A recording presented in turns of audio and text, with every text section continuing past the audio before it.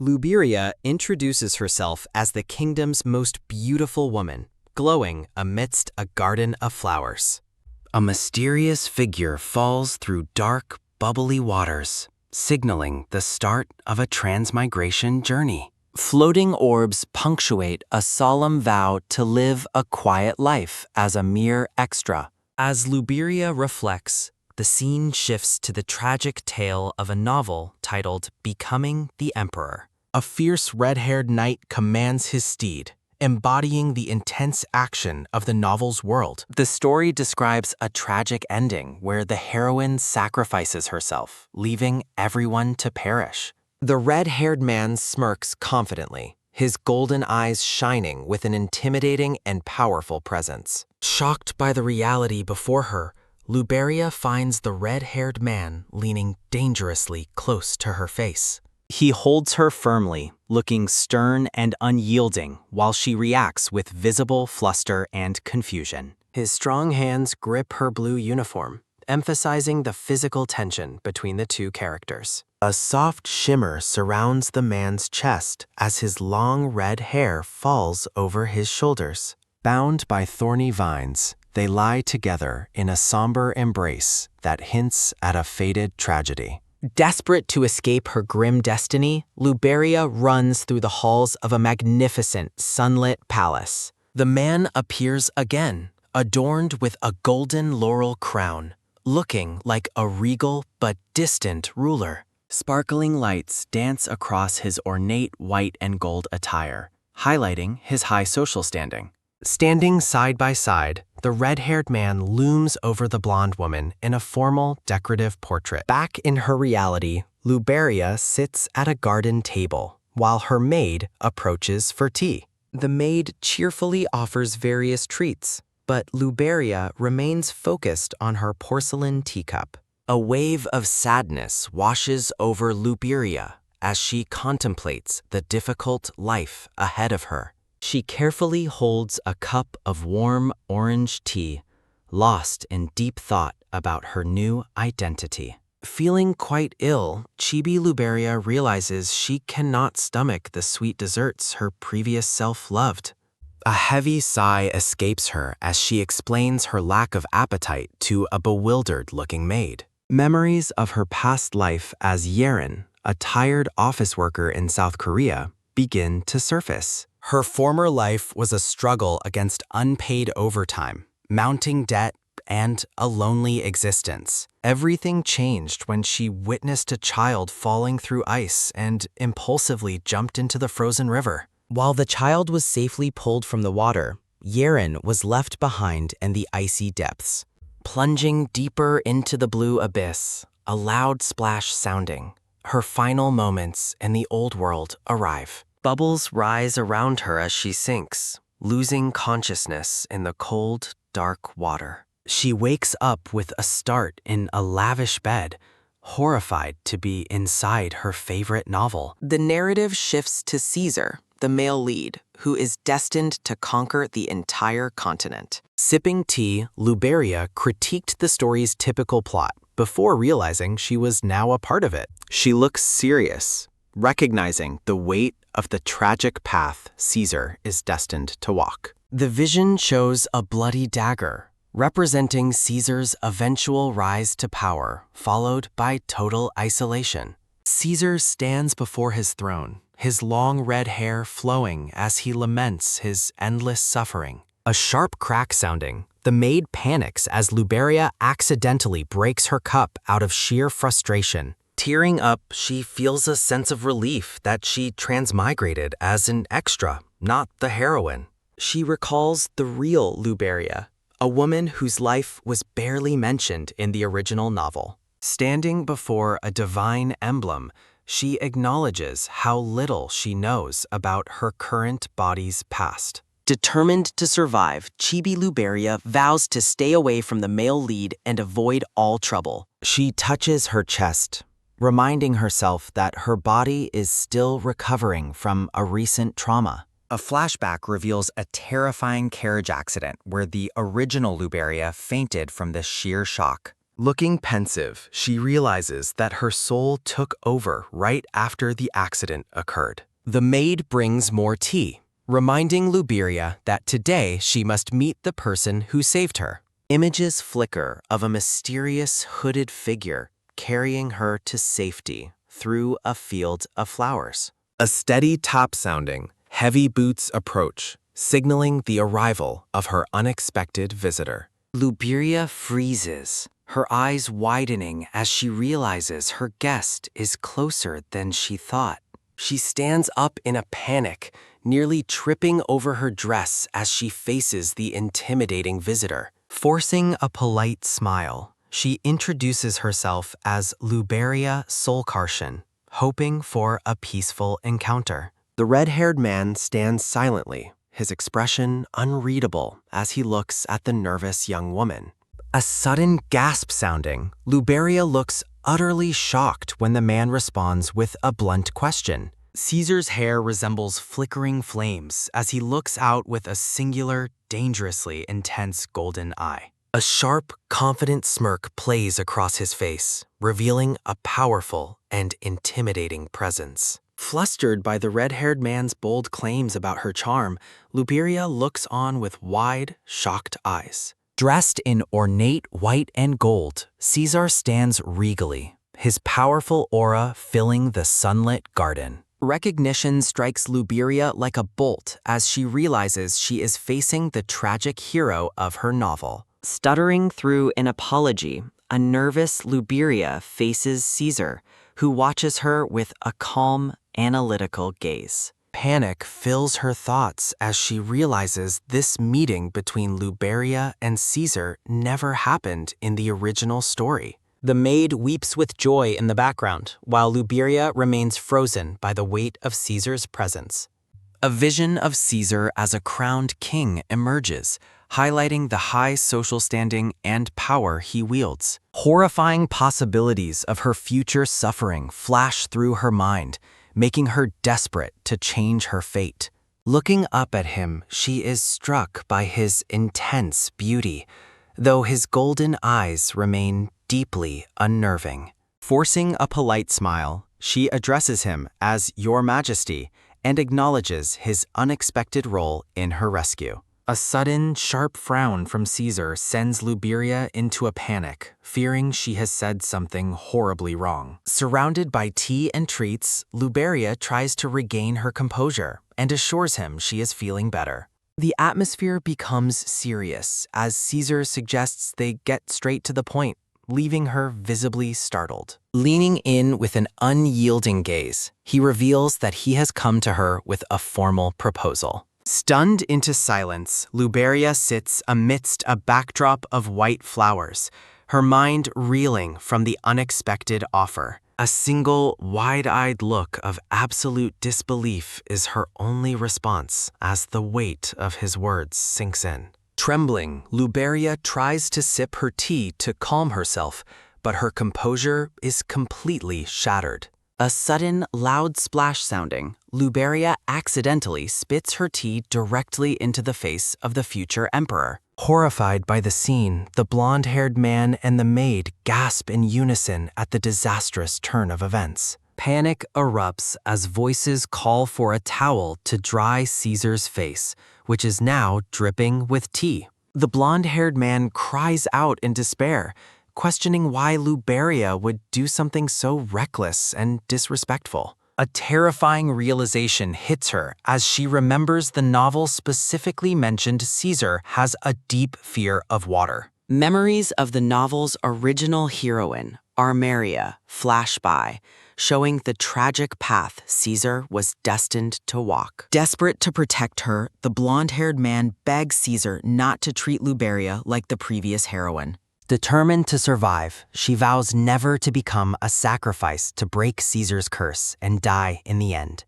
Setting her jaw, Luberia prepares to give her final answer, despite the messy and chaotic situation. Caesar looks downcast, water dripping from his red hair as he processes the shocking and damp rejection. Silence falls between them as Caesar stands still, his expression unreadable beneath his tea-soaked locks. In a flashback, Caesar explains his unannounced arrival was driven by a desire to see Scatty's famous princess. Wiping his forehead, he admits his curiosity was piqued by the endless praise for the Duke's beautiful daughter. Amidst tears and frantic apologies, Caesar promises to visit again, leaving Luberia and her companion in a panic. He turns to leave the garden table, his regal silhouette departing while the others remain in a daze. Caesar approaches a magnificent golden carriage, ready to return to his royal duties after the unexpected encounter.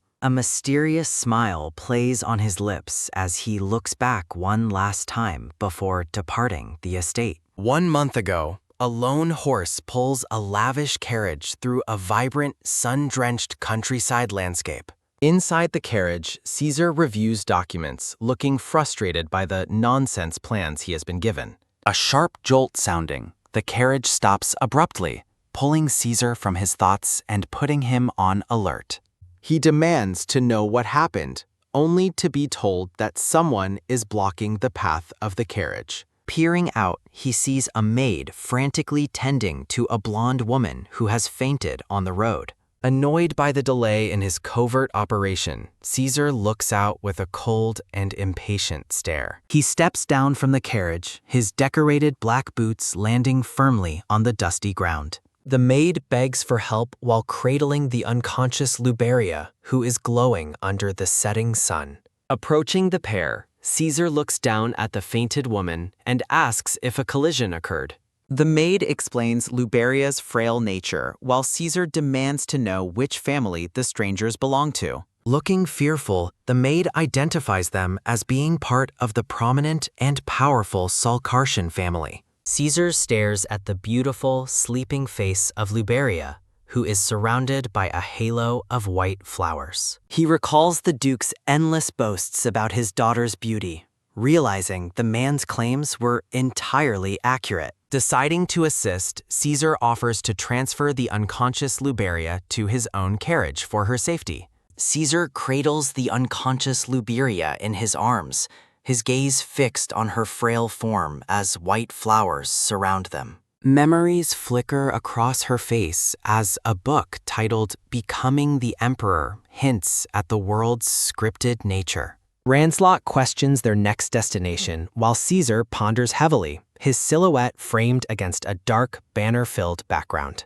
In her past life, Yaren drifts into sleep while reading about Caesar's epic quest to conquer the East. Plunging into the dark abyss, Yaren sinks through a sea of blue roses as bubbles rise from her lips. A sharp pat sounding, Caesar catches Luberia in his arms, looking startled by her unexpected fragility and sudden fainting.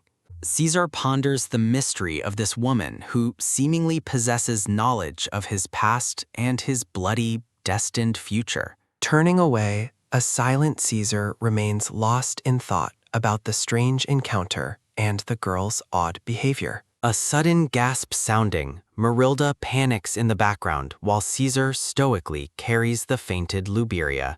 Caesar commands Marilda to lead him to the mansion, insisting on taking the unconscious girl back himself. A rhythmic clop sounding, Caesar watches over Luberia as they travel together in a carriage beneath the sunset. A soft touch sounding, Caesar places his hand near her as Luberia's subconscious cries out against the biting cold. Caesar finds it unbelievable that she knows so much, wondering if she possesses some kind of hidden ability. Gently touching her forehead, Caesar's suspicion grows as he reflects on the depth of the girl's mysterious knowledge. The grand Salkartian mansion stands under a starlit sky as the scene shifts to the aftermath of the rescue.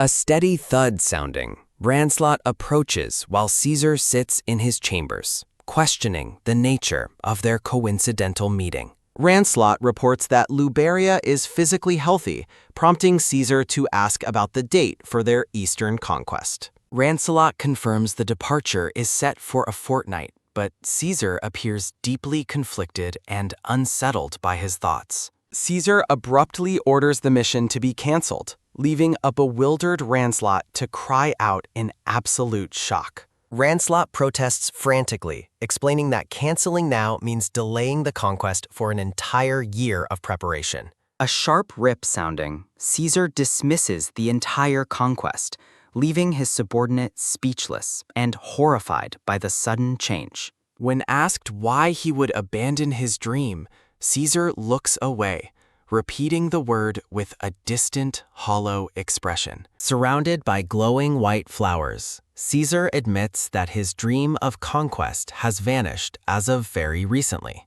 Caesar commands Lancelot to investigate Lady Salkarshan, specifically looking for any past incidents involving her falling into water. Pacing through the blue-lit palace, Caesar pieces together the fragments of the memories he seemingly witnessed within Luberia. He steps through a glowing magic circle, determined to change the tragic fate he saw written in her mind. Looking at his reflection, Caesar's golden eyes narrow as he refuses to be satisfied with a scripted life. The sun shines over the magnificent Salkarshan Palace, where voices echo about the latest rumors circulating the estate. Marilda gushes about how the rumors of Caesar's interest will scare away any other potential suitors for Luberia. A frantic spark sounding, Chibi Luberia thanks her maid while panicking internally about her marriage path being confirmed. A trickle of tears sounding, a weeping Luberia realizes that marrying the future emperor might lead to her death. Marilda mentions the endless stream of gifts Caesar has sent before warning that His Majesty will arrive shortly. A sudden click sounding, Luberia looks horrified as she realizes Caesar has arrived much earlier than she expected.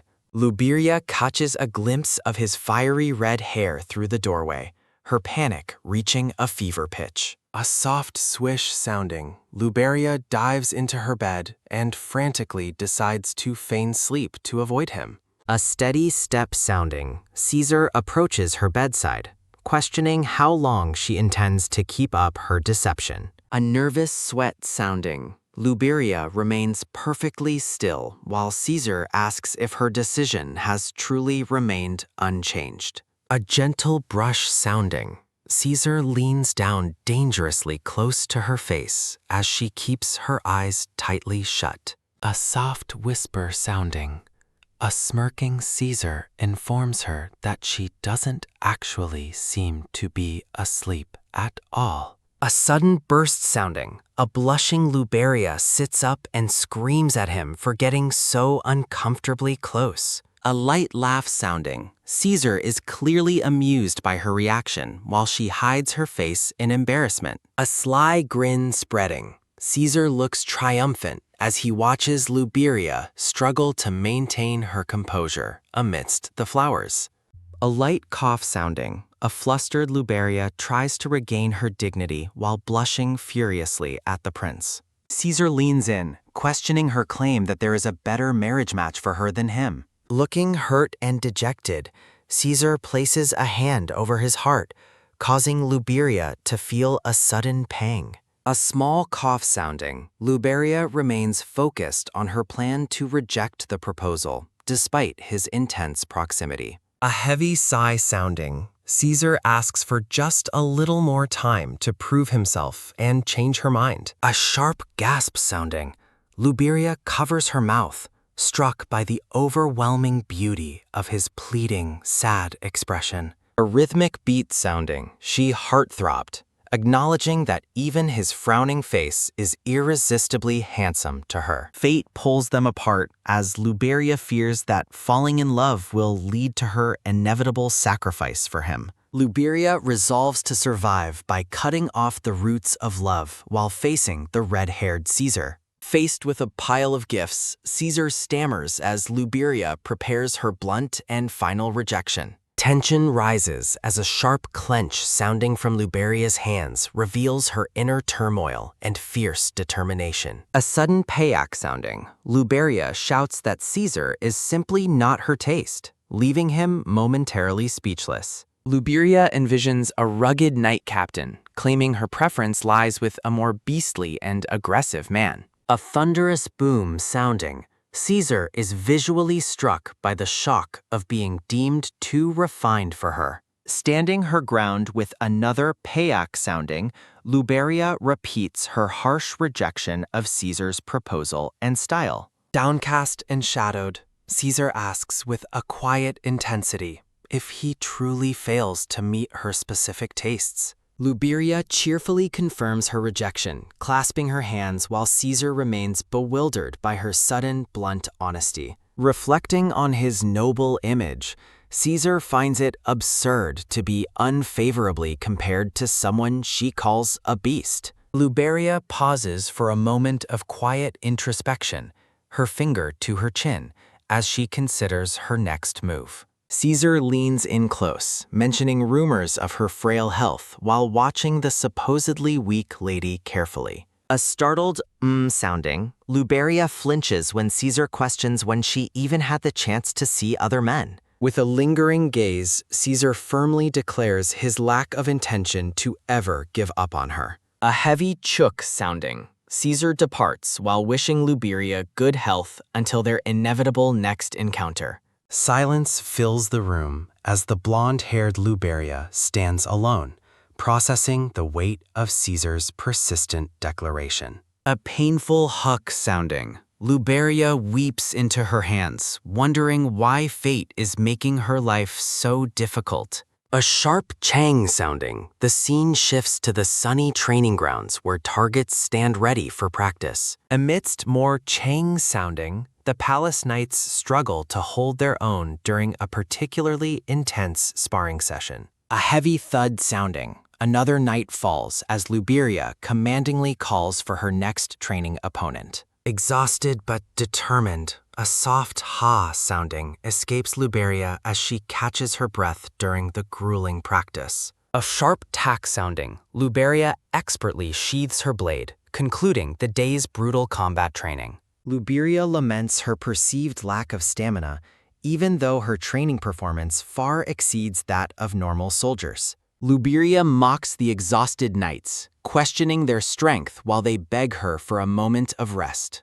Looking concerned, Luberia asks if she is a monster, while a knight mentions her legendary Karshan heritage. A frantic payat sounding, the knight points to the destruction around them, asking if she went too far. A soft chiok sounding, Luberia looks back at the pile of defeated knights and worries about her self-control. Luberia sighs over her inability to restrain her supernatural strength, which she used unintentionally during sword practice. Reflection on the Karshan blood reveals the sun-born power within her, leaving Luberia wishing for healing abilities instead. Luberia examines her glowing hand, frustrated by the author's decision to grant her such a destructive, unladylike gift. In a flashback, a younger Luberia demands her stolen doll back from a group of bullying children. Intending only to scold the annoying child, young Luberia's expression darkens with a surge of repressed anger. Horrified, the young Luberia realizes she accidentally knocked the boy unconscious,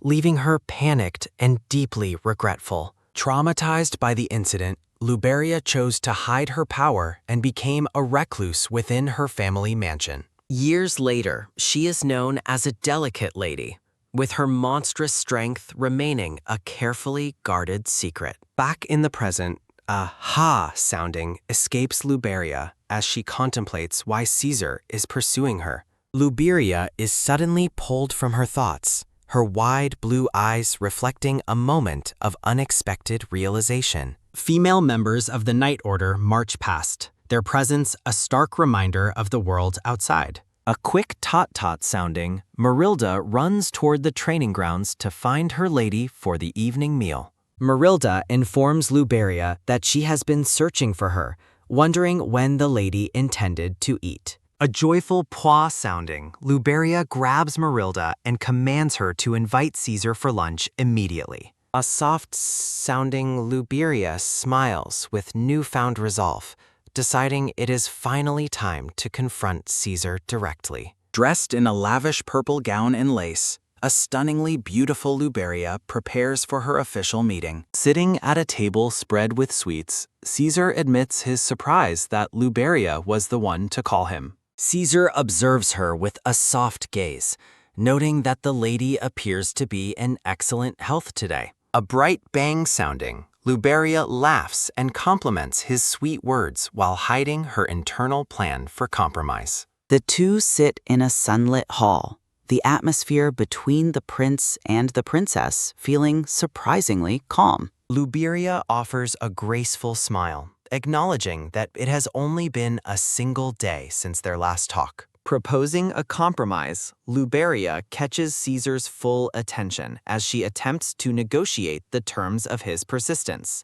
Luberia tentatively agrees to Caesar's terms, beginning their high-stakes negotiation with a delicate, determined smile. Surrounded by blooming flowers, Luberia formally proposes becoming a knight as a compromise to escape her marriage fate. Caesar stares back with cold disbelief, wondering if the blonde lady is simply pulling a cruel prank on him. Caesar questions her physical capability, doubting if anyone would ever accept such a fragile woman as a royal knight. Taken aback, Luberia gasps at his blunt skepticism while her hand flutters to her chest in nervous surprise. Caesar notes that a royal appointment would silence all opposition, yet his intense gaze remains sharp and deeply doubtful. Rubbing his chin, a pensive Caesar ponderously considers her words, while Luberia watches him with bated breath. Luberia acknowledges the risks of war, but remains confident that her family's status will keep her from the front lines.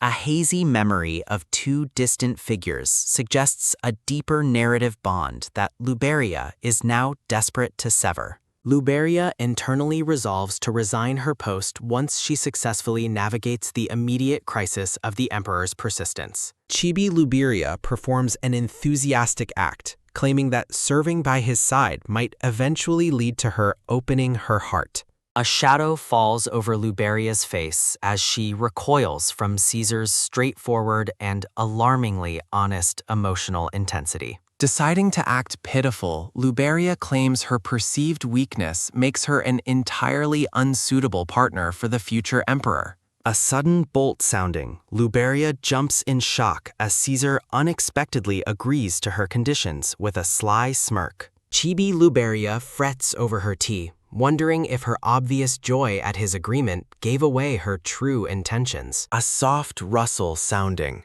Caesar sets his own mysterious conditions, his voice dropping with an intensity that fills the room. Stepping dangerously close, Caesar towers over the seated Luberia, his regal presence becoming suddenly and overwhelmingly intimate. Luberia's blue eyes widen in shock as Caesar informs her that his request was never actually a request at all. A soft swoosh sounding, Caesar informs the blushing lady that staying by his side was always his personal wish. Caesar smiles triumphantly, reminding her that as the emperor, his unreasonable whims are effectively the absolute law. Caesar extends his hand, asking why he would ever need a specific reason to want her by his side. Luberia panics as Caesar gets uncomfortably close, reasserting his power while she screams about his proximity internally.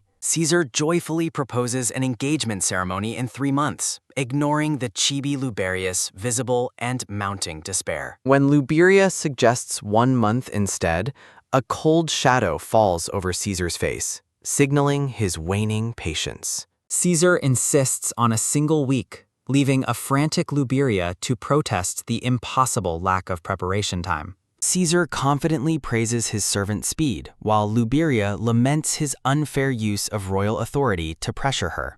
Shaking with helpless frustration, Luberia considers a more violent way to erase his stubborn memory of the proposal. Caesar finds her audible anger cute, while Luberia realizes with horror that her aggressive thoughts were perfectly visible. A loud laugh sounding, Caesar admits it's his first time being treated so casually and finds it refreshing. Luberia hides behind the scenery, intimidated by his handsome face while plotting a new way to repel him. Luberia searches her knowledge of the novel, looking for a different strategy to break Caesar's growing affection. A sharp spark sounding, Luberia's eyes light up with a sudden, mischievous realization for a new rejection tactic. Focused on a slice of strawberry cake, Luberia loudly declares it to be one of her absolute favorites. Caesar watches with a bored, expectant expression as Luberia begins to put her new, annoying plan into action.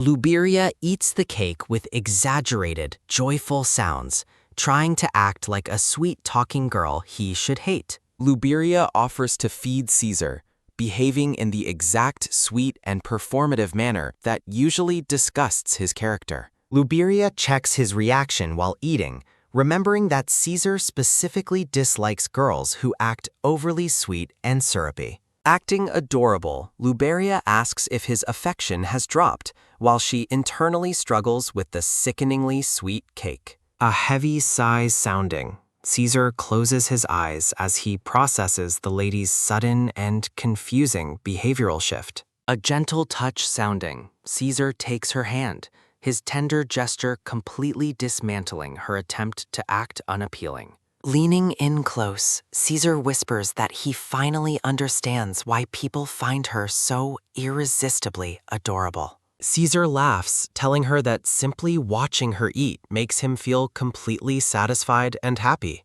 Chibi Luberia is mortified, realizing her plan to disgust him with sweetness backfired into an accidental charm offensive. Luberia forces herself to keep chewing the cake, the excessive sugar becoming a physical burden on her resolve. A soft chew sounding, Caesar watches with a pensive smile while Luberia struggles to maintain her composure. Luberia's eyes reflect her deep confusion as she wonders why her rejection plan failed so spectacularly. Caesar lifts her chin with a soft smile, expressing his hope for many more enjoyable tea times together. Luberia sits alone in the quiet hall, staring into space as she processes her total and utter defeat. A pained cough sounding, a blushing Luberia hides her face, overwhelmed by the prince's unexpected and intense affection. A frantic scurry sounding, Luberia flees the room in a state of total panic and emotional disarray. A loud bang sounding, Luberia looks physically ill while Marilda rushes to her side in great concern. Marilda fretfully asks what Luberia ate to make her so sick, while the blonde lady continues to blush. Trembling with dread, Luberia prays Caesar stops paying attention before she is forced into a tragic heroine's fate.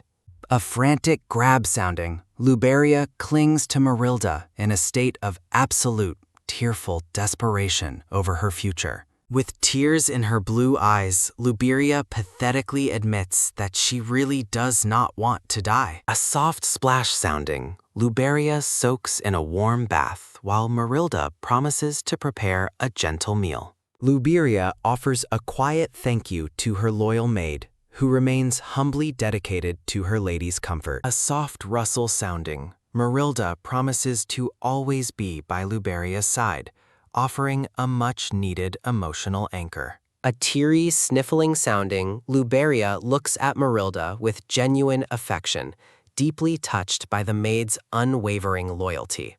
A grand chandelier glitters above, marking a quiet moment of reflection within the opulent palace walls. A soft splash sounding, Luberia sighs as she wonders why Caesar won't simply leave for the east. A soft bubbling sounding, Luberia submerges herself, her mind drifting toward the original novel's tragic narrative path. She recalls the war where Caesar's heart was cursed to freeze, turning him into a cold and emotionless man. The original heroine sacrificed her life to melt Caesar's heart, a noble ending Luberia is determined to avoid. A sudden startle sounding, Luberia jolts awake in the water, refusing to die twice for someone else's story. A shimmering chime sounding, she remembers Caesar's dazzling smile and decides she cannot endure such a dreadful sensation. A sharp splash sounding, Luberia slaps her cheeks to refocus, rejecting the heroine route and its sacrifice ending. With a final surge of will, She declares that her tragic fate is absolutely not going to happen. Night falls over the magnificent palace, where the candles burn late into the evening for the upcoming ceremony. Caesar asks the scarred knight, Ranslot, if he has ever met Lady Karshan, much to the man's surprise. Ranslot admits he only saw her faint from a distance during an accident and has never spoken to her.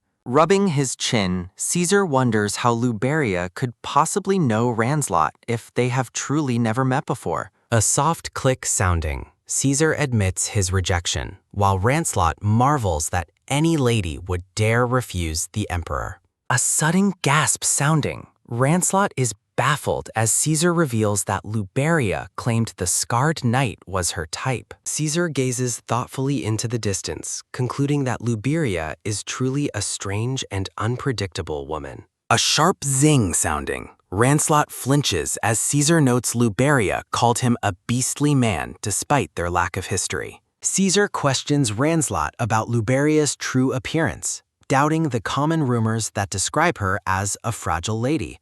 Ranslot notes Caesar's unusual persistence, finding it amazing that the emperor has chased the princess for a full month. Ranslot ponders if Caesar is seeking a political bond, though he knows the Karshan family is already fiercely loyal. A firm thud sounding, Caesar slams his hand down and calls for Ranslot, his expression darkening with sudden intent. Caesar commandingly tells Ranslot to avoid the engagement ceremony, leaving his personal guard shocked and deeply confused. A soft sigh sounding, Caesar broods while Ranslot wonders if the emperor is jealous of her previous compliments. With a grumpy, trembling expression, Caesar bluntly confirms his petty jealousy over Luberia's comments about the other man. Ranslot laughs nervously as he is banned from the event, realizing Caesar is taking the matter quite personally. A soft smirk sounding, Caesar orders the sweetest desserts for the ceremony,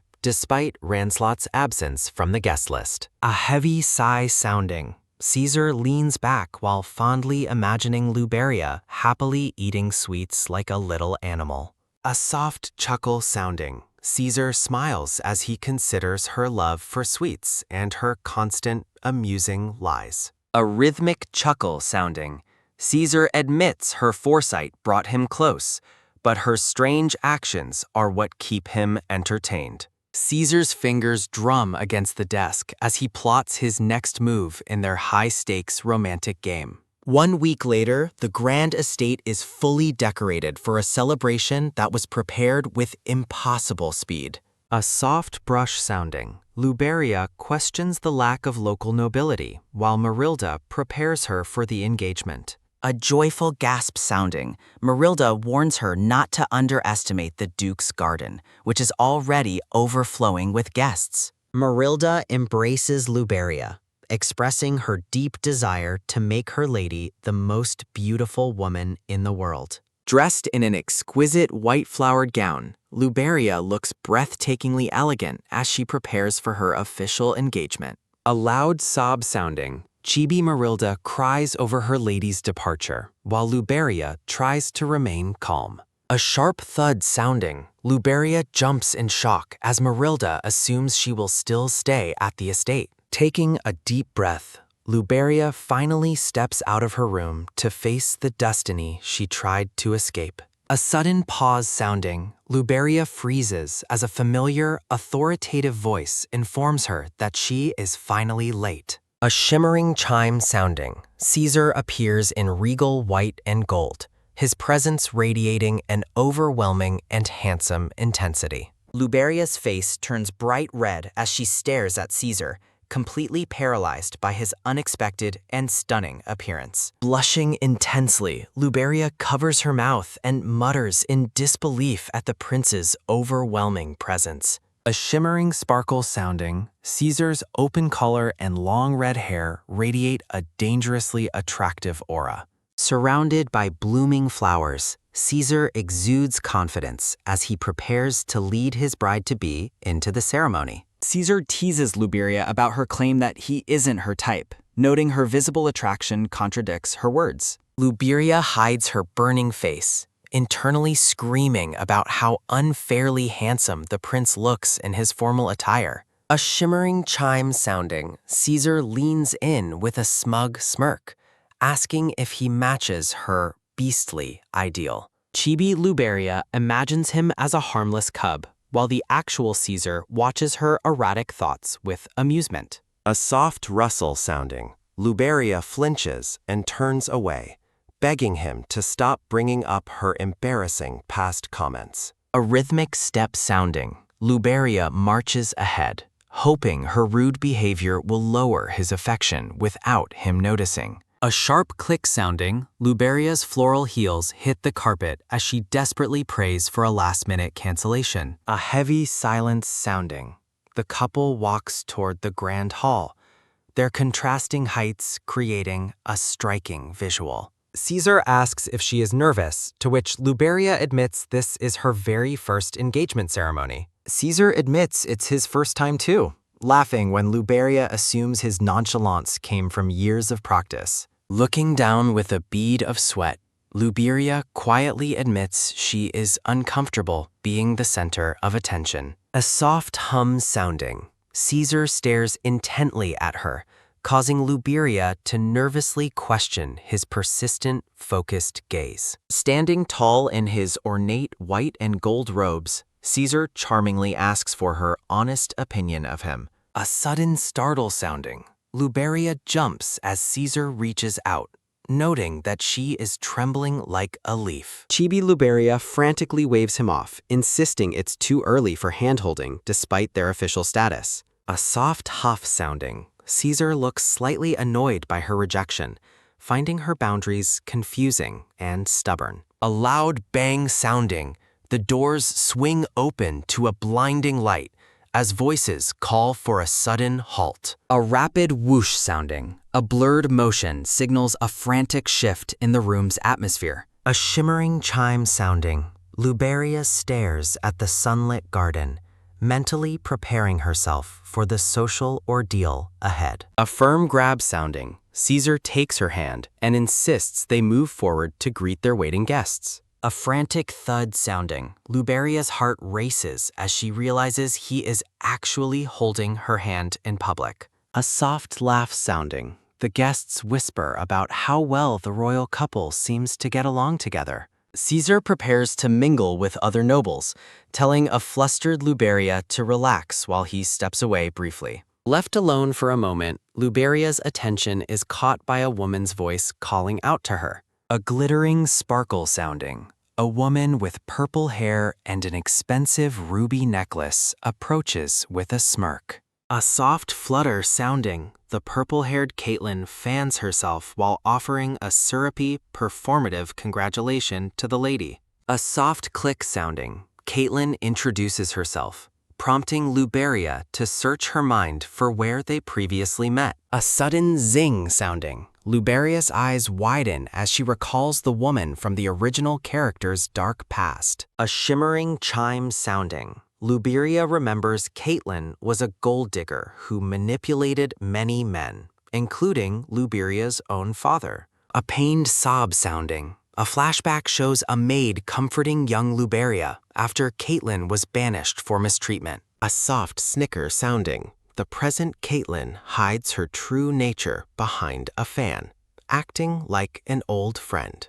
A firm rustle sounding, Luberia grips her dress to protect herself from the woman's deceptive, friendly act. A shimmering chime sounding, Luberia wonders how a common mistress managed to secure an invitation to such an event. Caitlin laughs off the question, insisting that Luberia herself was the one who sent the invitation to her. Caitlin brazenly claims she treated Luberia with kindness in the past, causing the blonde lady to gape in disbelief. A sharp glare sounding, Luberia's eye twitches as she internally fumes at the woman's absolute lack of shame. A rhythmic step sounding, Caesar's tall, imposing figure returns to Luberia's side, his presence cooling the heated air. A soft groan sounding, Luberia fakes a sudden dizzy spell, sensing an opportunity to escape the annoying conversation. A heavy thud sounding, Luberia collapses into Caesar's arms,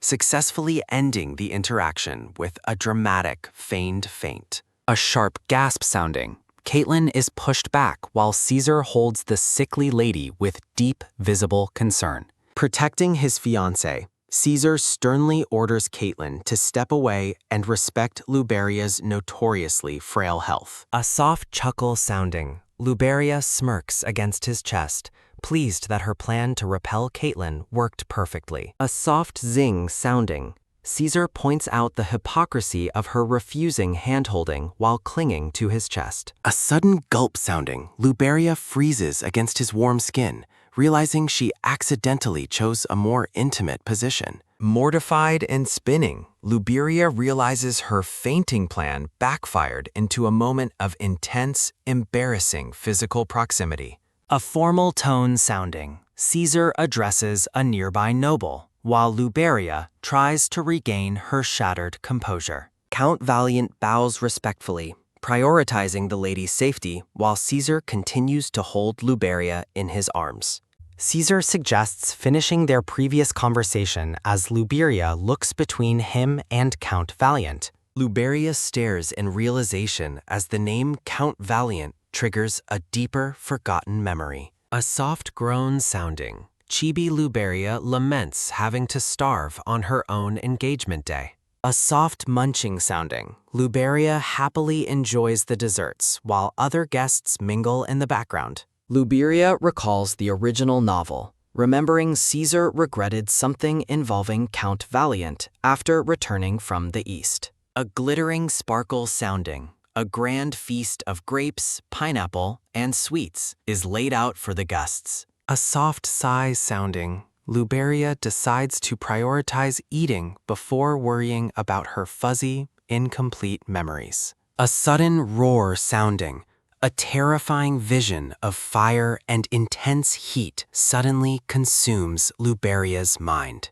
A sharp zing sounding, Luberia's eye dilates in horror as she witnesses a devastating inferno through her foresight. A heavy crash sounding, her mind fractures with pain as she sees a vision of a building's destruction. A desperate cry sounding, Caesar appears in her vision, looking bloodied and distraught amidst the raging flames. A pained gasp sounding, Luberia collapses onto the floor, trembling from the overwhelming intensity of her vision.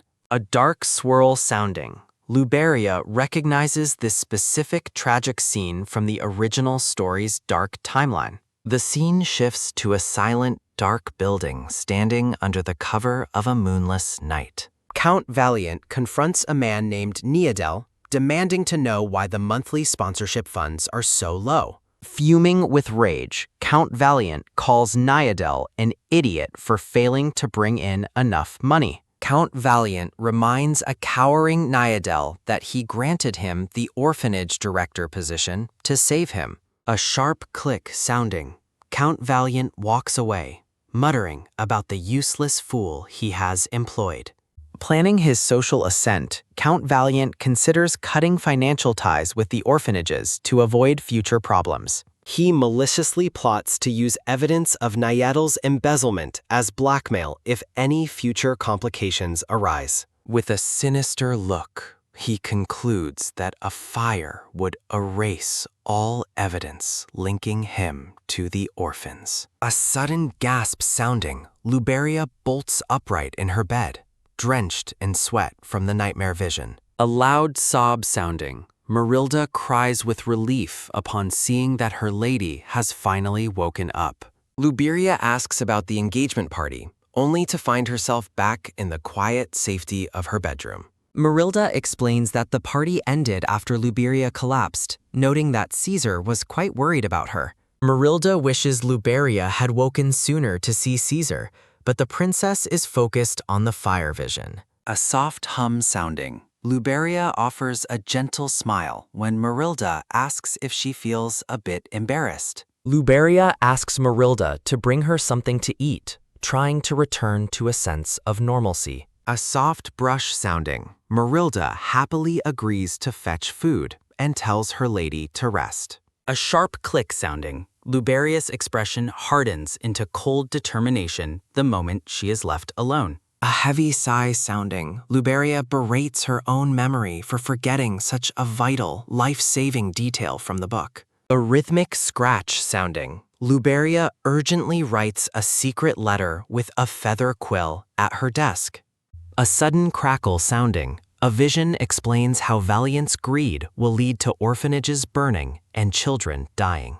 Luberia realizes her engagement has completely derailed the original timeline where Caesar was busy on an expedition. In the original story, the protagonist was meant to comfort Caesar after the tragic burning of the orphanages. A soft rustle sounding, Luberia looks down with grim resolve, unable to let innocent children die. A loud bang sounding, a guard in blue bursts into the room, startled by a sudden noise. A frantic shout sounding, the guard and Marilda scream in terror, fearing an intruder has attacked the lady. A heavy crash sounding, the servants are horrified to see the heavy wooden table smashed to pieces. Luberia remains calm and composed, her profile illuminated as she contemplates the destruction she just caused. Observing the guard's panic, Luberia realizes Caesar left protection because he was surprisingly meticulous and worried. Marilda offers to serve the food, but Luberia insists on eating alone to mask her planned departure. A shimmering sparkle sounding, Luberia puts on a serene mask of beauty, hiding her true, desperate intent. Marilda and the guard stand paralyzed, unsure how to handle their lady's strange and intense behavior. A soft flutter sounding, Marilda finally leaves, telling Luberia to call if she needs any more help. A firm thud sounding, Luberia closes the door, cutting off the outside world to begin her secret mission. Resolved to change the tragic ending, Luberia prepares to head toward the orphanage to save the children. A rhythmic crackle sounding, the scene shifts to a building already beginning to be consumed by orange flames. Hiding in the shadows, a hooded figure with blonde hair watches the growing fire with intense concern. A soft gasp sounding, the masked Luberia realizes the fire has already spread significantly faster than expected. Hiding in the shadows, a masked blonde Luberia watches suspiciously as Count Valiant feigns concern for the villagers. A soft cough sounding, Valiant acts the part of a selfless noble while a maid urges him to rest. Luberia fumes at the man's deceptive acting, knowing he is the one who actually started the devastating fire. Her thoughts drift to a romantic vision of hand-holding amidst flowers, a sharp contrast to the current chaos. Chibi Luberia is visibly distressed, her mind struggling to focus on the mission while original novel plotlines haunt her. As Valiant prepares to depart, Luberia decides to let the experts handle the rescue while she tracks the villain. A rhythmic step sounding, the blonde lady begins a desperate pursuit through the dark, narrow streets of the village. Multi-panel tension rises with every step sounding, until the Count suddenly halts his movement, sensing a presence nearby. Luberia freezes in her tracks, her blue eyes wide with confusion as she wonders why the man stopped running. A sharp zing sounding, Valiant makes a sudden, aggressive move that catches the spying princess completely off guard. A heavy thud sounding, the Count tackles her, demanding to know why she has been chasing him through the night. Panicking, Chibi Luberia laments her slow physical speed despite her inner strength, realizing she has been caught red-handed. Towering over her, Valiant corners the blonde intruder while she regrets not listening to her maid's cautious advice. A firm grab sounding, Valiant pins her against the wall, and she screams for him to get his hands off. He demands her identity, offering a false promise of freedom if the little rat simply... Luberia realizes she could easily break free, but she chooses to stay quiet to gather more incriminating evidence first. Valiant's suspicion grows as he realizes this masked follower knows far too much about his secret criminal activities. She curses her own carelessness, fearing that she has already made a massive mistake that might cost her dearly. A metallic slide sounding, Valiant reveals a sharp, real knife, shattering Luberia's hope that he was just trying to scare her. With a murderous glint, he threatens to kill her and send her to the afterlife alongside the burning orphans. A sharp zing sounding, a sudden strike cuts through the air, followed by a pained from the attacker.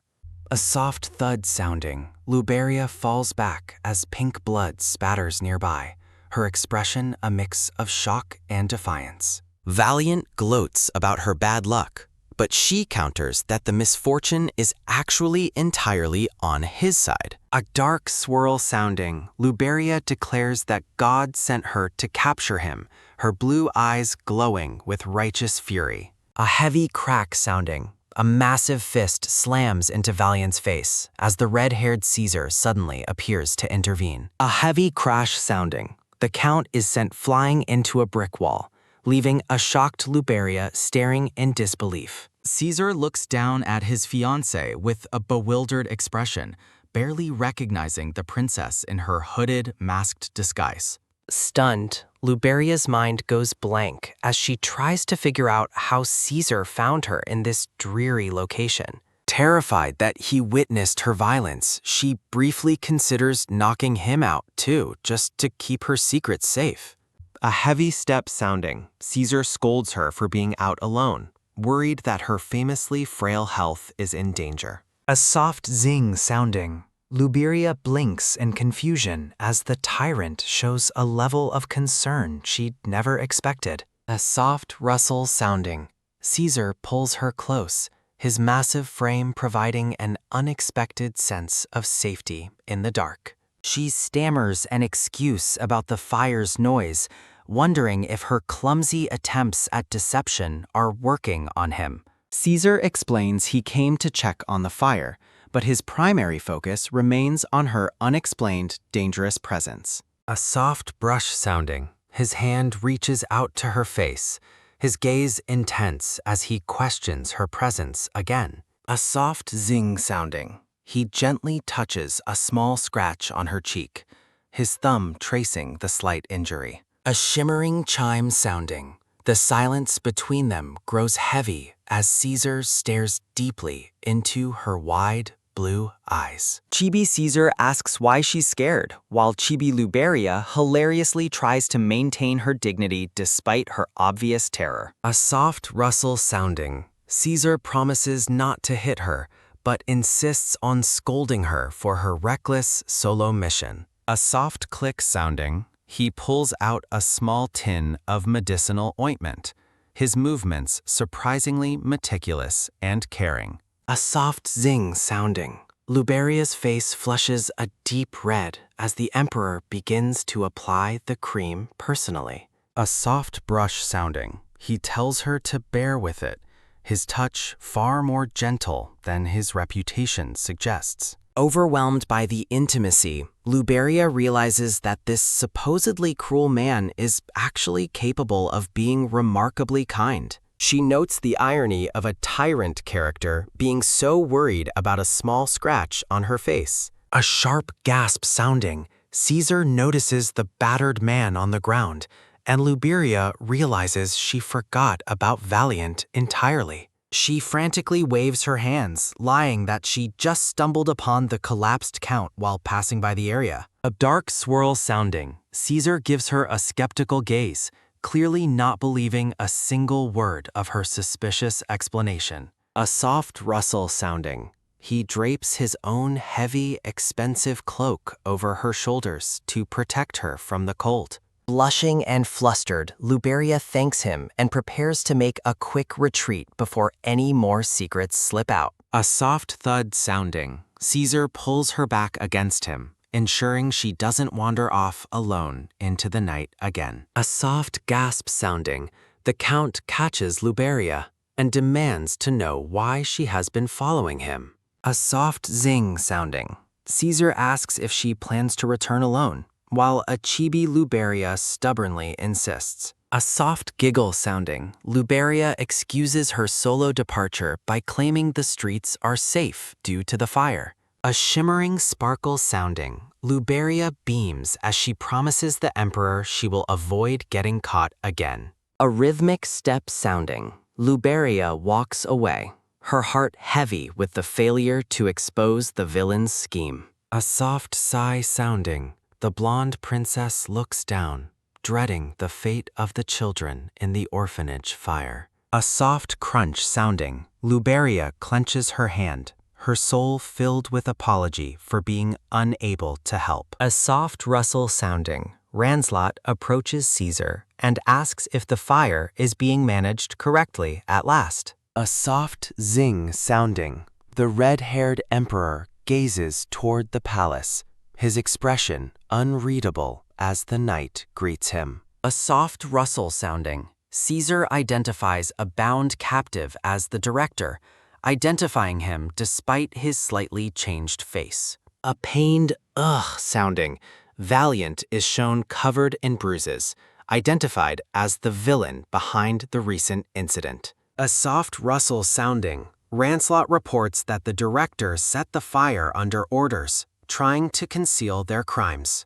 A shimmering sparkle sounding, a report confirms that all children were evacuated safely, bringing a sense of relief. A soft hum sounding, Caesar praises Ranslot for his work, though the knight seems to have more to say. A dark swirl sounding, Caesar wonders how Luberia could possibly have known about such secret, dangerous information. A soft rustle sounding, the bound Valiant struggles on the ground while Caesar reflects on the man's deceptive reputation. A shimmering sparkle sounding, Caesar looks away with pensive eyes, claiming his timely intervention was merely a stroke of luck. A soft rustle sounding, narrative text explains that Luberia's hidden memories began returning the moment she collapsed earlier. A sudden crackle sounding, visions reveal the conspirators' meetings and the arson, confirming the princess knows the true future.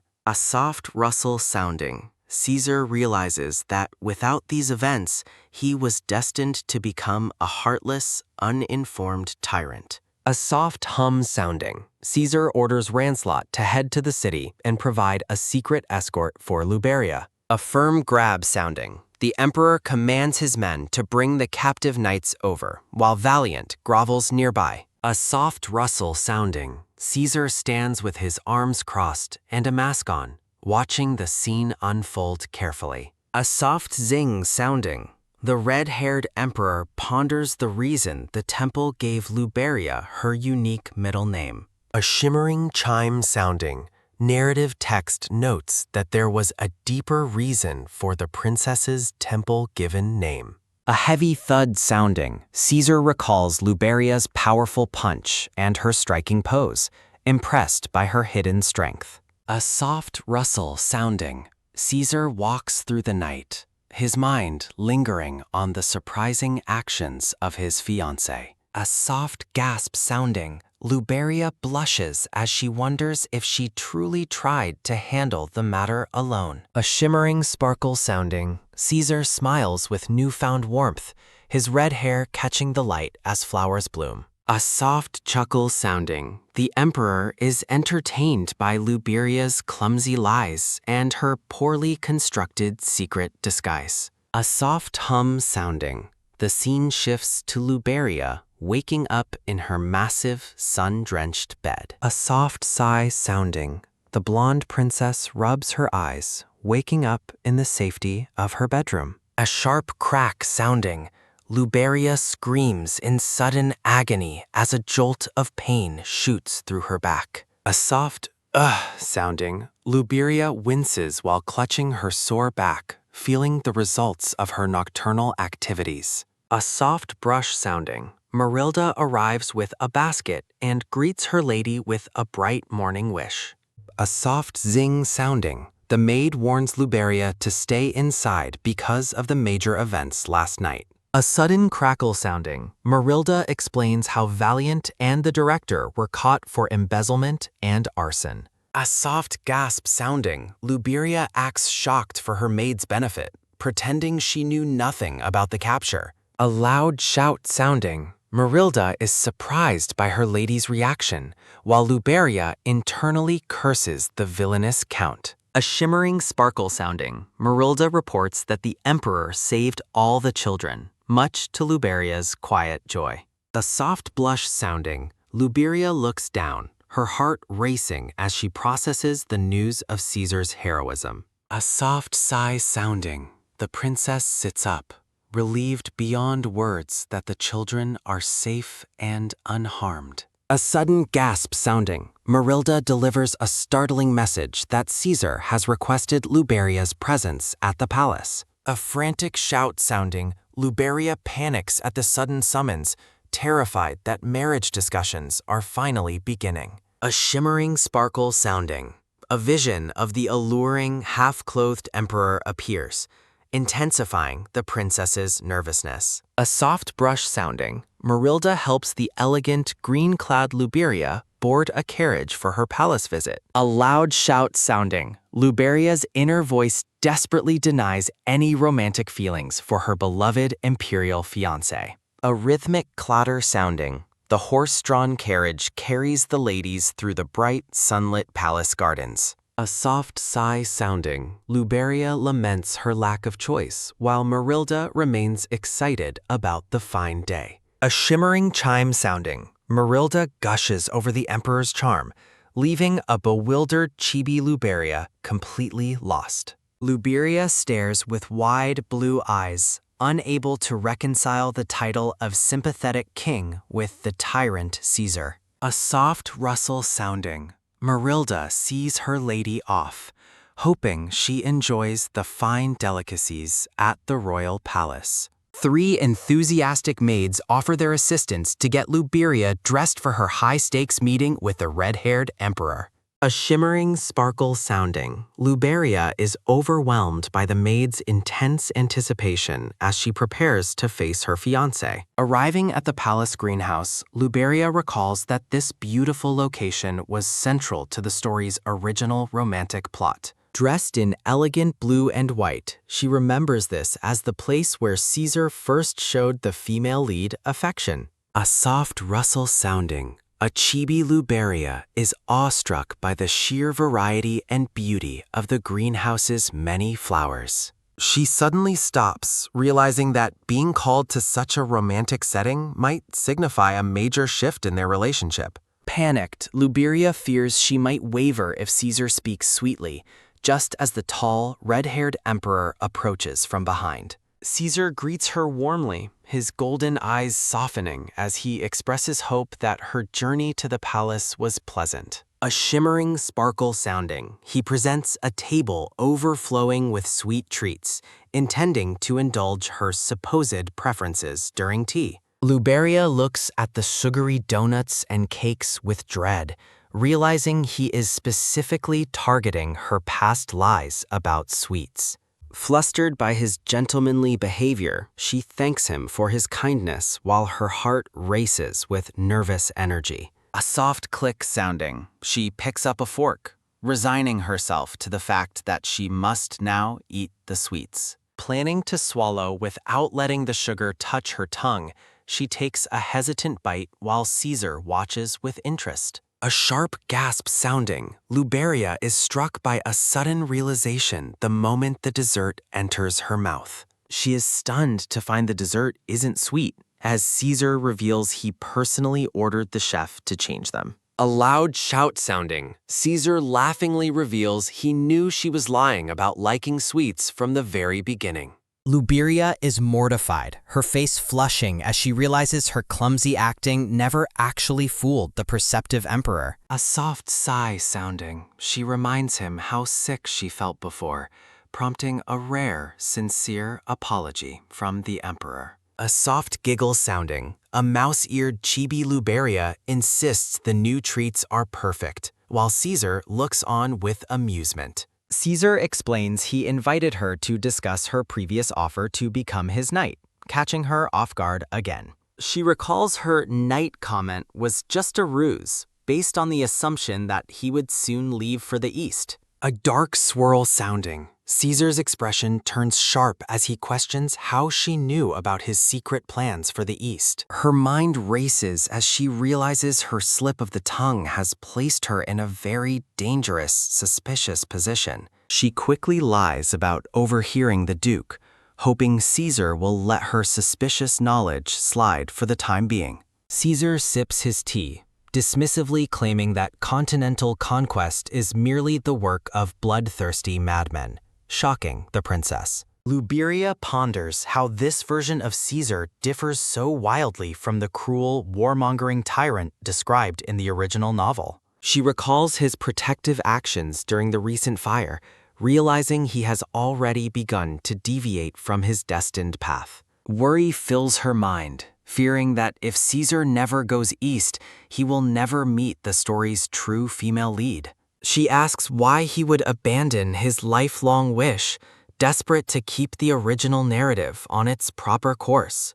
A soft zing sounding, Caesar looks at her intensely, declaring that his desire for conquest has become entirely pointless to him. His golden gaze fixates on her, questioning why she seems so insistently focused on him leaving for a distant land. Luberia stammers and sweats, unable to provide a logical reason for her obsession with his departure to the east. She fears that if the original story continues to crumble, her own survival in this world might be at risk. Staring at the handsome man before her, she wonders if she is destined to die if she replaces the lead. She fakes a tearful reaction, claiming to be moved by his compassion while internally screaming about the ruined plot. Luberia realizes that Caesar's current actions are so unpredictable that she can no longer rely on her knowledge of the novel. A sudden crackle sounding, a bolt of realization hits her as she wonders if Caesar is also a transmigrator. Caesar calls out to her, drawing the blonde princess back from her frantic internal monologue with a curious look. He invites her to visit the knight ordered tomorrow, promising to send a custom uniform to her maid for training. A soft blush sounding, the emperor looks away and clears his throat, seemingly embarrassed by his own forward invitation. He mentions Ranslot, whom she once called her ideal type, while the knight himself appears looking exhausted and overworked. Caesar's face turns sullen and scary as he brings up the past, leaving Luberia laughing nervously to ease the tension. She notices a single, untouched cupcake on the table, realizing Caesar spent the entire time focused only on her. Luberia gazes at the emperor's back, deeply touched by the possibility that his entire elaborate setup was just for her. A rhythmic clatter sounding, the carriage carries Luberia away as she reflects on the emperor's surprising and thoughtful consideration. A soft sigh sounding, the princess gazes out the window, worried that Caesar's deviation from the script will cause complications. As the sun sets, she resolves to deduce new possibilities based on the strange behavior she witnessed at the palace. A shimmering sparkle sounding, Chibi Luberia ponders the wild theory that Caesar might actually be possessed by someone else. A sharp zing sounding, the blonde princess in her new blue knight uniform asks if she may call the commander by his title. A rhythmic thud sounding, Ranslot approaches and readily agrees while Luberia watches him with a curious expression. Ranslot is mesmerized, thinking the blonde lady looks like a fairy and wondering if the emperor is truly fascinated by her. A soft hum sounding, the commander vows to punish anyone who harasses her, while other knights watch her with blushing admiration. Luberia smiles brightly, requesting that the commander not intervene to avoid making any potential harassment toward her even worse. A loud laugh sounding, Luberia declares she will fight her own battles, while Ranslot expresses doubt given her supposedly weak constitution. A heavy thud sounding, a hand wrapped in thick white bandages rests limply against a dark, shadowed surface. A sudden groan sounding, The arsonist Count is transported on a stretcher, his entire body disfigured and heavily bandaged after his beating. A sharp gasp sounding, Luberia is horrified by the sight of the disfigured man, while Ranslot apologizes for the gruesome view. Sweating nervously, Luberia's mind races with the terrifying thought that the Count might eventually expose her as the person who hit him. A soft sigh sounding, the princess fakes sympathy for the Count's suffering while internally sweating over the memory of her powerful punch. A sudden rattle sounding, Ranslot explains the bandaged man's jaw is broken and he faces the death penalty for his various crimes. A shimmering sparkle sounding, Luberia maintains a graceful and elegant facade, surrounded by soft flowers as she hides her inner turmoil. A soft hum sounding, Ranslot watches her with a gentle smile, deeply touched by what he perceives as her incredible kind-heartedness. A sudden splash sounding, Ranslot is moved to tears by her supposed kindness, while Luberia is visibly nauseated by the situation.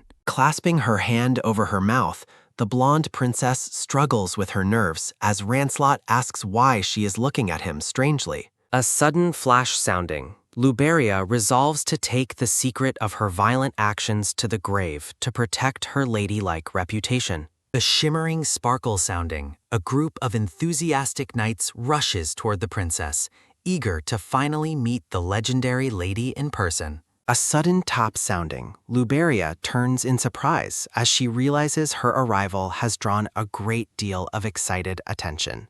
A soft sigh sounding, the knights are completely captivated by her beauty, while Luberia feels the weight of their intense, blushing stares. A soft giggle sounding, the princess laughs off the attention and promises to train properly with the knights during her next visit. A sharp zing sounding, a red-haired woman in a red dress watches from the doorway, her eyes cold as she hides behind a fan. Exploring the palace, Luberia realizes she has wandered away from the knights' quarters and into a much darker, more secluded hallway. A soft rustle sounding, the red-haired woman arrogantly suggests that Luberia should leave this area and find another room to rest in. A sharp zing sounding, Luberia is taken aback by the woman's hostile attitude and wonders why she is acting so territorial. A soft brush sounding, the princess coolly explains the commander gave her permission to be here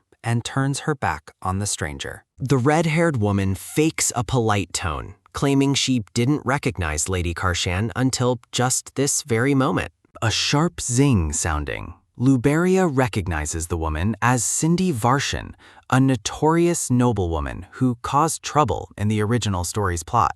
Descriptive text identifies Cindy as a villainous lady who frequently insulted the original heroine during various social balls and events. A dark rustle sounding, Luberia ponders Cindy's past arrogance while noticing how the woman and her companion use fans to hide their expressions. A soft hum sounding, Luberia politely introduces herself as a new member of the Knight Order, though she remains wary of Cindy's intentions. Cindy questions why an engaged woman would become a knight for her fiancé, but Luberia claims it was the Emperor's personal request. A dark swirl sounding, Cindy smiles enigmatically while questioning when they even met, fueling the palpable sense of envy in the air. Dark energy swirls around the singular word envy, highlighting the intense jealousy the red-haired noblewoman feels toward the princess. A soft rustle sounding, Luberia recalls the whispers of society and wonders if Cindy is simply bothered by her presence in the palace. A sudden crackle sounding, sparks of tension fly between the two women as Luberia asks if Cindy is looking for a confrontation. Cindy mentions rumors of Luberia's carriage accident and fainting, questioning how it feels to have taken someone else's intended marriage place. Staring back with cold blue eyes, Luberia remains unfazed by Cindy's attempts to provoke her with reminders of the past engagement rumors. A soft crunch sounding, Luberia clenches her fist while firmly stating that she has no idea why Cindy is saying such things. Thinking back, the narrative notes that Caesar and his original fiancée broke their engagement because they both lacked any romantic interest. A soft hum sounding, Luberia smirks as she advises Cindy not to overthink the situation or harbor any false assumptions about her. A sharp zing sounding, Luberia directly asks if Cindy wanted to be Caesar's fiancée herself, causing the red-haired woman to recoil in shock. A loud shout sounding, the princess accuses Cindy of pestering her for information, prompting an outraged and defensive response from the noblewoman. A soft brush sounding, Luberia dismissively admits she is vulgar before suggesting that the fuming Cindy simply sit back down and rest. A sharp snap sounding, Cindy closes her fan with a flourish, claiming she was merely trying to advise a debutante on social etiquette. Luberia casually mentions her upcoming debut, while Cindy bitterly warns that she will see how long the princess can maintain her act. A soft thud sounding, Cindy sits down in a huff while Luberia walks away, her mind fixed on the troublemaking Lady Cindy Varshan. A dark swirl sounding, Cindy's face contorts with rage as she watches the princess leave, promising that Luberia will eventually regret her behavior. A soft clink sounding, Luberia calmly sips her tea, appearing completely unaffected by the confrontation and Cindy's veiled threats of future trouble. A soft rustle sounding, Luberia becomes annoyed as she overhears Cindy and the other ladies gossiping about her naughty words behind her back. Cindy's father complains about missing his chance to wash his hands because the princess is blocking the hallway entrance. A soft zing sounding, the blonde princess resolves to ignore the brewing drama and maintain her dignity in public. Luberia walks confidently toward the seating area, determined not to avoid the group since she has done nothing wrong. A dark zing sounding, Cindy smirks with visible envy as Luberia approaches, fueling a sudden, intense tension between them. Cindy's companions ask if she is all right, accusing Luberia of a sudden, shocking slap to the noblewoman's face. A soft gasp sounding, Luberia looks around in bewilderment, feeling an ominous presence as the noble ladies glare. A sudden shout sounding, Cindy points an accusatory finger at Luberia while Caesar and others enter the room. Cindy tearfully calls out to her father, who is horrified by the red mark visible on her face. A soft sob sounding, Cindy collapses into her father's arms, faking distress while Luberia watches in stunned disbelief. Cindy whispers into her father's ear, making a secret claim that leaves him looking absolutely shocked and outraged. Cindy's father demands that Lady Karshan explain herself, while Luberia stammers in total shock at the unfair accusation. Luberia attempts to claim it's a misunderstanding, but Cindy's father points aggressively at his daughter's injured face. He bellows about his daughter's ruined future, demanding to know what the blonde princess intends to do about it. A rhythmic thud sounding, Duke Karshan rushes onto the scene, shouting his daughter's nickname in a panic. A sudden gasp sounding, the blonde duke demands to know what is happening to his beloved daughter, Lubelle. He rushes to his daughter's side, holding her chin protectively as he asks for an explanation for the commotion. Blushing and flustered, Luberia tries to downplay the situation, but the tension in the room remains incredibly high. A soft click sounding, Caesar watches the scene with a cold, calculating gaze, his fingers tapping rhythmically. Luberia realizes with horror that Caesar is making a familiar, dangerous gesture in front of all the gathered nobles. A sudden gasp sounding, Luberia fakes a fainting spell, falling into her father's arms to avoid further questioning. Her father promises to support her, looking worried as she collapses from the supposed strain of the confrontation. A sudden zip sounding, Caesar catches Luberia in his arms while she pleads for him to believe her innocence. The nobles gossip about Luberia's supposed weakness despite her lineage, while Cindy and her father watch with suspicion. A loud shout sounding, Duke Karshan defends his daughter, insisting she would never lie or harm Lady Cindy. A mental image shows Luberia's true strength, noting that if she had actually hit Cindy, the injury would be fatal. A sharp zing sounding, the fathers point fingers at each other, arguing loudly over the lack of evidence. A sudden shout sounding, both men scream out in unison for the emperor as the argument reaches its peak. Caesar remains silent and stoic, his red hair flowing as he stands behind Luberia with an unreadable expression.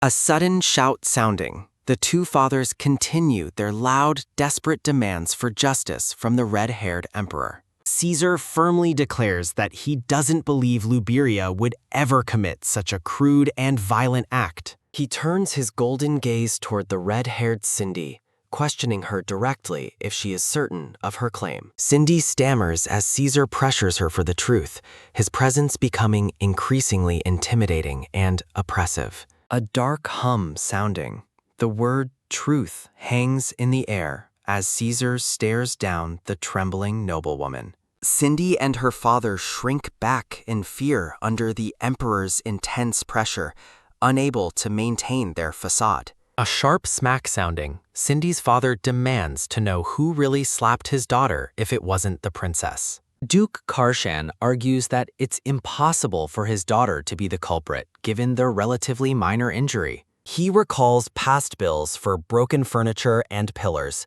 realizing his daughter's punches are usually far more destructive. A sudden shout sounding, Luberia grows frantic as her father nearly exposes the secret of her superhuman strength. Caesar remains silent, his expression unreadable as he observes the chaotic and increasingly desperate excuses of the nobles.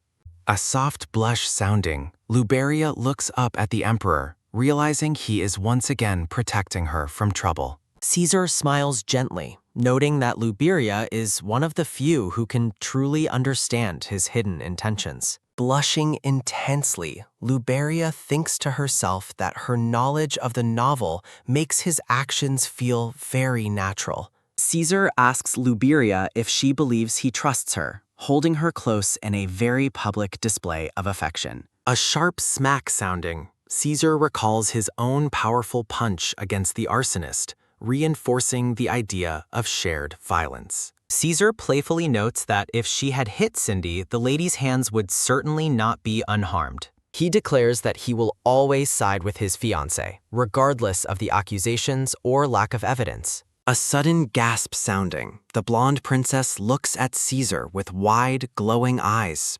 overwhelmed by his devotion. Standing close together, the couple shares a quiet moment of connection amidst the lingering tension of the room. Luberia softly thanks the emperor, her heart fluttering as she realizes the depth of his unexpected support. A soft zing sounding, Caesar smirks and accepts her gratitude, appearing pleased by her recognition of his kindness. Caesar observes Luberia's flushed face, while she defensively claims it is just her natural appearance. Caesar asks if the princess is eating properly, though she suggests he would be shocked by her appetite. Expressing genuine concern for her health, the red-haired emperor gently tells the blonde princess to rest. While Luberia enjoys tea, her maid excitedly announces that the prestigious Dela's night is arriving very soon.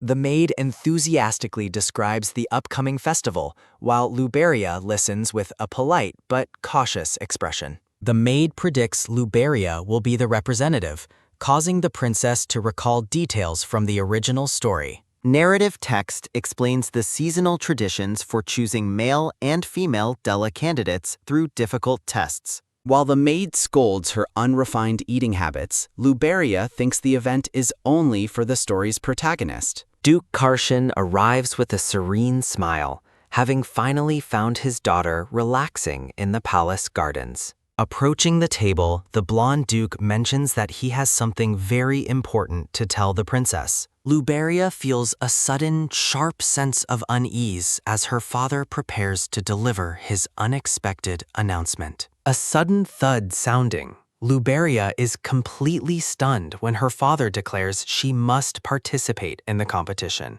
Duke Karshan looks visibly distressed and nervous, recalling the intense confrontation that led to this forced decision. In a flashback, the blonde duke passionately defends his daughter's gentle nature before a council of nobles. Caesar remains stoic as Marquis Varshan points out the total lack of evidence regarding the alleged assault. The blonde duke continues his defense, insisting Luberia is a delicate girl with a very weak heart.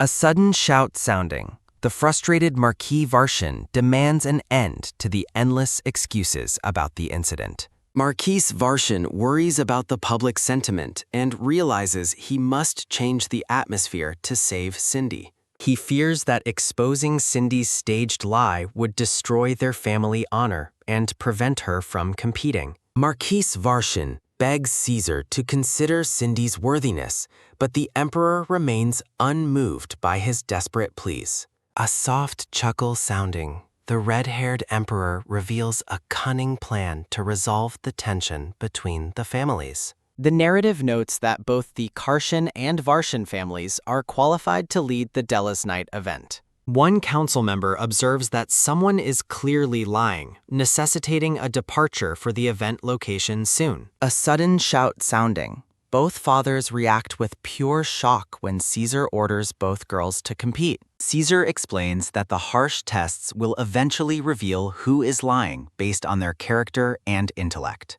Duke Karshan grows anxious, realizing the competition might expose his daughter's secret superhuman strength to the public. A soft hum sounding. Silence fills the room as Caesar challenges anyone to propose a better alternative. Looking confident amidst falling petals, the emperor appears satisfied with the clever trap he has set. A sudden gasp sounding. Palace staff are shocked to learn that the emperor personally plans to attend. Duke Karshan finishes his explanation, while the blonde princess processes the magnitude of the emperor's new scheme. A sudden flare sounding. Luberia fumes internally over Caesar's unnecessary meddling in her quiet palace life. A sudden zing sounding. A light bulb appears as Luberia asks about the location for this year's event. A sharp crack sounding. Luberia accidentally splinters the table with her bare hands while lost in thought. Luberia realizes that this event is the perfect chance for the original heroine and Caesar to meet. Suddenly enthusiastic, the blonde princess agrees to participate, much to her father's relief and total delight. A soft munch sounding. Chibi Luberia happily eats cake while wearing her formal blue night uniform. During a garden tea party, the princess tells Caesar that she is actually excited to attend the festival. Caesar questions her motivation, but Luberia claims becoming a Dela is the dream of every young lady. Thinking of the novel, Luberia remembers a scene where her father bragged about her potential success. Caesar gazes thoughtfully at his cup, wondering if the princess was hoping to see him look sad. A soft hum sounding. Luberia jokingly asks for Caesar's superior, prompting the emperor to remind her of his status. A soft rustle sounding. Luberia offers a graceful bow while asking for punishment for her lack of etiquette. A soft hum sounding. Chibi Caesar looks confused while Luberia explains her commitment to proper knightly manners. Luberia vows to protect the emperor as a knight, which he finds surprisingly reassuring and quite amusing. A soft clink sounding. Caesar sips his tea with a content smile, enjoying the princess's peculiar company. A sudden thud sounding. Luberia's heart flutters as she realizes the emperor is unexpectedly charming and handsome. Caesar watches in bewilderment as the blonde princess makes a hasty excuse to leave for training. A rhythmic thud sounding. Luberia runs away, scolding herself for being distracted by Caesar's attractive appearance. Panels show Luberia's grueling schedule. balancing nightly training by day with etiquette lessons at night. On the day of departure, Luberia is overjoyed to finally leave, viewing the trip as a vacation. A rhythmic clatter sounding. Several horse-drawn carriages travel along a snowy mountain road toward the Saran kingdom. Inside the carriage, the blonde princess sits in silence, appearing slightly flustered by her current situation.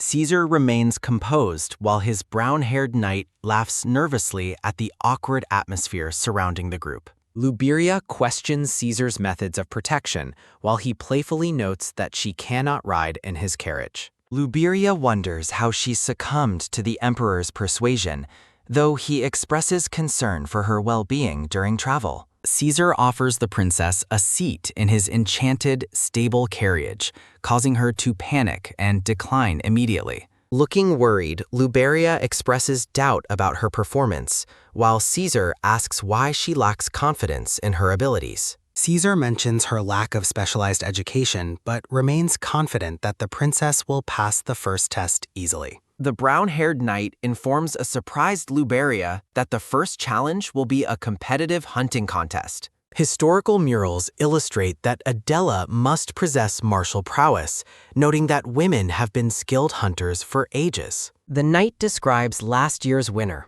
a legendary beauty who captured a giant deer, capturing Luberia's full attention. Luberia looks dazzled and impressed as she hears the description of the exceptionally beautiful and talented former champion. A sudden crash sounding. The knight frantically praises Luberia's loveliness to avoid a misunderstanding with the silent emperor. Luberia reflects on her knowledge of the novel, identifying the former champion as the story's second most important character. Princess Arriia is depicted as a peerless beauty with sharp archery skills and the divine power to heal wounds. Lost in thought, the blonde princess looks slightly melancholic as she considers the overwhelming perfection of the original protagonist. A soft hum sounding. Luberia recalls how the author originally wrote her character as a spoiled child to create conflict. The knight explains that Princess Arriia won't participate this year,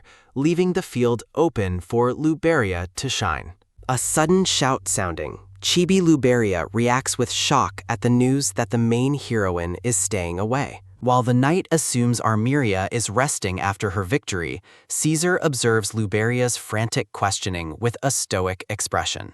Luberia grows distressed, realizing her plan to introduce the emperor to the original heroine is now in serious jeopardy. As they enter the snow-covered capital, the knight mentions there may still be a chance to meet the princess. The blonde princess feels a deepening sense of dread, realizing the story is no longer following her expectations. Looking out over the scenery, Luberia prepares herself for the unpredictable events unfolding within the ancient Saran kingdom. The group arrives at a magnificent, snow-covered ancient palace, marking the start of the prestigious Dela's Night Festival. Luberia gazes at the grand architecture in awe, noting that the kingdom looks exactly like a legendary palace. The narrative reflects on the princess's long journey, emphasizing the trouble she endured to reach this critical destination. The red-haired Cindy appears with a fan,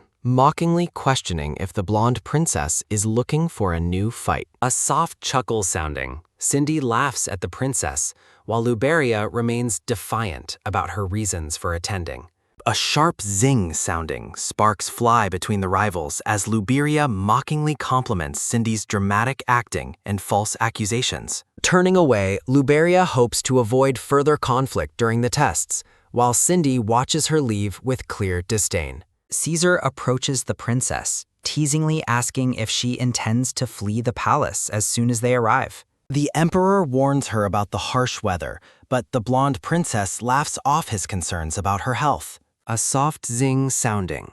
Caesar notes she is prone to collapsing, while Chibi Luberia feels like a complete nuisance. Caesar gazes at the princess thoughtfully, agreeing that she seems to faint whenever they spend time together. A sudden thud sounding, Luberia panics and denies Caesar's suggestion that her fainting is caused by their romantic engagement.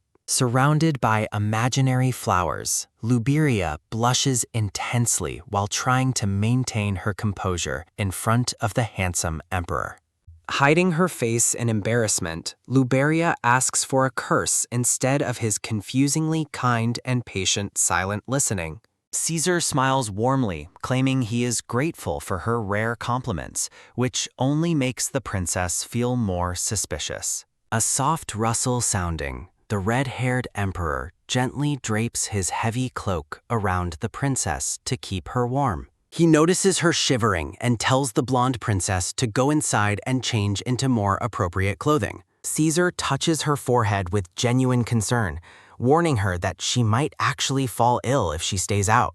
Luberia feels her heart waver under his care, but reminds herself his attention will eventually belong to the protagonist. In a separate part of the palace, a servant approaches a mysterious woman seated near a sunlit window. A dark-haired woman is informed that dinner is starting and that she must prepare for the upcoming grand banquet.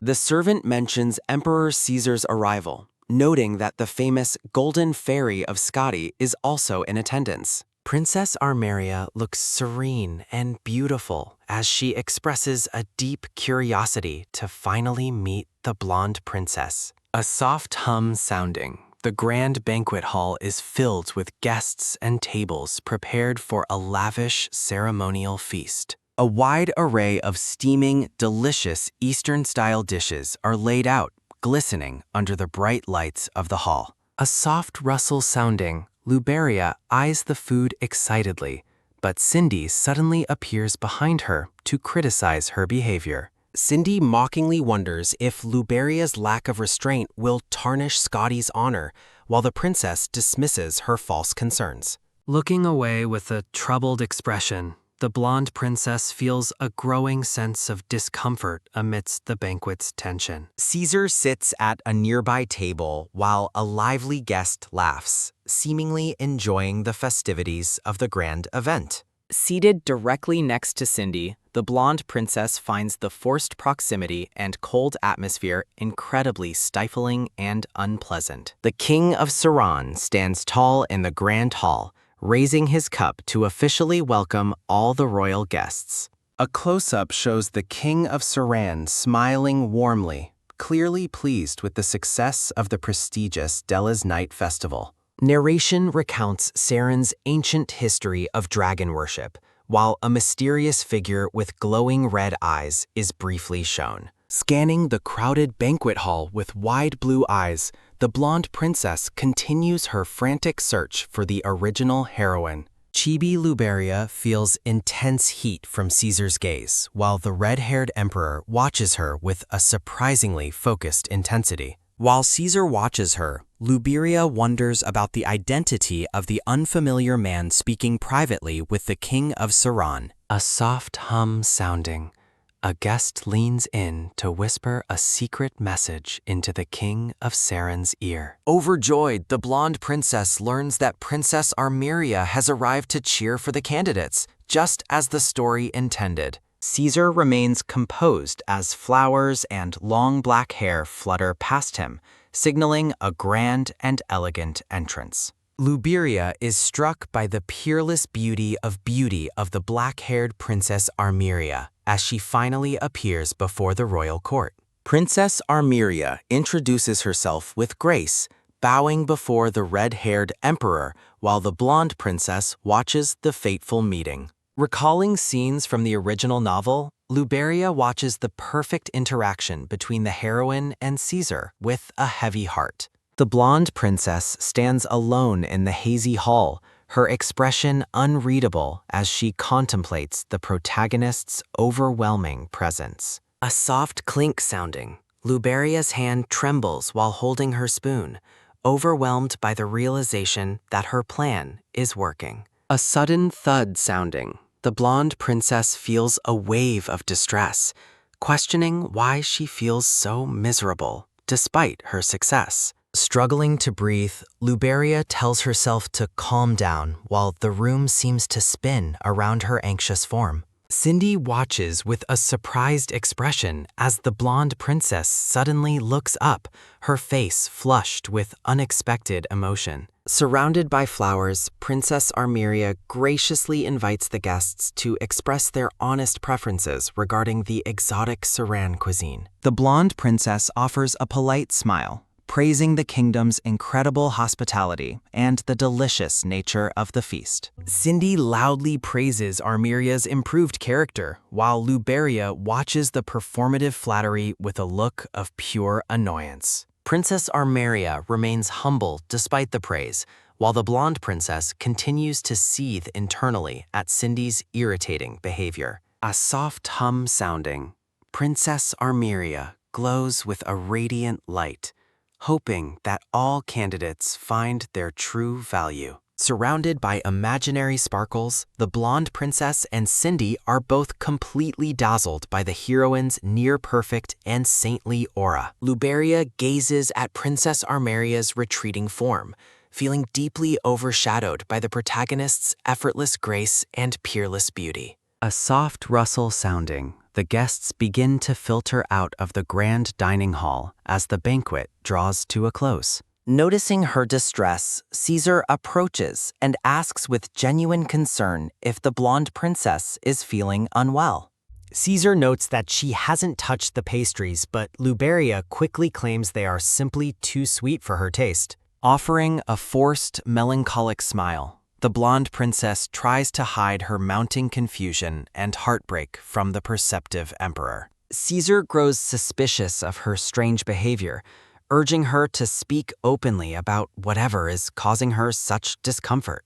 A sudden zing sounding, Caesar reminds her of their engagement, a comment that causes the blonde princess to flinch violently. Luberia leans into the red-haired emperor while denying any problems, though her frantic tone betrays her true state of mind.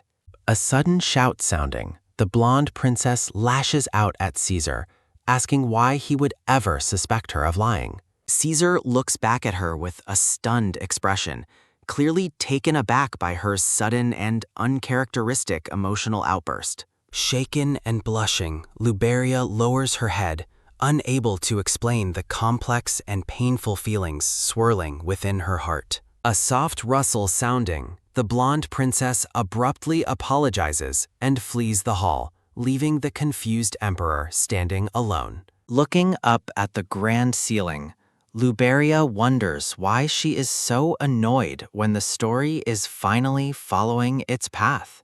Surrounded by white blossoms, the princess blushes intensely, her heart fluttering as she struggles to deny her feelings for Caesar. A sharp tap sounding, the blonde princess walks down a quiet corridor, attempting to regain some semblance of her composure. A sudden thud sounding, Luberia slumps against the wall, finding the current turn of events incredibly strange and difficult to bear. A tranquil scene shows a vase of flowers in the silent palace, marking a brief transition in the story's pace. A soft rustle sounding, Luberia sits on her bed the next morning, mortified by her embarrassing and emotional behavior yesterday. The blonde princess realizes the original storyline is twisting and resolves to prepare herself for whatever unpredictable challenges come next. A sharp knock sounding, Luberia is startled from her thoughts by Caesar's voice asking if she is finally awake. Caesar enters the room and stands close to the blushing princess, his presence creating a sudden, thick tension between them. Looking down with a serious expression, the red-haired emperor tells the princess that he has something important to give her. A soft creak sounding, Luberia cautiously peeks around a door, wondering if the emperor has finally left her room. The blonde princess notices a tray of tea and traditional sweets, wondering about the unexpected spread before her. She recognizes some snacks, but finds the pineapple bun's appearance strangely different from what she saw yesterday. A soft swook sounding. A hand reaches out to sample a piece of the colorful geometric food arrangement. Luberia blushes intensely and looks down, her eyes welled with tears as she grapples with her surging emotions. Dressed in her elaborate yellow gown, the blonde princess wanders through the sunlit, quiet gardens of the palace. Taking in the peaceful atmosphere, the blonde princess observes how remarkably quiet the grounds are compared to the banquet. Recalling the overwhelming noise of yesterday's feast, Luberia feels a wave of lingering sadness regarding Caesar and Arriia. Shaking her head frantically, the princess resolves to stop dwelling on the past and chooses to take a walk. A soft rustle sounding, Luberia catches a snowflake, marveling at the rare sight of snow she hasn't seen since Scotty. An accusing voice suddenly rings out through the cold air,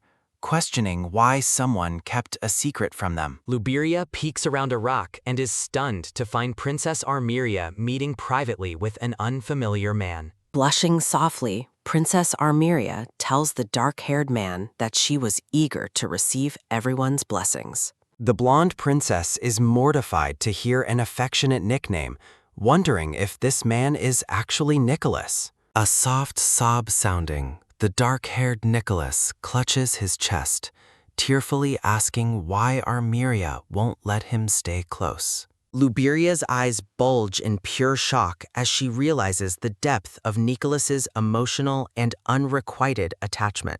Narration reveals that Nicholas Dragonian, a descendant of dragon protectors, was destined to be a supporting character alongside Caesar. In the original story, Nicholas loved Arriia faithfully, but remained a loyal protector even after she chose Caesar. Luberia finds the current situation bizarre, noting that Nicholas's intense confession contradicts the unrequited love described in the novel. A sudden zing sounding. A hand unexpectedly reaches out from the shadows, startling the blonde princess from her thoughts.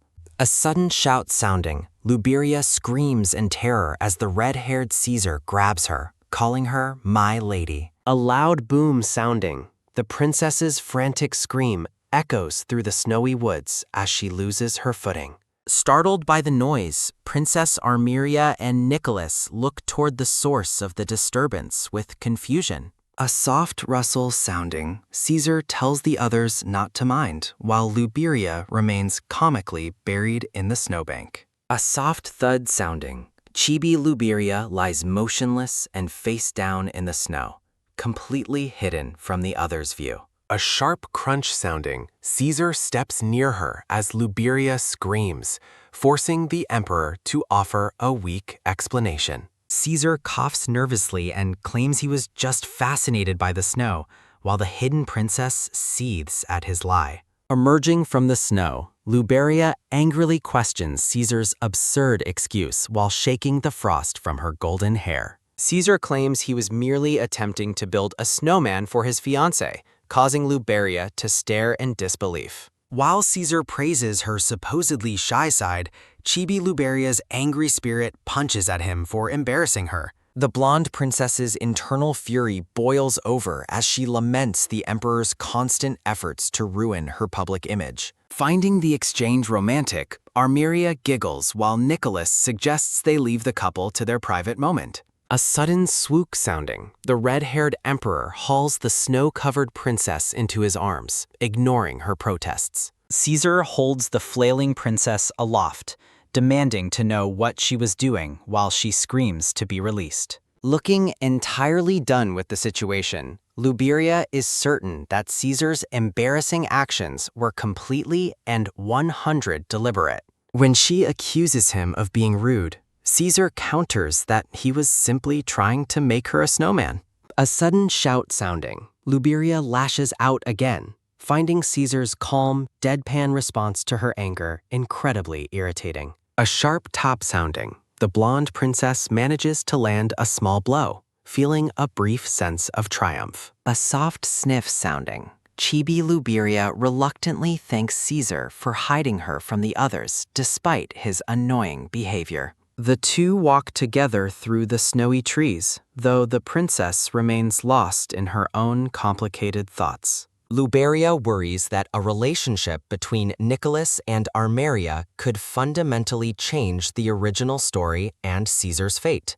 A sudden zing sounding, the blonde princess clutches her head in pain as Caesar calls out to her in alarm. New memories flood her mind, showing how Caesar once stopped Nicholas's dragon rampage and made him a subordinate.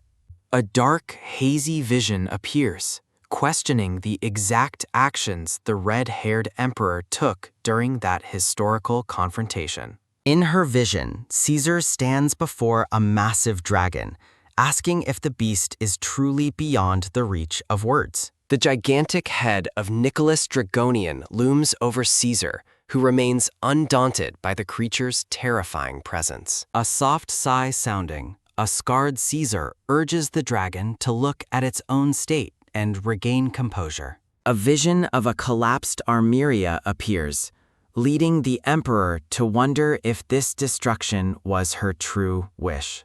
A thunderous roar sounding, the dragon unleashes a blinding explosion of power that fills the hazy battlefield. Caesar stares into the dragon's glowing eyes with grim determination as the fateful memory reaches its peak. A massive boom sounding, a violent explosion erupts as the emperor notes that the predicted tragedy has finally happened. A loud boom sounding, the red-haired Caesar is violently struck during his intense and historical confrontation with a massive dragon. Breathing heavily, an exhausted and injured Caesar observes that Nicholas is already transforming into a dragon despite only being halfway through the process. Back in the present, Caesar catches the blonde princess as she faints, crying out, "My lady," with genuine concern. A dark violet liquid is poured, representing the tragic incident where Arriia drank poison, triggering Nicholas' rampage and Caesar's desperate attempt to stop him. Blushing and distressed, Luberia recalls that while Nicholas became a loyal subordinate, Caesar suffered a months-long coma from the injuries he sustained. Reaching out a trembling hand, the princess worries about the sudden flood of original plot memories, finding the timing remarkably similar to previous incidents. Shaken and blushing, Luberia begins to utter a sudden and uncharacteristic profanity as she struggles to process her mounting frustration. In a chibi-style scene, the blonde princess finishes her swear word, while the red-haired emperor holds her stunned and pale form in his arms. Shocked by the outbursts, the red-haired emperor wonders if the princess's unexpected and offensive remark was actually directed at him. Caesar remains lost in thought, his expression growing dark and serious as he processes the confusing and intense tension between them. A soft rustle sounding, a vision of Princess Arriia surrounded by sunflowers appears, her face blushing as she speaks of her embarrassment. In the memory, a gentle Caesar smiles warmly at Arriia, questioning her about her perception of his gaze during their time together. Caesar tells the flower-crowned princess she is lovely, though she responds with a playful and dismissive huff to hide her true feelings. A soft swoop sounding, a hand reaches out to touch long, dark hair in a moment of quiet and tender affection. A sudden zing sounding, the vision of the couple shatters like glass as Caesar questions why these memories cause him such profound discomfort. Caesar gazes at the fainting Luberia, feeling a strange sense of familiarity despite this being their supposed first meeting at the banquet. Surrounded by shadowy flowers, Caesar recalls a whispering voice telling him that the princess was the woman he was destined to love. A tranquil scene transitions to white as Caesar wonders if he would have truly fallen for her if they had met differently. Looking back at the banquet, Caesar remembers seeing the woman from behind and feeling an unexplainable, fated pull toward her. Luberia is shown shouting in the present, though Caesar's internal monologue wishes he could ask her why she always appears so upset. Caesar looks toward the princess with a melancholic expression, wondering why she constantly wears such a resigned and pained face. Watching over the sleeping blonde princess, Caesar notes that she only truly relaxes her expression after losing consciousness and fainting. Looking down with a heavy heart, the red-haired emperor seems deeply troubled by the complexity of his feelings for the princess. As Luberia rests, Caesar reflects on her long-standing and intense obsession with the people and conflicts of the Eastern lands. Caesar realizes that if he is the novel's protagonist, his destined partner was probably always the princess of the Saran kingdom. Surrounded by an ornate frame, Caesar concludes that Luberia rejected his proposal because she believed she wasn't his destined partner. A magical seal glows as Caesar admits that despite the original plot, what he truly needs is the princess's unique foresight. Dark textures swirl as Caesar feels certain that the truth behind her actions must have been clear from the very beginning. Backgrounded by palace walls, Caesar questions why the princess tries to escape whenever he shows her any genuine interest. A soft rustle sounding, Caesar's hand drifts toward the sleeping princess's face, as if drawn by an irresistible and natural force. Caesar wonders if keeping Luberia close was just a means to change the story, questioning if his current feelings are right. Looking conflicted and shocked, the red-haired emperor seems to reach a moment of profound and unsettling internal realization. A sudden zing sounding, Caesar recalls a brief and intense moment of physical impact from the previous day's encounter. A soft thud sounding, Caesar examines his bruised arm, marveling at the absurd and unexpected amount of power the princess displayed. In a quiet moment, Chibi Caesar exhales a soft sigh, while the exhausted blonde princess sleeps soundly near him. A sharp tap sounding, Luberia sits at her vanity while a maid brushes her hair,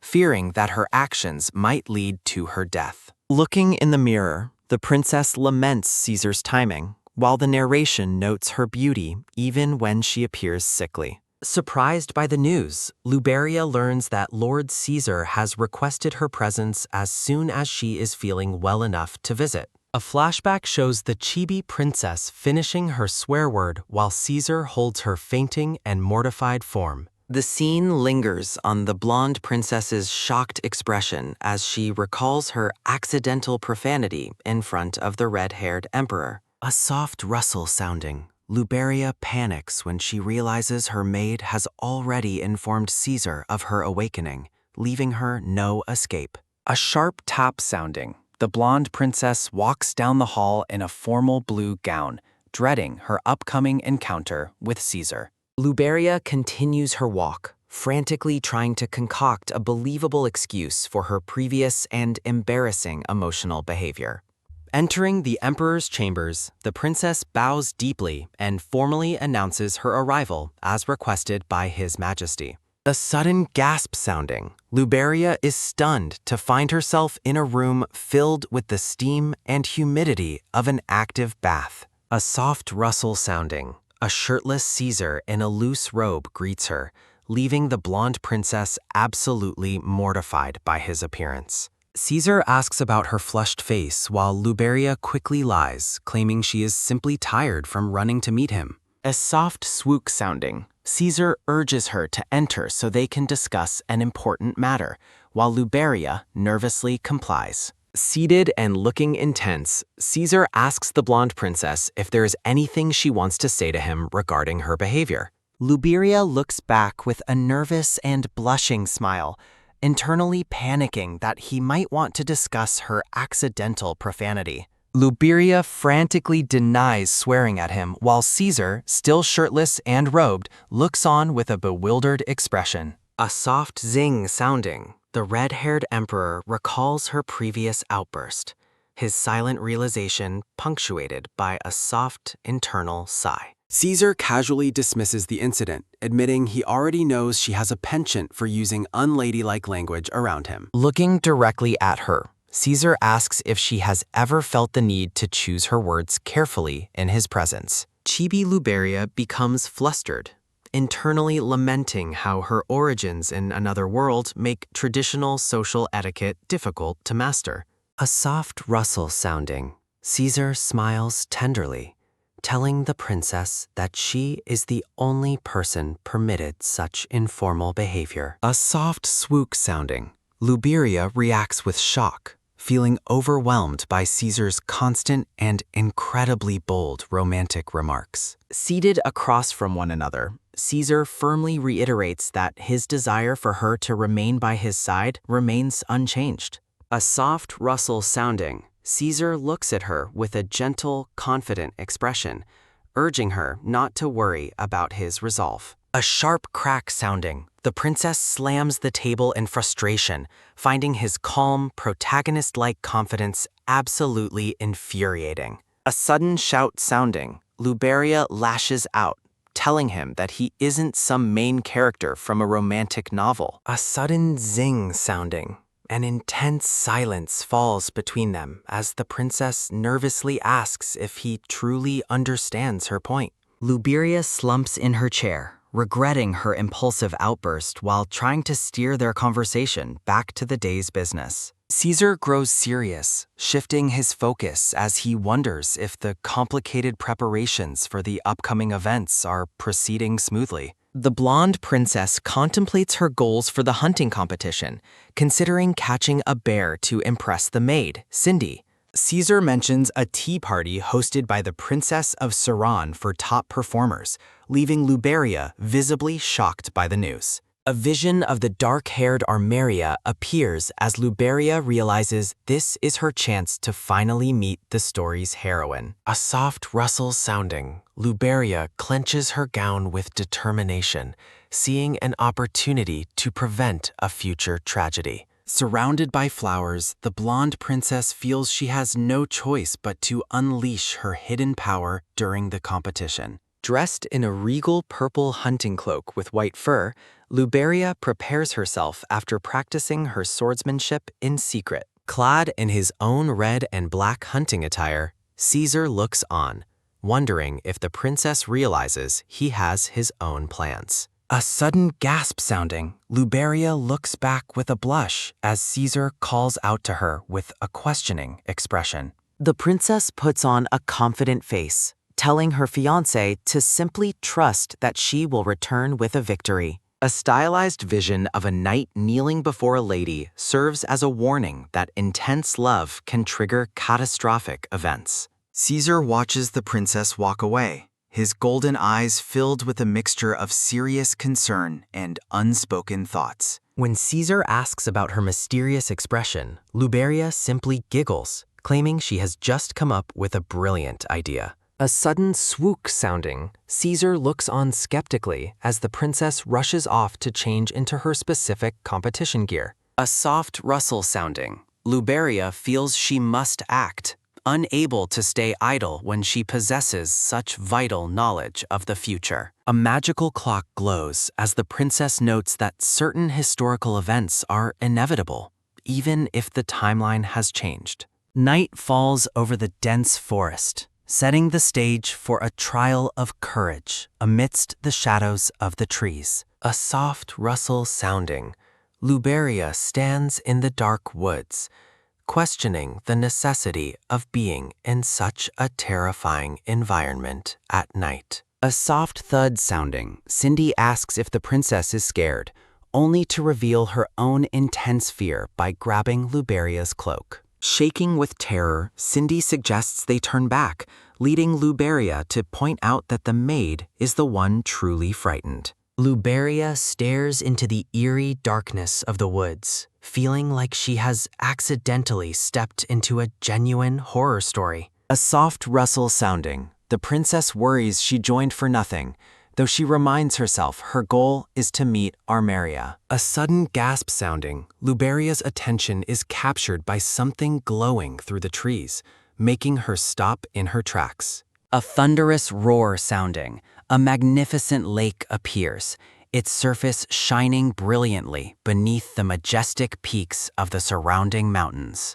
Luberia decides to rest by the water while Cindy continues to fret behind her, her panicked words falling on deaf ears. A soft rustle sounding, Cindy warns that important events will happen regardless of their plans, her face pale with mounting anxiety. Ignoring the maid's protests, Luberia focuses on her mission to warn Arriia about the poison at the upcoming royal banquet.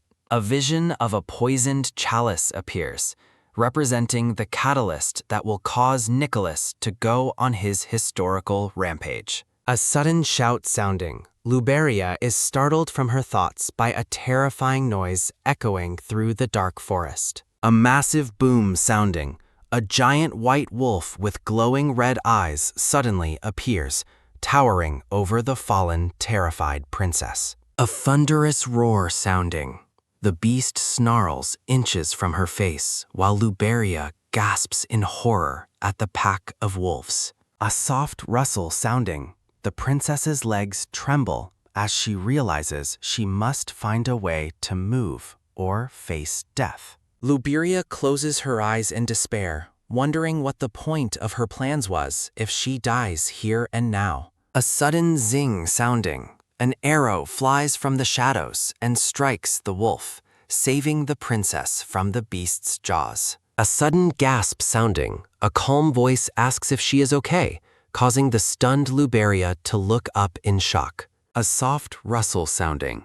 Arriia appears with her bow in hand, looking down at the princess with genuine and helpful concern. Surrounded by blue flowers, Arriia smiles gently at the stunned princess, who can only whisper her title in complete disbelief. A thunderous growl sounding, the giant white wolf's leg towers over the terrified blonde princess and the dark-haired Arriia.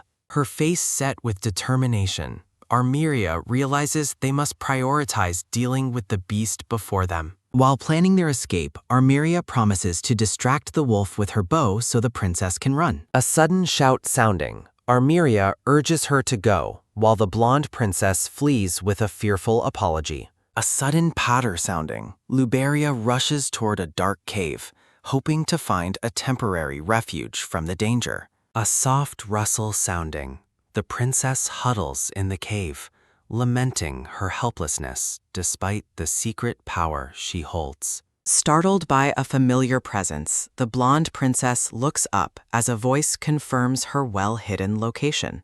A soft rustle sounding, Princess Arriia appears at the cave's entrance, looking relieved to have found her friend. A soft rustle sounding, Luberia expresses her deep gratitude to the dark-haired princess for saving her life from the wolves. Arriia smiles gently, her face marred by a small scratch, as she asks if the princess is truly unhurt. A soft rustle sounding, Luberia notices Arriia's trembling hands, realizing the other princess is masking her own intense fear. A soft rustle sounding, the blonde princess feels ashamed of her own cowardice while Arriia notes the wolf's strange behavior. The scene focuses on the beast's glowing red eye, noting that white wolves naturally possess black eyes instead. Looking troubled, Arriia suggests that someone might be intentionally controlling the white wolf's actions through magical means. A sudden roar sounding,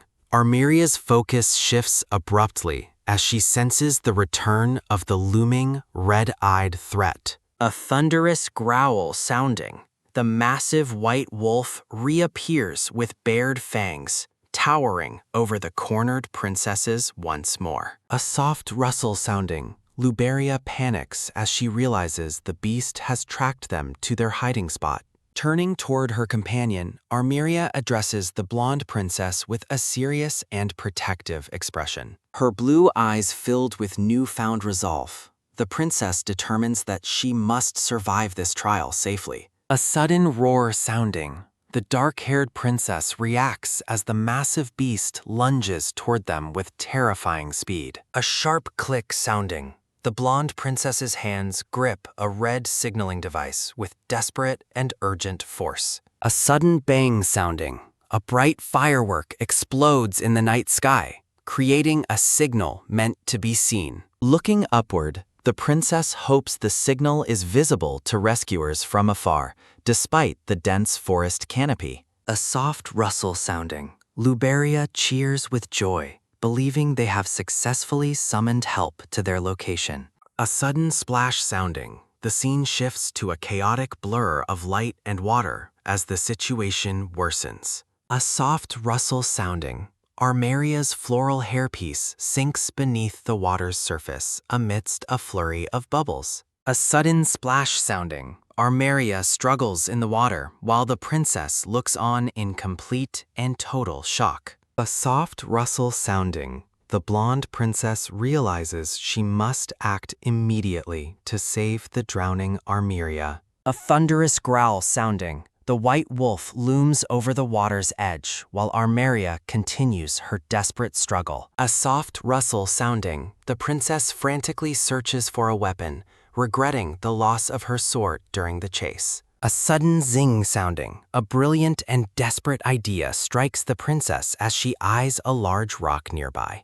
A sudden boom sounding, Luberia unleashes her hidden strength, lifting a massive boulder to protect the dark-haired princess. With an intense and glowing gaze, the princess prepares to use her absurd power against the predatory beast. A sudden boom sounding, the princess hurls the massive boulder with incredible force toward the attacking white wolf. A sickening crack sounding, the rock strikes the wolf with lethal precision, ending the beast's threat in a spray of blood. A soft rustle sounding, the princess reaches into the water, her hand extended to save the sinking Arriia. A sudden splash sounding, Luberia pulls the soaked and unconscious Arriia from the water, holding her tightly. A soft rustle sounding, the blonde princess looks down at her friend with concern, asking if she is all right.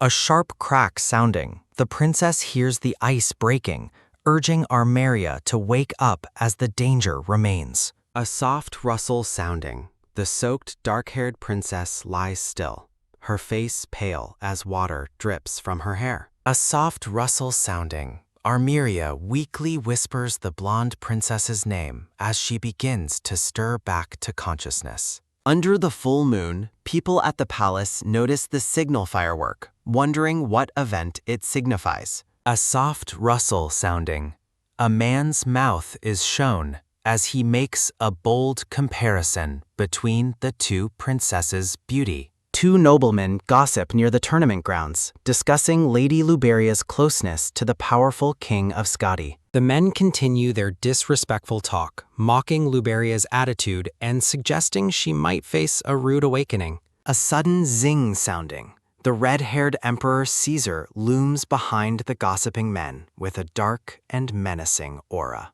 A sudden zing sounding, Caesar's golden eye glows as he asks if the men are interested in his fiancée. Looking terrified, the noblemen bow deeply, offering their formal and panicked greetings to the Emperor of Skadi. A soft rustle sounding, Caesar's shadowed face breaks into a chilling smile as he comments on the men's loose tongues. Caesar demands to know the man's family, leading the terrified noble to identify himself as Minister Harold's second son. His golden eyes burning with cold fury, Caesar looms over the nobleman, declaring that a mere apology cannot excuse insulting his fiancée. With a chilling finality, the red-haired emperor leaves the terrified man's punishment to the discretion of his father, Minister Harold. The noblemen crumble in fear, begging for mercy as Caesar walks away with an air of absolute and menacing authority. A soft thud sounding, Caesar strides through the camp, his thoughts dark as he reflects on the audacity of those who mocked Luberia. At the tournament grounds, a guard informs the emperor of an emergency signal flare sent by the administrator, Princess Armenia. Caesar's expression hardens into a mask of grim concern as he learns that both Armenia and Luberia have gone missing. Startled by the emperor's sudden presence, the men jump in shock as he demands an immediate update on the situation. Ignoring their formal greetings, the red-haired king urgently asks if Lady Luberia has been involved in a dangerous accident. Beneath a starry sky, Caesar demands the exact location of the signal, determined to personally rescue his fiancée from the woods. Sinking deep into the frigid depths of the lake, the blonde princess feels the numbing cold of the water taking hold. Floating in the silent blue, Luberia laments her fate, fearing that her journey will end in this watery and lonely grave. A sudden splash sounding, the princess regrets not living for herself more fully as bubbles rise around her fading consciousness. In her final moments of lucidity, she wishes she had been more honest about her feelings before it was too late. Beneath a glowing magical seal, Caesar dives through the water, pulling the sinking blonde princess into his strong and protective embrace. A sudden splash sounding, Caesar struggles against the biting cold, focused entirely on swimming Luberia back to the safety of the surface.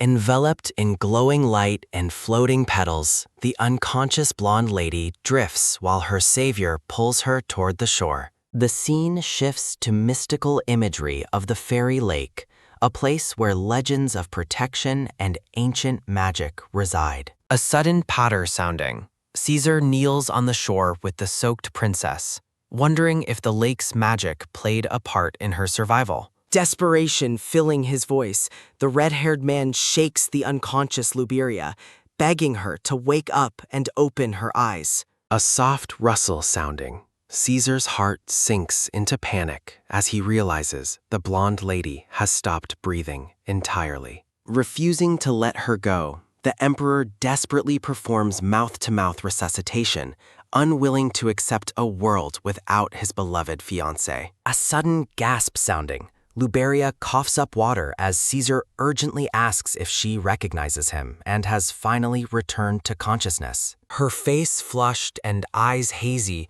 the princess weakly whispers Armenia's name, her first thought still on her friend's safety. A soft rustle sounding, a dark-haired man urges Caesar to focus on Luberia, while guards handle the recovery of the Saran princess. Her voice a mere whisper, Luberia warns that Nicholas is currently on a rampage, her face etched with deep and urgent fear. Caesar looks down in stunned silence, his mind racing as he tries to process the terrifying news of Nicholas's sudden breakdown. A dark vision reveals the black-haired Nicholas with glowing red eyes, holding the unconscious Armenia amidst a scene of chilling despair.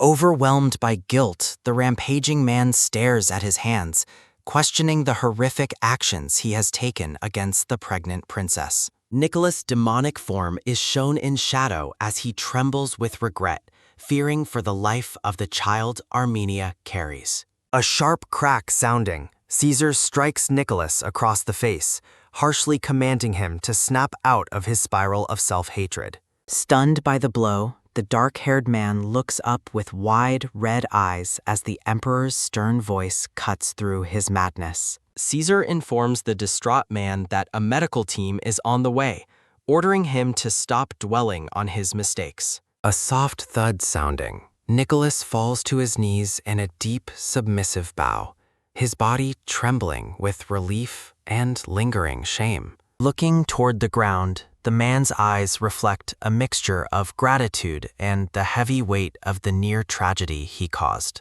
Voices echo through the night as the medical team finally arrives at the site, signaling the end of the immediate crisis. A soft rustle sounding, a healer gently checks the unconscious Armenia's temperature, assessing the damage from her ordeal in the water. The doctor informs the men that the situation was nearly fatal, but Nicholas' body heat successfully prevented the princess from freezing. Nicholas looks at the dark-haired princess with a pained expression, drowning in the thought that he failed to protect her properly. A soft rustle sounding, the gray-haired healer offers words of comfort, reminding the grieving man that the princess is incredibly resilient. Surrounded by a divine glow, the image of Princess Armenia confirms the miraculous news that both she and her unborn child are safe. The doctor offers to carry the princess to the palace, but Nicholas firmly refuses, choosing to personally see her to safety. A soft rustle sounding, the dark-haired man looks down at the woman he loves, considering her survival an unmerited and precious blessing. Caesar announces he will personally escort the princess back to the palace, his serious gaze fixed on the task ahead.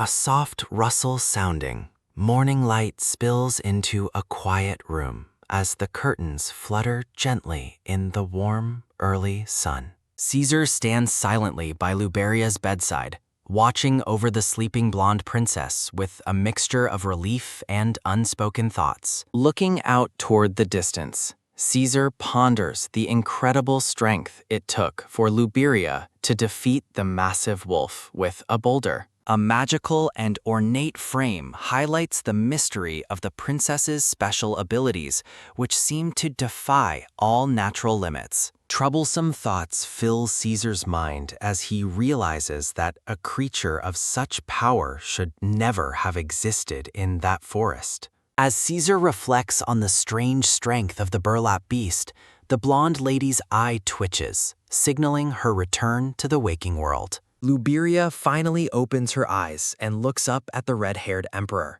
who stares back with a startled and inquisitive expression. A heavy silence fills the room as Caesar stares intently at the blonde princess, who avoids his gaze. Sitting up abruptly, Luberia forces a nervous laugh as Caesar commands her to recall the events of their escape. His expression softening into one of gentle sorrow, the red-haired emperor offers a sincere and quiet apology. Overwhelmed by Caesar's somber face, the princess feels a wave of guilt as he asks how she ended up submerged. Recalling the terrifying white wolf, Luberia laughs awkwardly while Caesar watches her with a mixture of skepticism and concern.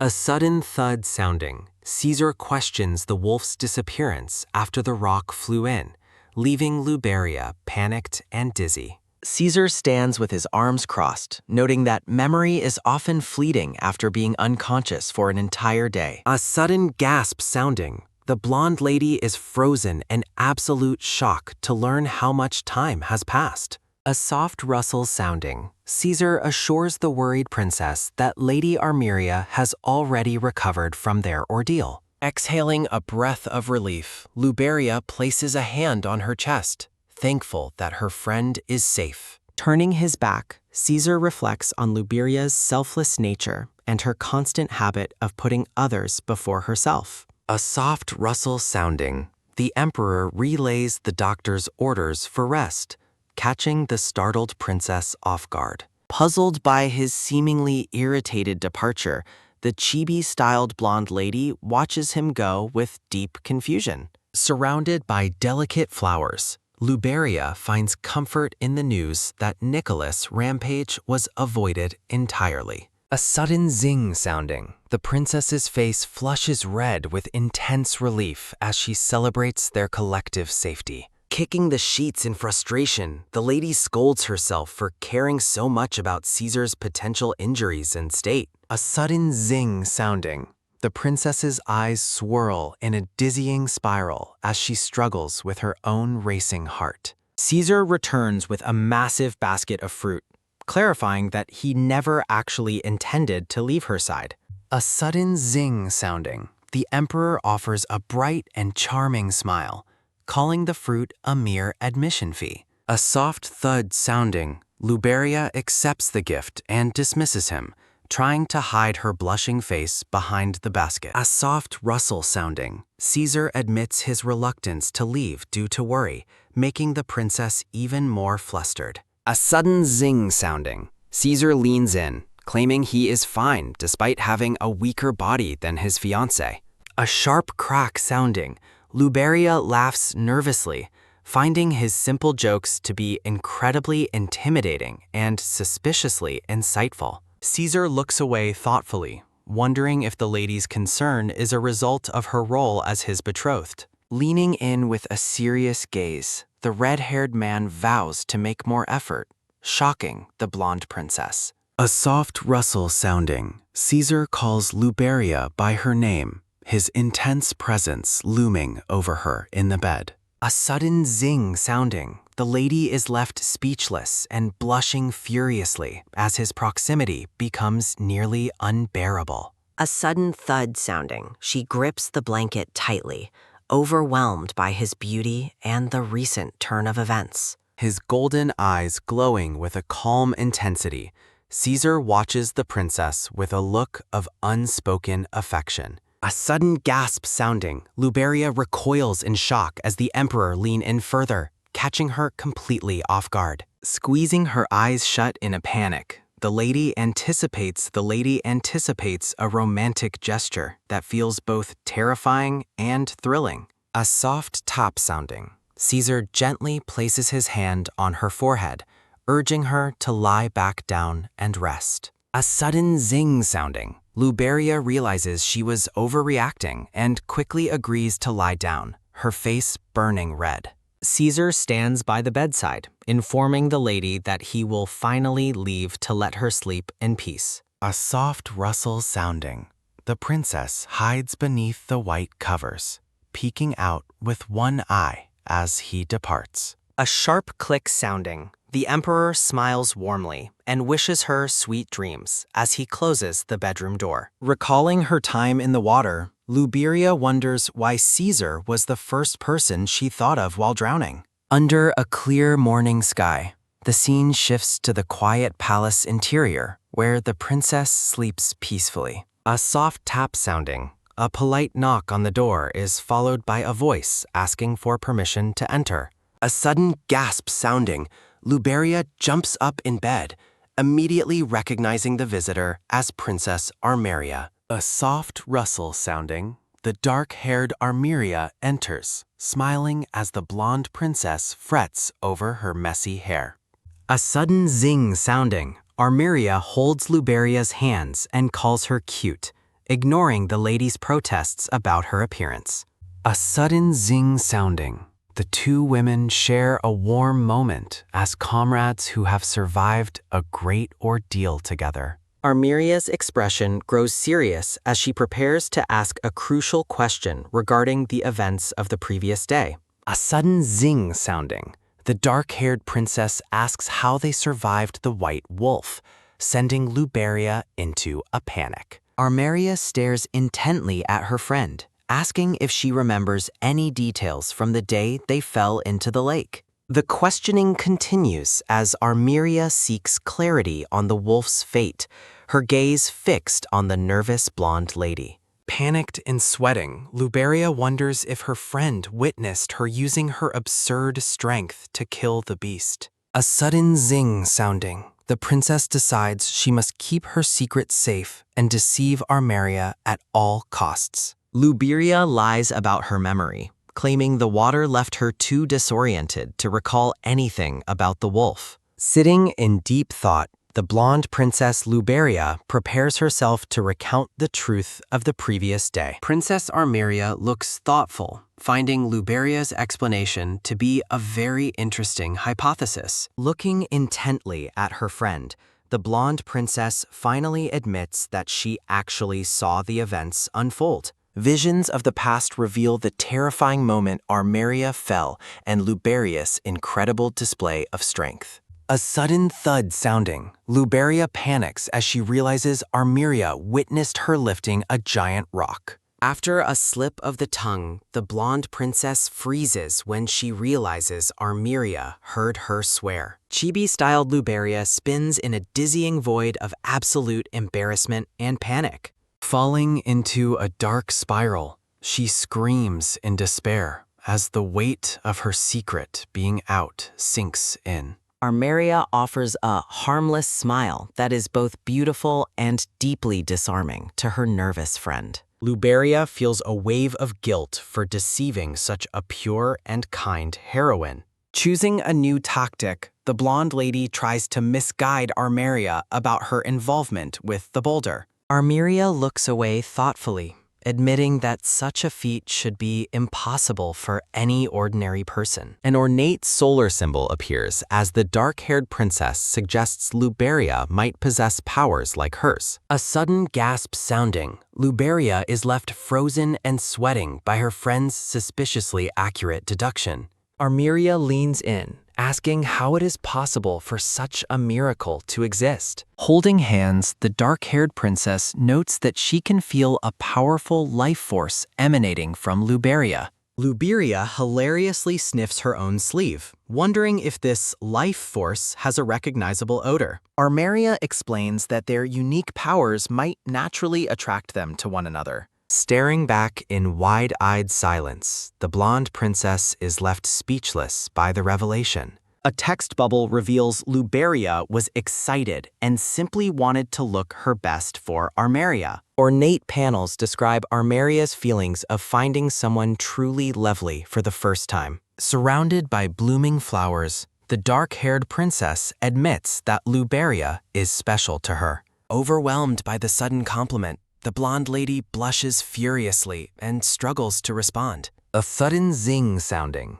Luberia realizes Arriia confirmed the secret of the rock long ago. Looking down with a serious expression, Luberia confesses she has been intentionally hiding her true power. Arriia asks if the emperor knows, but Luberia insists Caesar must never find out. Leaning in with an intense gaze, the dark-haired princess creates a moment of surprising intimacy. Squeezing her eyes shut, Luberia is completely flustered by her friend's overwhelming presence and beauty. Panicked thoughts fill the blonde princess's mind as she notes the female lead is acting strangely. The scene shifts to the ornate interior of the palace, where the sun shines through the windows. Caesar sits with his arms crossed, questioning the reason for Nicholas's visit. The dark-haired Nicholas stands respectfully before the emperor, his expression calm and stoic. Caesar dismisses the man's gratitude, claiming he never actually intended to save Nicholas or the princess. A sharp zing sounding, the emperor's golden eyes narrow with a cold and piercing intensity. Memories reveal Nicholas' deep loyalty to the Princess of Saran in another time. A vision of a bloody sword raises questions about how much the future has truly changed. Nicholas looks up in shock and confusion at the emperor's blunt rejection of his thanks. Closing his eyes, Caesar admits he only saved his fiancée and wants no credit for anything else. Caesar clarifies that his intervention was merely a calculated move for his own interests. A heavy silence fills the room as Caesar stares intently at the distraught man. A vision of the demonic Nicholas confirms the terrifying reality of the dragon blood in his veins. Text panels explain Nicholas' desperate plea for the emperor to help him hide his dark secret. Looking down in shame, the dark-haired man admits he cannot control the power within himself. A sudden zing sounding, Caesar casually agrees to help, finding the secret easy to keep. Looking serious, the red-haired emperor considers the secret-keeping to be a form of payment. Nicholas breaks into a bright and relieved smile, deeply thankful for the emperor's mercy. Caesar reflects on the man's surprisingly easygoing personality as the meeting concludes. A sharp crack sounding, a golden candlestick is shattered by an accidental burst of strength. Arriia watches in awe as Luberia's powerful grip crushes the metal into fragments. Laughing sheepishly, the blonde princess finally admits that this incredible strength is her true ability. Arriia expresses gratitude for seeing her friend's ability, while Luberia insists the secret must remain absolute.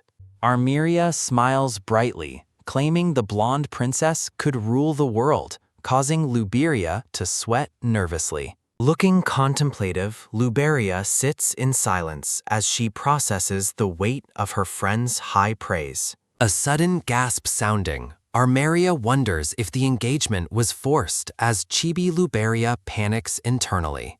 Blushing furiously, Luberia struggles to explain the complexity of her feelings regarding the Emperor's initial demands. Close up on her eyes, she admits that her past reluctance has begun to change into something else. Visions of Caesar's intensity fill her mind as she questions if her feelings have truly transformed recently. Bathed in soft light, Luberia sits alone, surrounded by white roses and a whirlwind of confusing emotions. Arriia watches her friend with a look of calm observation, waiting for a more honest reaction. A soft rustle sounding, the princess shudders as her face burns with the memory of the Emperor. Overwhelmed by embarrassment, Luberia looks down, her eyes shimmering with a mixture of fear and affection. Glowing with a quiet intensity, she remains seated, feeling the burden of the roles she must play. Thinking to herself, Luberia believes she can never be a pure heroine like the graceful Princess Arriia. Shadows fall across her somber face as she contemplates the differences between herself and the story's lead. Noticing her distress, the dark-haired princess asks Luberia not to wear such a sad and heavy expression. Placing a hand on her chest, Arriia offers her sincere help to the blonde princess in need. A soft sigh sounding, the scene shifts to a peaceful, snowy forest under a clear, bright sky. Overlooking the palace bridge, Luberia reflects on the emptiness of deceiving everyone since her sudden transmigration. She imagines a cold Caesar demanding to know why she lied, which only increases her mounting dread. A sharp tug sounding, she grips her sleeve, wishing she had been caught and honest from the start. Chibi Luberia sighs in defeat, wondering how she got herself into such a nonsensical and stressful situation. Sunlight streams through the grand palace windows, highlighting the beautiful and empty halls of the royal residence. A sudden zing sounding. The blonde lady stops in shock as she encounters an unexpected visitor. Caesar stands tall and regal, while Luberia panics about her face and unpolished morning appearance. Seeing an opening, the chibi princess attempts to sneak away before the Emperor can address her. Caesar notices her and asks for a moment, leading a flustered Luberia to offer him some tea.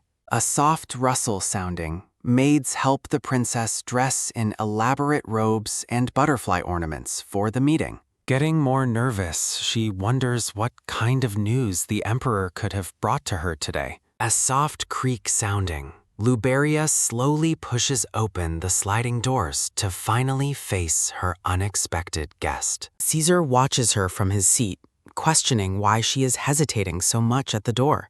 A sudden bang sounding, the princess rushes inside with a panicked shout, nearly losing her composure entirely. A soft thud sounding, pieces of the shattered doorframe fall around the chibi lady's feet. Her fumbling hands sounding, a sweating Luberia tries to play off the damage as simple rust and age. Dismissing her frantic excuses, Caesar calmly tells her to have the worn-out door fixed by someone later. Luberia finally takes her seat, asking the Emperor what brings him to her palace so suddenly. Caesar explains he came to deliver good news and congratulations, leaving the blonde princess completely confused. With a serious gaze, the red-haired Emperor reveals that she achieved the top score in the exam. Luberia is left speechless, her face going blank in shock at her own unexpected academic victory. A sudden zing sounding.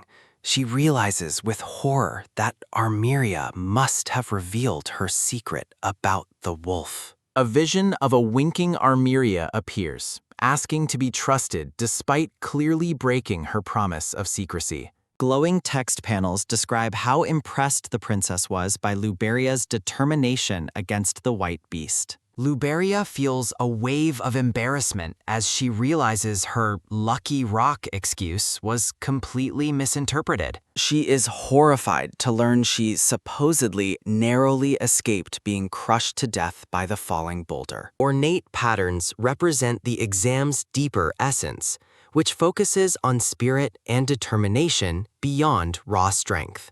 Luberia questions the fairness of her win, but Caesar remains steadfast in his praise of her performance. Lost in her own thoughts, she remains uncertain if she truly deserves credit for saving the princess. Caesar teases her with a smirk, asking if she was simply too scared to act during the attack. Surrounded by white flowers, the emperor urges her to accept the examiner's evaluation and her results. Fearing the conversation might get dangerous, Luberia quickly agrees to gratefully accept the victory and honor. A soft tap sounding, Caesar places an official invitation on the table for the surprised lady to inspect. Caesar's golden eyes narrow as the blonde Luberia suggests that Nicholas should also attend the upcoming tea party. A visual of the dark-haired Nicholas reveals his status as Saren's strongest man, known for his handsome appearance. Clasping her hands, the excited blonde princess hopes to gather valuable information from the important character, Nicholas.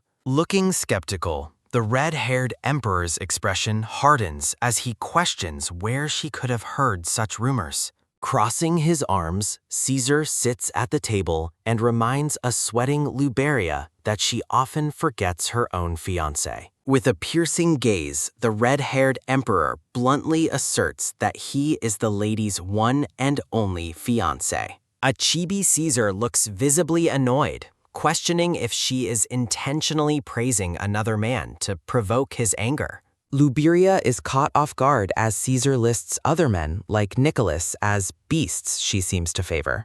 Panicking, Luberia showers Caesar with excessive praise to soothe his jealousy, while he reminds her of her previous comments. Potting her cheeks to stay calm, Luberia is startled when Caesar suddenly and firmly takes hold of her hand. A soft rustle sounding. Caesar looks down at her with concern, urging her not to be so hard on herself. Surrounded by flowers, the red-haired emperor blushes slightly while continuing to hold the blonde princess's hand. Luberia stares in wide-eyed silence, her face burning as she realizes the emperor's touch doesn't actually hurt her. Ornate palace decorations frame the emperor's ongoing reassurance that no other man can compare to him. Smirking playfully, Luberia winks and points a finger, teasingly asking the emperor if he has become jealous. A sudden zing sounding. Caesar is left frozen and speechless by the blonde princess's blunt accusation of jealousy. Laughing sheepishly, Luberia insists that while Nicholas is cool, he is nowhere near as handsome as her lord. Thinking to herself, the blonde lady finds the emperor's unexpected insecurity about his appearance to be surprisingly cute. Turning away with a look of embarrassment, Caesar gruffly denies that jealousy had anything to do with his mood. A sudden gasp sounding, the red-haired emperor suggests attending the tea party together to ease her apparent unease. Staring back in wide-eyed silence, Luberia is left horrified by the implications of the invitation she just proposed. Overwhelmed by embarrassment, a text panel reveals her panic at essentially asking Caesar to be her official partner. A soft sigh sounding, the blonde princess tries to retract her words, but Caesar has already decided to go. With a confident smirk, Caesar confirms he will attend the tea party, since his schedule is currently clear. Panicked thoughts fill Luberia's mind as she realizes her accidental invitation has led to a very official date. A soft rustle sounding, Caesar gently touches her hair, expressing his hope that she hasn't been lying to him. Leaning in with an intense gaze, the emperor looms over a blushing Luberia, seeking her final confirmation.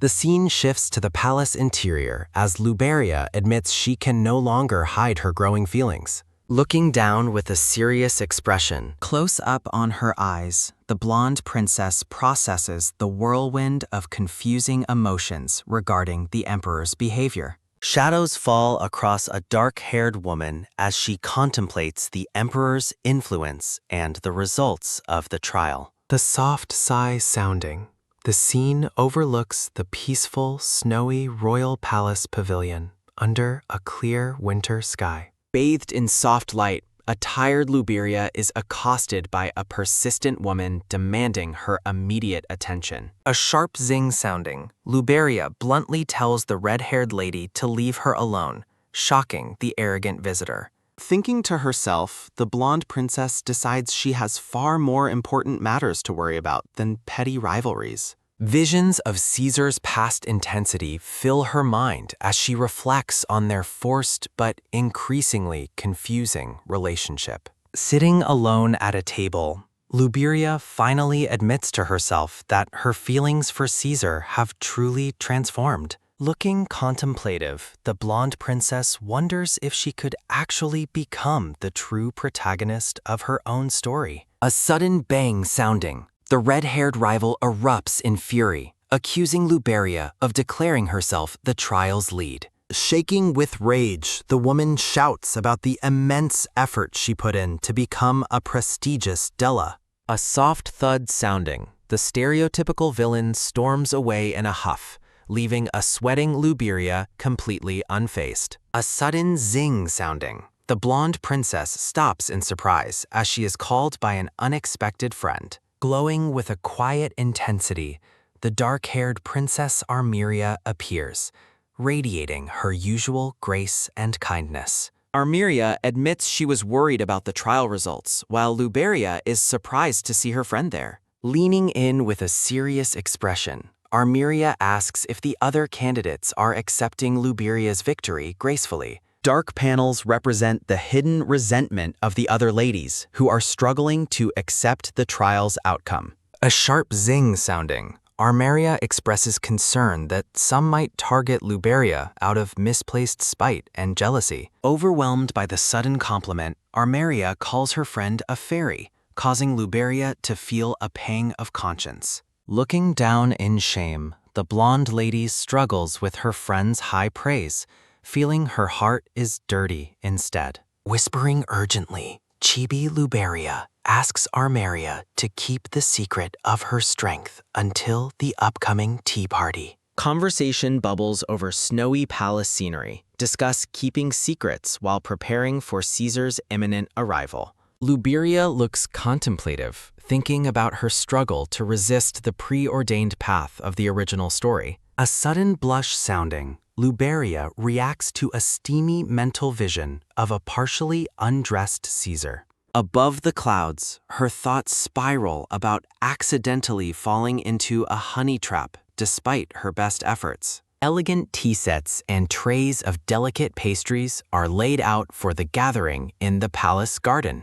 Arriia and Nicholas wait at the table, with the princess mentioning she prepared extra tea for the emperor. Sitting beside the cheerful blonde princess, Caesar crosses his arms with a stoic and somewhat distant expression. Luberia steals a glance at her fiancé, wondering why he seems to be in such a foul mood. Nicholas reflects on how unexpected it was for him to attend as Arriia's formal partner for the party. Addressing the group, Arriia prepares to share something important about how Luberia saved her life and more. The dark-haired princess looks on with a soft, affectionate smile as the conversation reaches a turning point.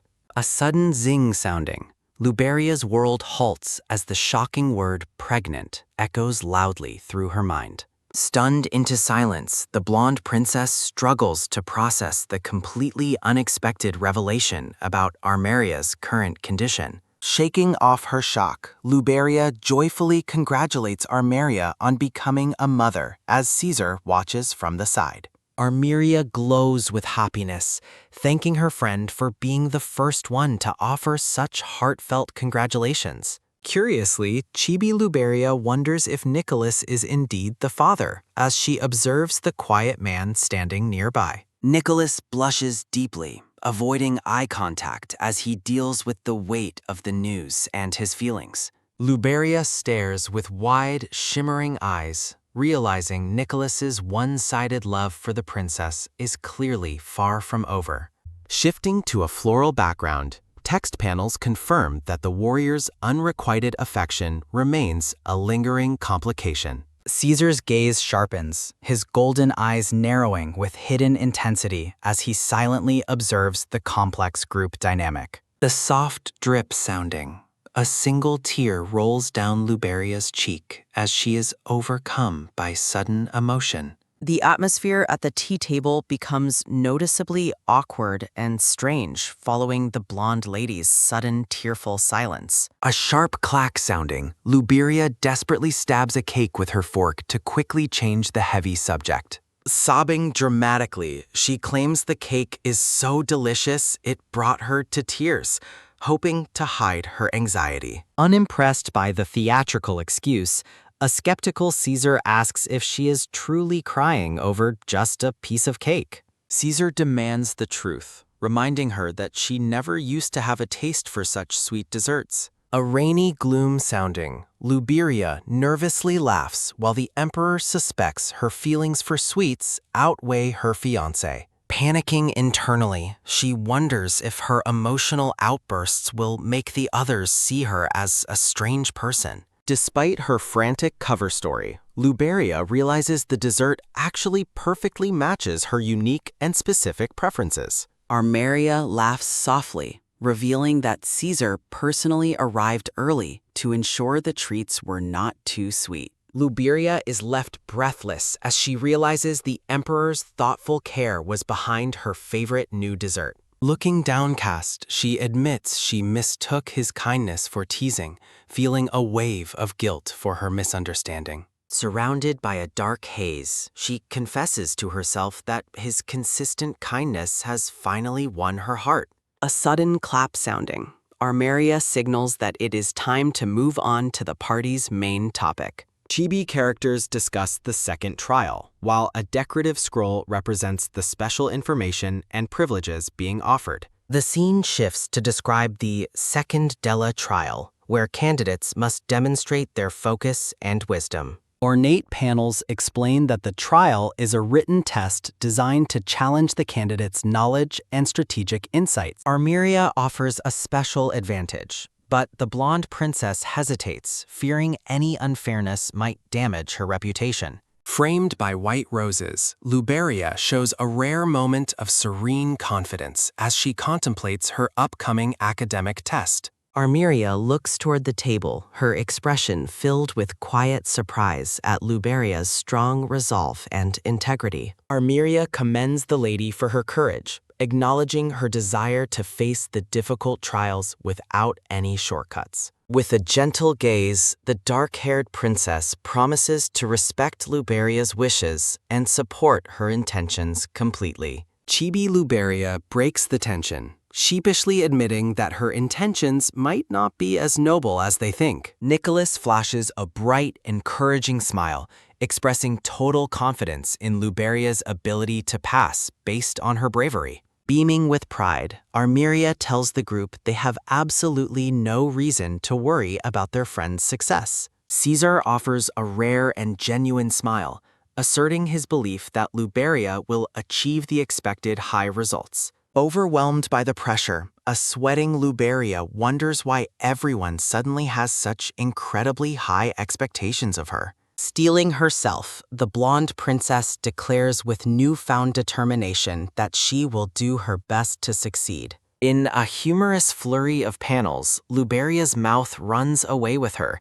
making grand promises she immediately regrets. A desperate zing sounding, Luberia internally screams for someone to stop her from digging a deeper social hole. Steeling her resolve, the blonde princess Luberia declares her absolute determination to succeed and become a Dela. The scene transitions to the testing hall, where the phrase "Teacher Lubel" hints at a deeper mystery behind the exam. Caesar's expression remains unreadable as he reflects on Luberia's unexpected confidence and the growing complexity of the trial. Panels depict the gathered candidates, noting that while some were skeptical, most eventually accepted Luberia's remarkable academic comparison to Arriia. During the exam, Luberia is haunted by memories of her past life's grueling test periods and the persistent hardships she faced. A peaceful but strictly managed testing environment is established. ensuring each candidate has a separate room for the 80-minute trial.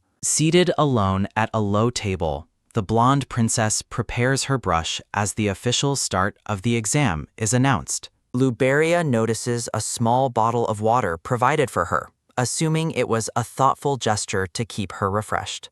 A brief memory of the reddish-brown-haired Cindy carrying a similar bottle earlier makes the room feel like a real competition. Determined to give the test her best shot, the princess takes a long drink from the bottle to steady her nerves. A sudden bang sounding, Luberia's world goes dark as she unexpectedly collapses face first onto her desk mid-exam. Surrounded by a dreamlike floral haze, she eventually wakes up stretching and mistakenly believes she just had a restful sleep.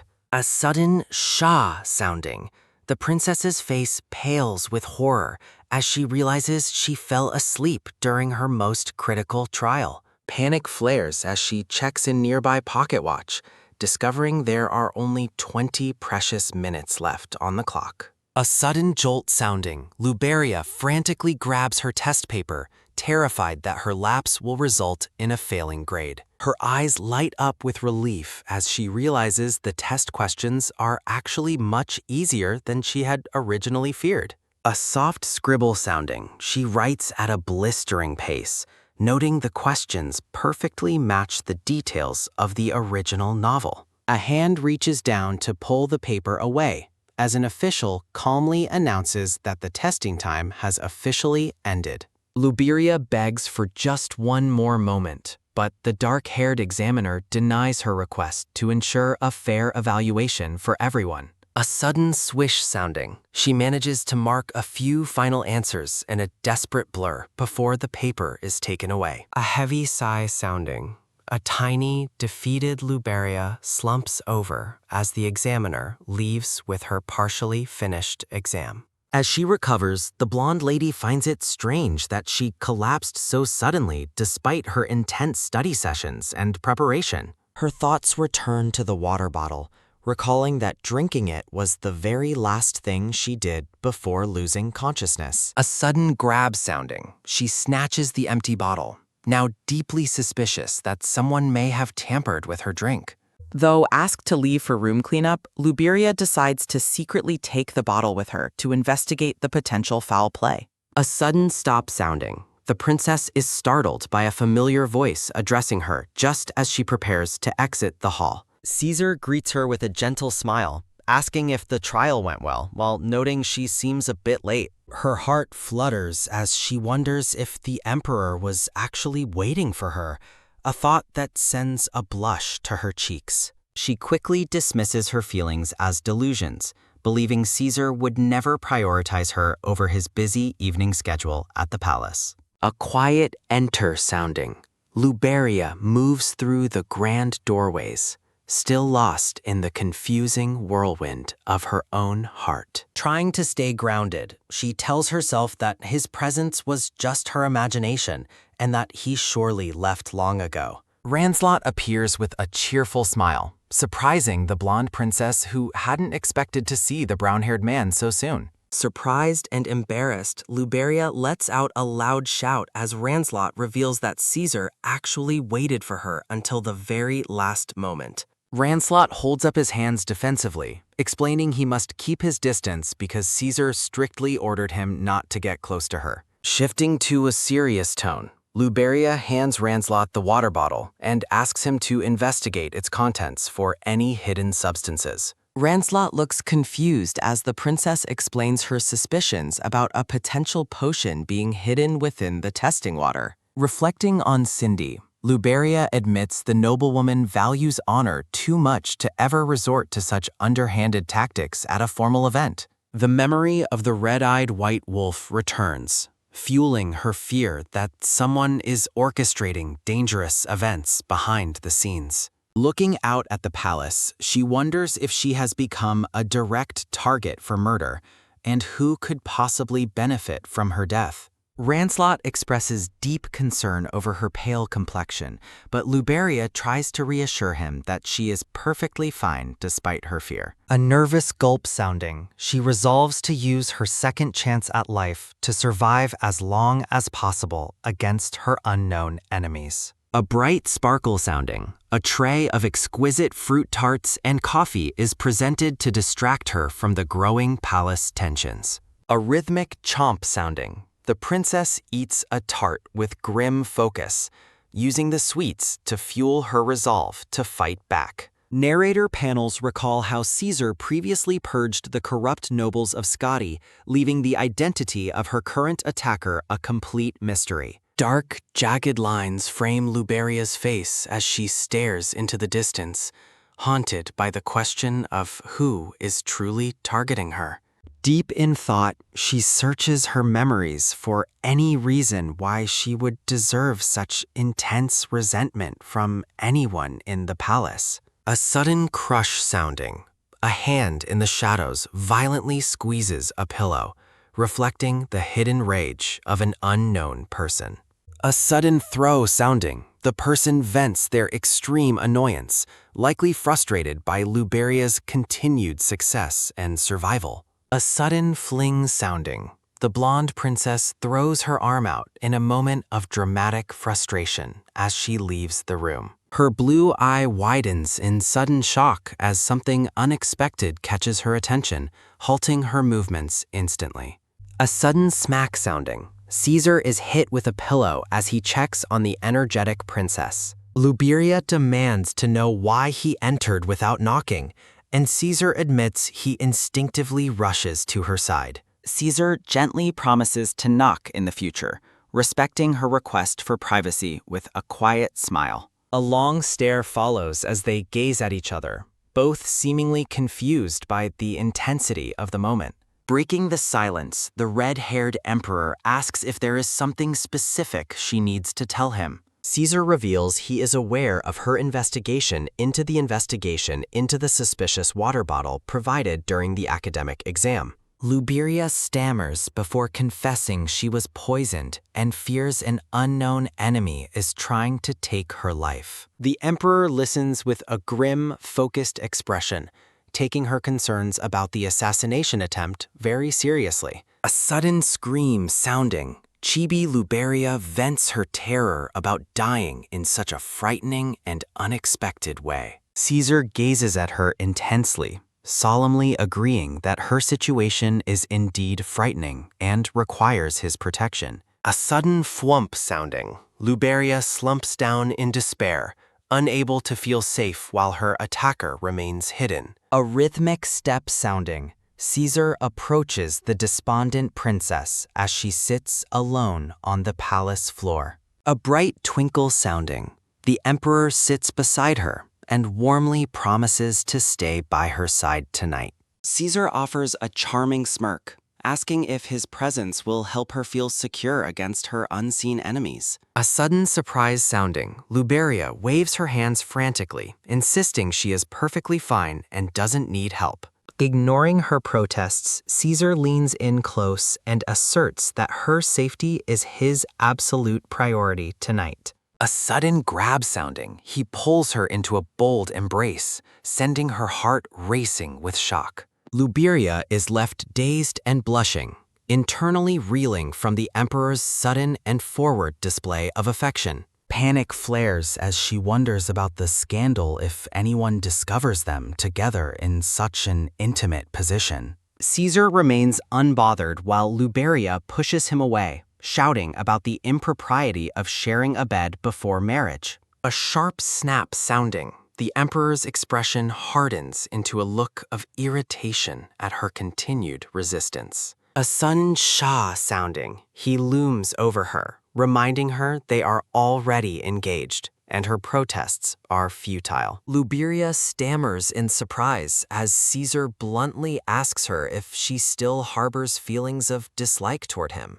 Caesar looks downcast, reflecting on the apparent disgust she has shown toward their marriage since the very beginning. He looks her directly in the eye, seeking a final and honest answer about her true feelings for him. Luberia is left speechless and conflicted, realizing her initial dislike has turned into a whirlwind of confusing affection. A regal memory of Caesar surrounded by flowers highlights his growth and the shifting nature of their relationship. The blonde princess remains silent, unable to articulate the complex emotions swirling within her heart at his question. Caesar gazes at her with a soft, understanding look, noting her hesitation to provide him with an answer. Caesar lies back, declaring that as an engaged couple, sharing a bed is the best way to protect her. Luberia is left stunned and blushing, unable to find a logical argument against his sudden and bold proposal. A sudden swish sounding, Caesar abruptly turns away,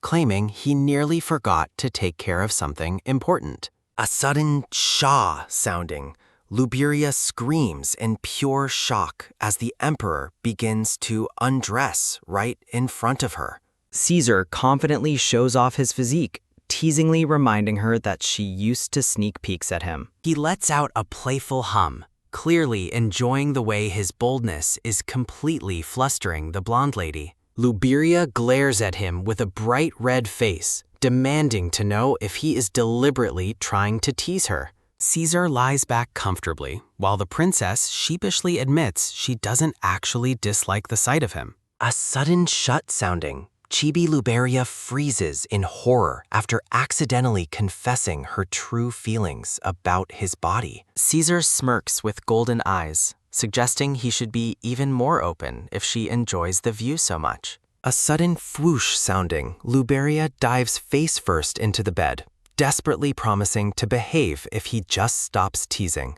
Caesar agrees to her plea, finding her embarrassment incredibly amusing as she hides her face in the pillows. Luberia peeks out from the covers, wondering if the emperor is truly just going to sleep beside her. She gazes at him with wide eyes, questioning how he can sleep so peacefully while she is right there. A rhythmic poke sounding, Chibi Luberia pokes at the emperor's side to see if he is truly asleep. Panels contrast Caesar's serene sleep with Luberia's wide-eyed wakefulness as she struggles with her own racing heart. Gazing at him with a soft blush, the princess finds herself increasingly drawn to the man she once feared. A rhythmic sit-up sounding, Caesar rises from the bed in the quiet room, his silhouette framed by moonlight. Luberia eventually falls into a deep and restful sleep, her nightmares finally banished by the emperor's comforting presence. Metaphorical imagery of an open book and children suggests that her presence has fundamentally altered his destiny. Caesar looks at the sleeping princess with profound, quiet love, recognizing her as the one who changed his future. A sudden grab sounding, the red-haired emperor takes a firm stand as he prepares to investigate the threat against his fiancée. A quiet mumble sounding. The blonde princess mumbles in her sleep, while Caesar sits contemplatively by her side in the quiet room.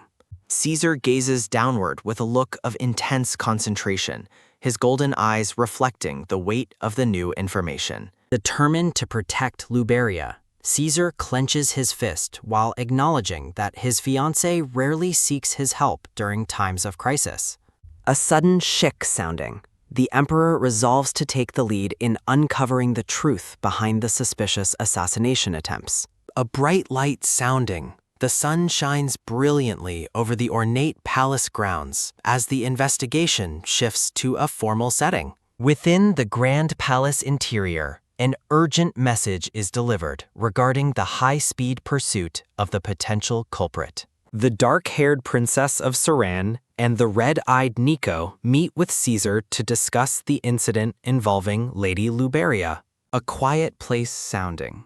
A cup is set down, as Caesar notes this is the second time someone has targeted his fiancée. Holding a cup, the red-haired emperor concludes that the poisoned water bottle was a deliberate plot rather than a mere coincidence. The dark-haired princess expresses her belief that the recent poisoning incident is highly unnatural and requires further scrutiny. Recalling the hunting competition, she points out that the forest was never the natural habitat for the dangerous white wolf. Metaphorical imagery describes the power of the sun as a potent life force that the culprit likely intended to exploit. A sudden grit sounding, the dark-haired woman realizes the wolf was enchanted to chase the specific power that Luberia possesses. Looking conflicted, the Princess of Saran wonders if it is appropriate to reveal the secret power Luberia is hiding to Caesar. Caesar listens with a sharp and calculating expression, his golden eyes narrowing as he considers the implications of his fiancée's hidden strength. A sudden startle sounding. Nico and the dark-haired princess react with shock as Caesar reveals his own understanding of the situation. In a chibi moment, the red-eyed Nico is baffled by the mention of secret powers, while Caesar looks mildly annoyed. Caesar declares that he no longer wishes to pretend ignorance regarding the secrets Luberia has been keeping from him. The red-haired emperor offers a confident smirk, seemingly unbothered by the complex web of lies surrounding the palace events. Realizing Caesar already knows the truth, the dark-haired princess prepares to provide a quick and thorough explanation. She reveals that during the competition, the white wolf was likely targeting someone entirely different than the blonde princess. A haunting howl sounding. A pack of white wolves is depicted beneath a blood-red moon, illustrating their predatory nature. Narrative panels explain that it was highly illogical for a lone wolf to target Luberia, the physically strongest candidate present. A vibrant purple aura surrounds the silhouette of the blonde princess, representing the immense power she secretly holds. The dark-haired princess concludes that the wolf was hypnotized to hunt and harm whoever possessed the power of the sun. Caesar realizes that the appearance of another lady with similar powers likely confused the hypnotized predator during the attack. Feeling deeply ashamed, the Princess of Saran bows her head while Nico stands watchfully behind her in the palace room. A gentle touch sounding. The dark-haired princess calls out to Nico while gently reaching for his hand, in a moment of vulnerability. Caesar stands in the center of the room, his figure silhouetted against the light as he processes the enemy's true motives. The emperor realizes the culprit mistakenly believed Luberia was aiding the Saran kingdom solely because of their formal engagement. A dark vial is shown as the narrator explains how the plot was designed to force Luberia to return home in failure. A sudden, pissed-sounding, Caesar's gaze turns icy and furious as he demands to know the exact identity of the mastermind. The Princess of Saran identifies Count Ayers Salles as the individual behind the malicious actions targeting the blonde lady. Silhouettes depict the Count gathering political influence while refusing to accept the cancellation of his engagement for his own gain. Filled with remorse, the dark-haired woman admits she feels terrible that Luberia had to suffer because of her past connections. A sudden bam sounding. Caesar questions why the Saran princess and Nico have not officially announced their relationship to the public.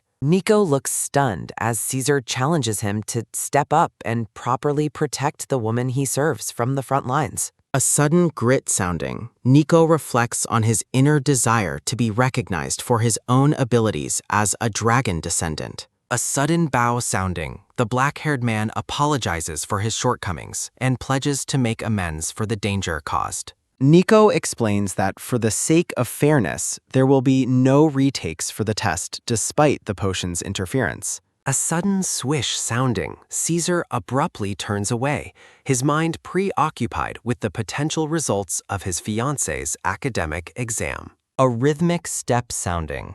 Nico and the princess walk together, observing that the emperor truly seems to care for Lady Luberia. The scene shifts to the palace courtyard where the official results of the academic test are prepared for public viewing. A quiet chatter sounding. Various palace members gossip about how Luberia likely failed due to the interference of the potion. A sudden flinch sounding. The Princess of Saran looks on with a worried expression, fearing the worst for her friend's results. A sudden ta-da sounding. The results are posted on the wall, leaving both Nico and the dark-haired princess completely speechless. A rhythmic flutter sounding, white petals drift through the grand palace hallway as the morning light illuminates the scene. A rhythmic pow sounding. Luberia wakes up feeling stiff and groggy, complaining about Caesar's unpredictable and overbearing presence. A sudden undress sounding. The blonde princess prepares to start her day, unaware of the surprising news awaiting her at the palace. A sudden swish sounding. Caesar tells Luberia to stay clothed, leaving the blonde princess completely bewildered and shocked. A sudden splash sounding. The red-haired Caesar greets Luberia from within a bath, catching her entirely off guard. Caesar sits calmly in the water, his golden eyes fixed on her as droplets roll down his face. Luberia's voice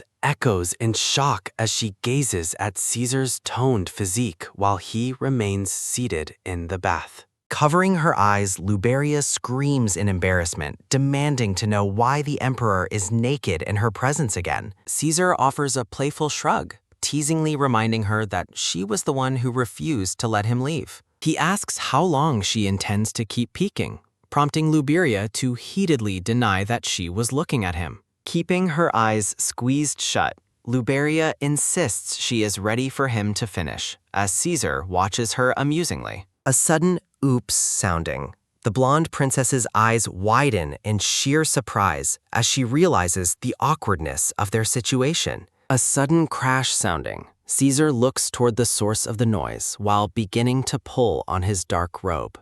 Luberia groans on the floor after a fall, while Caesar's legs appear as he approaches to check on her. Caesar helps her up, asking if she can stand, while a heavily blushing Luberia insists that she is perfectly fine. Looking closer, Caesar points out a bloody bruise on her knee, questioning her well-being despite her earlier claims of health. A sudden carry sounding. The emperor sweeps Luberia into his arms, deciding to take her back to her room. A rhythmic step sounding. Luberia reflects on Caesar's calm demeanor, feeling frustrated that she is the only one visibly flustered. Caesar sets her down gently on the bed, his proximity causing the blonde lady to blush even more intensely. Gazing at her with a serious look, Caesar suggests that she must perceive him as a man without any emotions. Luberia quickly stammers a denial, her face turning a bright shade of red as she meets his intense golden gaze. Caesar offers to summon a physician for her injury, while Luberia tries to downplay the severity of the bruise. A sudden scream sounding. A cheerful brown-haired maid bursts into the room to announce her arrival back to the lady. The maid looks at Luberia with a bright smile, asking if she fared well during their time apart from each other. Mid-sentence, the maid stops as she notices Caesar kneeling before Luberia, creating a highly suggestive and unexpected scene. A sudden schwa sounding. The room becomes thick with tension as the maid stares in stunned silence at the couple. The maid quickly apologizes and turns to leave, while a panicked Luberia desperately tries to explain the obvious misunderstanding.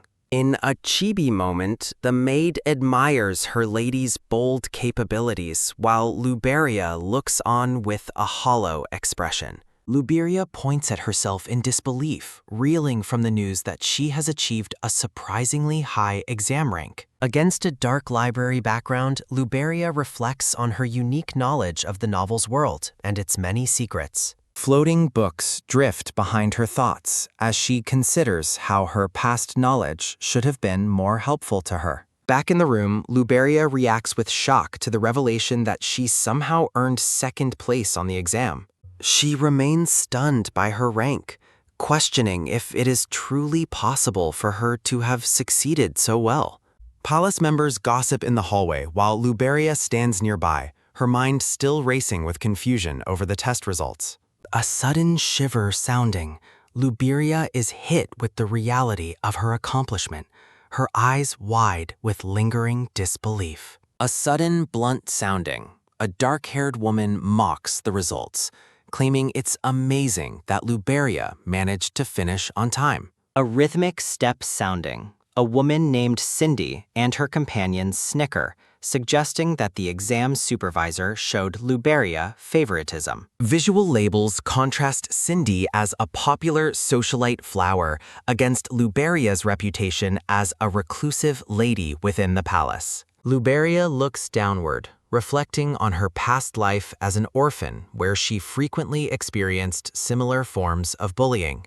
She gazes forward with resolve, realizing her destiny is intertwined with the original Luberia due to their shared experiences of isolation. A sudden squeal sounding, the reddish-brown-haired Cindy laughs behind her fan as her friends shower her with excessive flattery. Cindy shoots a smug look at Luberia, asking if she shouldn't be congratulating the person who took first place. A rhythmic chatter sounding.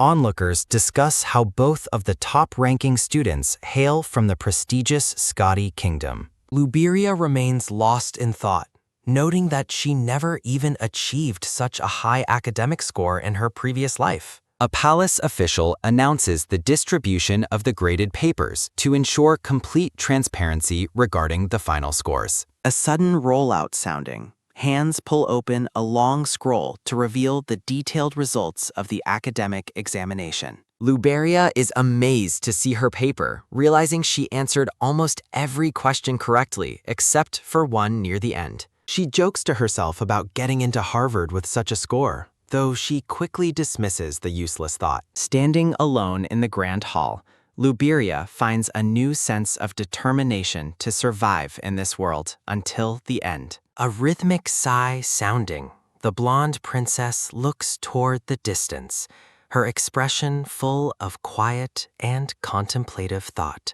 Luberia's internal monologue reflects her deep anxiety about whether she will truly succeed in becoming a recognized Dela. The scene shifts to the snowy palace grounds, where the quiet winter atmosphere highlights the passage of time. Standing on a terrace in a magnificent blue gown, the blonde princess looks out as she notices someone approaching her. Surprised by a sudden arrival, Luberia stares forward with wide blue eyes, her expression frozen in pure disbelief. Approaching with a smile, Caesar praises Luberia's excellent test score, despite the remarkably short amount of time she spent. Luberia laughs bashfully and waves off the compliment, appearing noticeably flattered by the emperor's unexpected recognition of her success. Her attention is caught by a sudden, quick fwish sounding as the red-haired Caesar prepares to ask a serious question.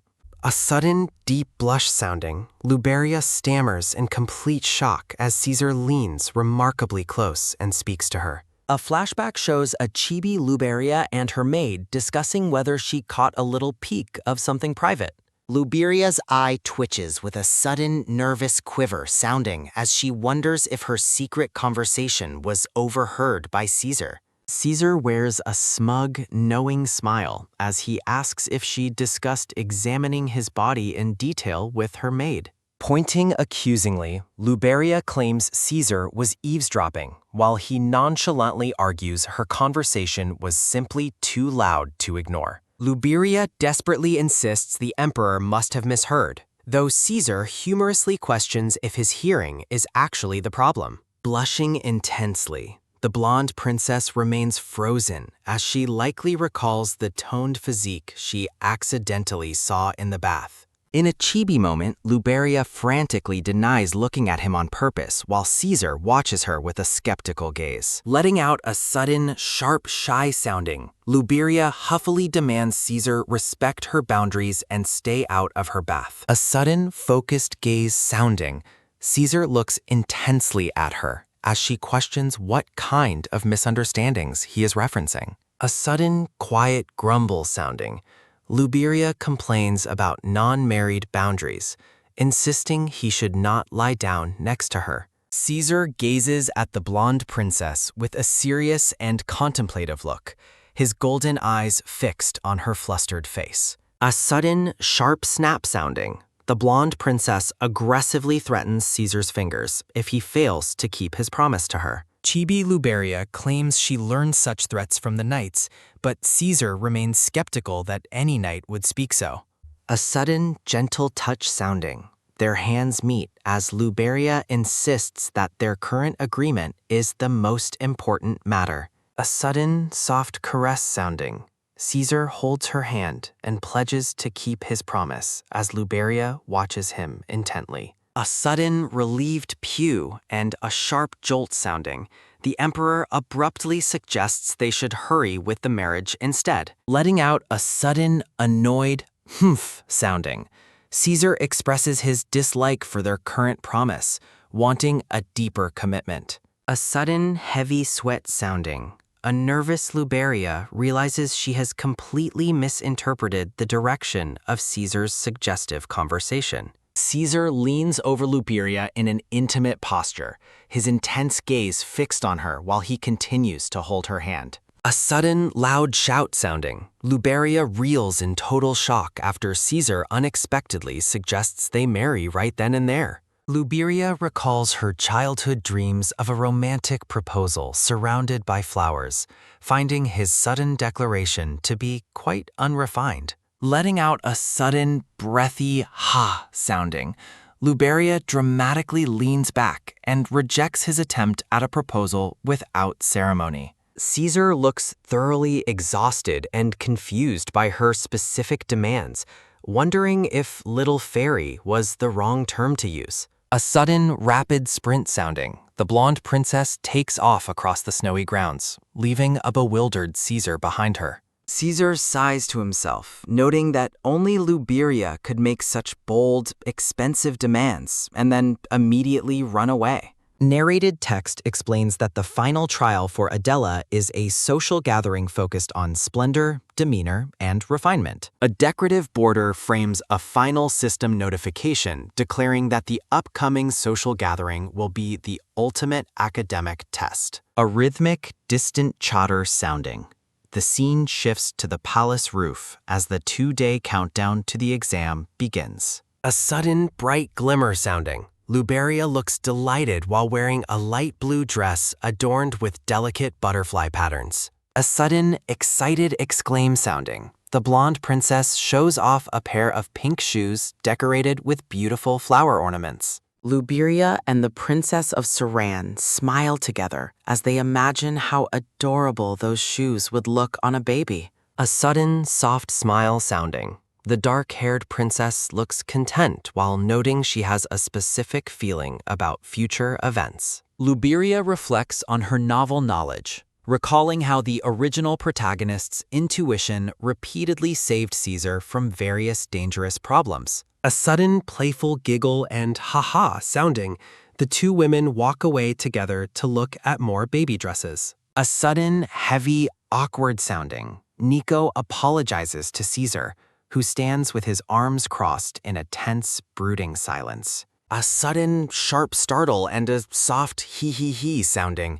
Caesar explains that their meeting at the market was an unavoidable coincidence. A sudden, quick peek sounding. The black-haired Nico looks sideways at the emperor with a visibly nervous and sweating expression. Nico looks downcast while reflecting on his past carelessness and how it negatively impacted the safety of the dark-haired princess. Narrative text questions if Nico plans to publicly declare himself as the dark-haired princess's lover in the near future. Silhouettes depict Nico kneeling before the Princess of Saran as he resolves to rectify his past mistakes and protect her. A sudden, rhythmic sway sounding. Caesar considers Nico's plan to eventually reveal his true identity as a descendant of dragons. A sudden, embarrassed blush and a light ha-ha sounding.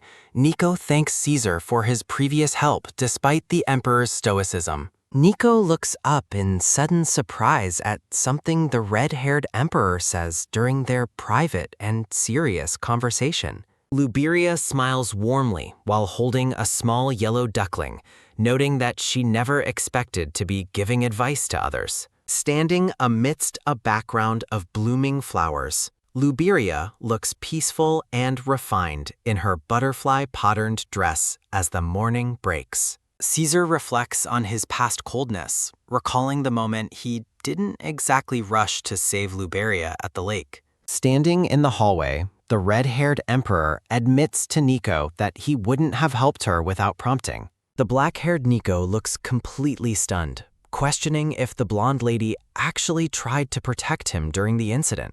Wearing a faint and smug smile, Caesar describes the blonde princess as a meddlesome busybody. Nico gazes away with a serious expression, reflecting on the emperor's internal thoughts regarding Luberia's radiant nature. Caesar's monologue continues as a bubble reveals his realization that the lady is truly as radiant as the sun. Nico smiles knowingly while suggesting she is precious, though Caesar dismissively argues that she isn't particularly special to him. A sudden, shimmering Shah sounding.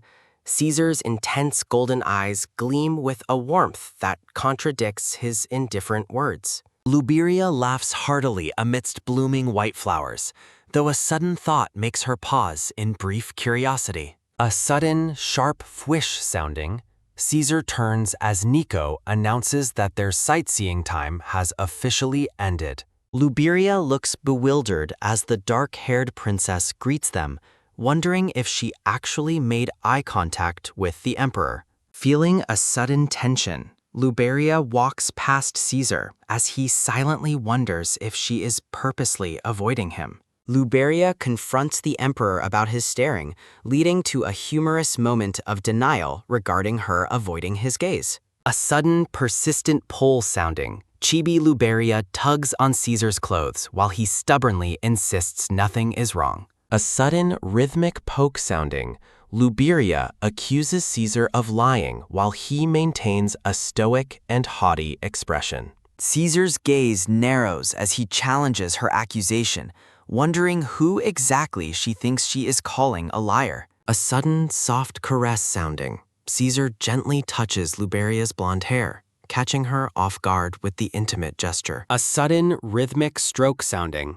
Caesar continues playing with her hair, while a confused Luberia watches him intently. Watching from the side, as the couple walks away, their friends exchange glances and wonder if they actually harbor deep feelings for one another. A sudden, rhythmic step sounding, the four of them walk through the palace courtyard under the bright blue sky. Luberia huffs in annoyance at Caesar's persistent staring, while he argues that he should be allowed to look freely. Their argument continues with Luberia complaining about him touching her hair, despite Caesar's claims that no rules were broken. Caesar remains huffy about his lack of freedom, while Nico and the princess decide to let the pair bicker. Luberia's face turns bright red with a sudden, fiery rage sounding as she denies looking at him in the bath. Caesar stares at her with a skeptical expression, daring her to repeat her denial with her hand over her heart. A sudden, sharp stab and quiver sounding, Luberia shakes in shame as Caesar recalls her honest admission to the maids. Letting out a sudden, loud yell sounding, Luberia finally snaps and admits she saw him while blaming his lack of modesty. A sudden, rhythmic chatter sounding, Luberia's angry declaration about whose fault the incident was echoes through the palace air. A sudden, rapid scurry sounding, the blonde princess takes off at full speed, leaving a stunned Caesar standing alone. Letting out a sudden, soft ha-ha sounding, Caesar smiles to himself, finding Luberia's unpredictable and bold nature truly amazing. The scene shifts to the silent palace grounds under a brilliant full moon, marking the quiet passage of time. A sudden, loud shatter sounding, a teacup is smashed at Count Salier's home within the Saran kingdom. An enraged voice berates a servant for their incompetence, while the terrified worker stammers a desperate and tearful apology. Count Ire Sales fumes over Luberia's high ranking, eventually losing his temper and silencing his useless, trembling servant.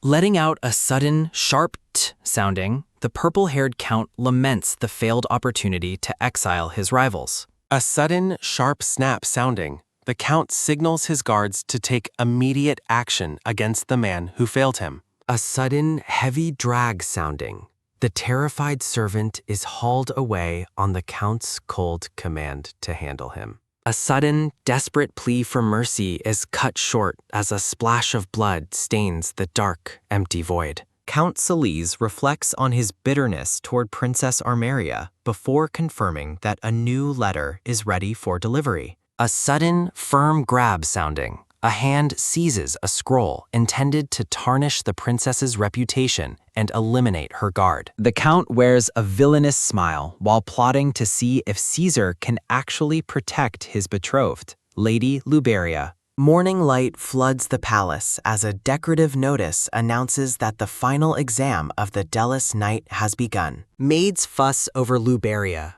who is getting dressed for the occasion while wearing a delicate and beautiful flower crown. A sudden, tight squeeze sounding, Luberia yelps in pain as her pink dress is pulled uncomfortably tight for the ball. Luberia sits quietly in her elegant pink gown, appearing deep in thought while preparing for the upcoming social trial. A sudden, excited flutter sounding. A chibi maid gushes over the Emperor's exceptional eyes with hearts in her own. A glowing system notification declares that the final test of the competition is actually quite simple in its requirement. Narrative text explains that the final hurdle is a social ball, where Luberia must prove her refinement to the judges. The scene concludes with a focus on the radiant light required to shine brightest among the countless stars of society. Blonde-haired Luberia stands elegantly in her flower crown, secretly lamenting her tight dress and lack of snacks. Amidst a sudden, rhythmic chatter sounding, Luberia feels relieved that Caesar provided such a beautiful and appropriate gown. A sudden, sharp shock sounding, Luberia recalls almost wearing a ridiculous trend before Marilda intervened to save her. Luberia gazes thoughtfully as she realizes the gift Caesar sent was indeed perfect for the high-stakes social gathering. A sudden, rhythmic step sounding, the red-haired Emperor Caesar makes a grand entrance, commanding the ballroom's complete attention. Caesar expresses his delight at seeing Luberia in the dress, while she warmly thanks him for the thoughtful gift. A sudden, soft shh sounding, Caesar smiles with a confident charm that matches his radiant and muscular presence. A sudden, heavy ba-dump sounding, Luberia's heart races as she experiences a flurry of unexpected emotions for the Emperor. A sudden, rhythmic chatter sounding, the gathered noblemen watch in awe as they notice the arrival of Scottish ruler. The guests continue their chatter, identifying the red-haired man as the powerful and formidable Lion King of Scotty. Walking arm in arm, a pouting Luberia warns Caesar that any failure in the exam will be his fault. Caesar encourages Luberia to do her best during the final social trial, to which she agrees with quiet determination. Caesar lets out a soft hum, watching the blonde princess intently as the atmosphere of the ballroom shifts. Luberia looks up at him with wide blue eyes, caught off guard by the intensity of the Emperor's gaze. The space between them narrows as Caesar leans in closer, his golden eyes fixed solely on his blonde fiancée. A sudden, soft kiss sounding, Caesar bestows the lion's blessing upon Luberia by gently kissing her hand. Luberia's face flushes with shock as she realizes Caesar has performed such an intimate gesture in public view. A sudden, soft whisper sounding, the noblewomen comment on the Emperor's obvious affection for his beautiful blonde fiancée. Letting out a sudden, heavy sigh sounding, Chibi Luberia calls Caesar a fool for being so embarrassingly open. A sudden, rhythmic ting sounding, the music of the ball begins as skilled hands pluck the strings of an instrument. A sudden, persistent chatter sounding, the older guests observe the arrival of the next important participant in the gathering. The crowd watches as the dark-haired princess of Saran enters the room, exuding a sense of refined elegance. Standing at the center of the room, the dark-haired princess prepares to deliver her welcoming speech to the guests. A sudden, soft flutter sounding, Luberia watches as the princess encourages everyone to enjoy the final social night. A sudden, soft ho-ho sounding, Luberia reflects on how heartwarming the scene is despite the intense academic competition. A sudden, soft whisper sounding, Luberia's attention is caught as the Princess of Saran begins to descend the stairs. Luberia approaches the dark-haired princess to congratulate her on a wonderful speech as the two women reunite warmly. A sudden, bright ha-ha sounding, the dark-haired princess calls Luberia an angel, delighting in their mutual friendship. The dark-haired princess smiles happily to herself, secretly wishing she could dress Luberia in her entire personal wardrobe. Luberia looks slightly embarrassed but content, feeling a deepening bond with the woman she once viewed as a character. Reflecting on her journey, Luberia realizes she has grown genuinely fond of the protagonists she originally planned to avoid. A sudden, soft ha-ha sounding, the two princesses continue their cheerful conversation amidst the blooming flowers of the hall. A sudden, soft whisper sounding, the dark-haired princess playfully promises to secretly handle anyone who bothers her friend. A servant interrupts their moment to deliver a letter supposedly from the king to the dark-haired princess. The dark-haired princess looks at the delivered scroll with confusion, questioning why her father would send a message now. The dark-haired princess notes that something is strange, catching Luberia's attention with her sudden, wary change in tone. The dark-haired princess realizes the servant belongs to Count Arriia, making his delivery of a royal letter highly suspicious. Luberia repeats the name Count Arriia, her mind racing as a sense of deep unease begins to take hold. A dark fog fills Luberia's mind as she tries to recall where she has heard that name before. A sudden, sharp ack sounding, Luberia clutches her head in pain as fragments of her novel knowledge resurface. A sudden, painful throb sounding, a dizzy Luberia asks to examine the scroll as the servant watches her nervously. A sudden, heavy throb sounding, Luberia struggles against a worsening headache to identify Count Arriia's role in the story. A sudden, sharp pang sounding, the truth finally hits Luberia like a bolt of lightning as her memories return. Luberia recalls the catastrophic dragon rampage incident that was originally triggered by the actions of the dragon descendant Nicholas. The memory clarifies that the rampage began after the dark-haired princess collapsed from drinking a lethal poison. Luberia realizes with horror that Count Arriia is the true villain behind the impending tragedy about to unfold.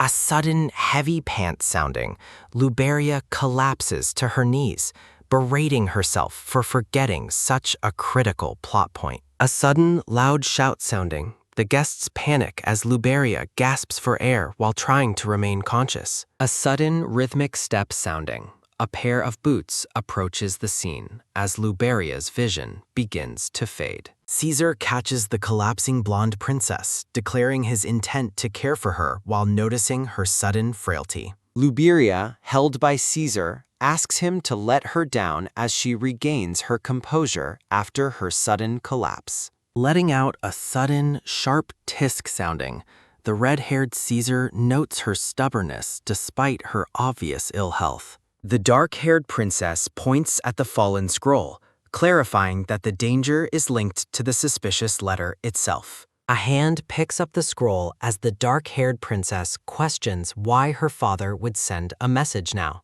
Letting out a sudden, quick shick sounding, the dark-haired princess opens the scroll, noting her father's recognizable handwriting. A sudden, sharp gasp sounding, the dark-haired princess stops mid-sentence as she notices a crucial, unsettling detail. Looking closely at the scroll, the dark-haired princess observes that the official seal is subtly different from the real one. The background turns dark and thorny as a chilling realization confirms that the letter is indeed a forgery. Caesar holds the trembling Luberia while the dark-haired princess explains the minute details that only she would have noticed. Letting out a sudden, heavy pant sounding, Luberia identifies Count Arriia's conspiracy, Suspecting, he added a potion to the scroll. Letting out a sudden, sharp shaw sounding, the dark-haired princess fumes at the Count's audacity to target a royal guest. Luberia's expression softens as she begins to reflect on the true mastermind behind the original novel's tragic events. Luberia recalls the original plot where Nicholas was released as a wolf and failed to attack the dark-haired princess. Narrative text explains how Nicholas previously failed to make Luberia return home even after drugging her during the test. Letting out a sudden, sharp crack sounding, a fractured mirror shows Nicholas as Luberia realizes he will be blamed. The dark-haired princess remains silent, her face shadowed with deep concern as the weight of the conspiracy sinks in. Clutching her chest, the dark-haired princess looks down in sorrow, appearing deeply troubled by the brewing threat. Luberia quickly reassures her friend that the Count's malice is not her fault, as Caesar watches the exchange intently. Letting out a sudden, loud yell sounding, Luberia exclaims that the Count targeted her specifically because she is Caesar's betrothed. Letting out a sudden, soft peak sounding, Luberia nervously hopes Caesar won't react by impulsively deciding to destroy the kingdom. A sudden, sharp, speechless sounding, Chibi Luberia stands stunned as Caesar questions why he shouldn't stop Count Eyre's plans. Caesar's brow furrows in frustration as he asks if Luberia expects him to simply stay still and do nothing. Caesar looms over a sweating Luberia, asking if he should just watch foolishly while his people are being hurt. Letting out a sudden, sharp flinch sounding, a guard jumps in surprise as Caesar calls for his immediate attention.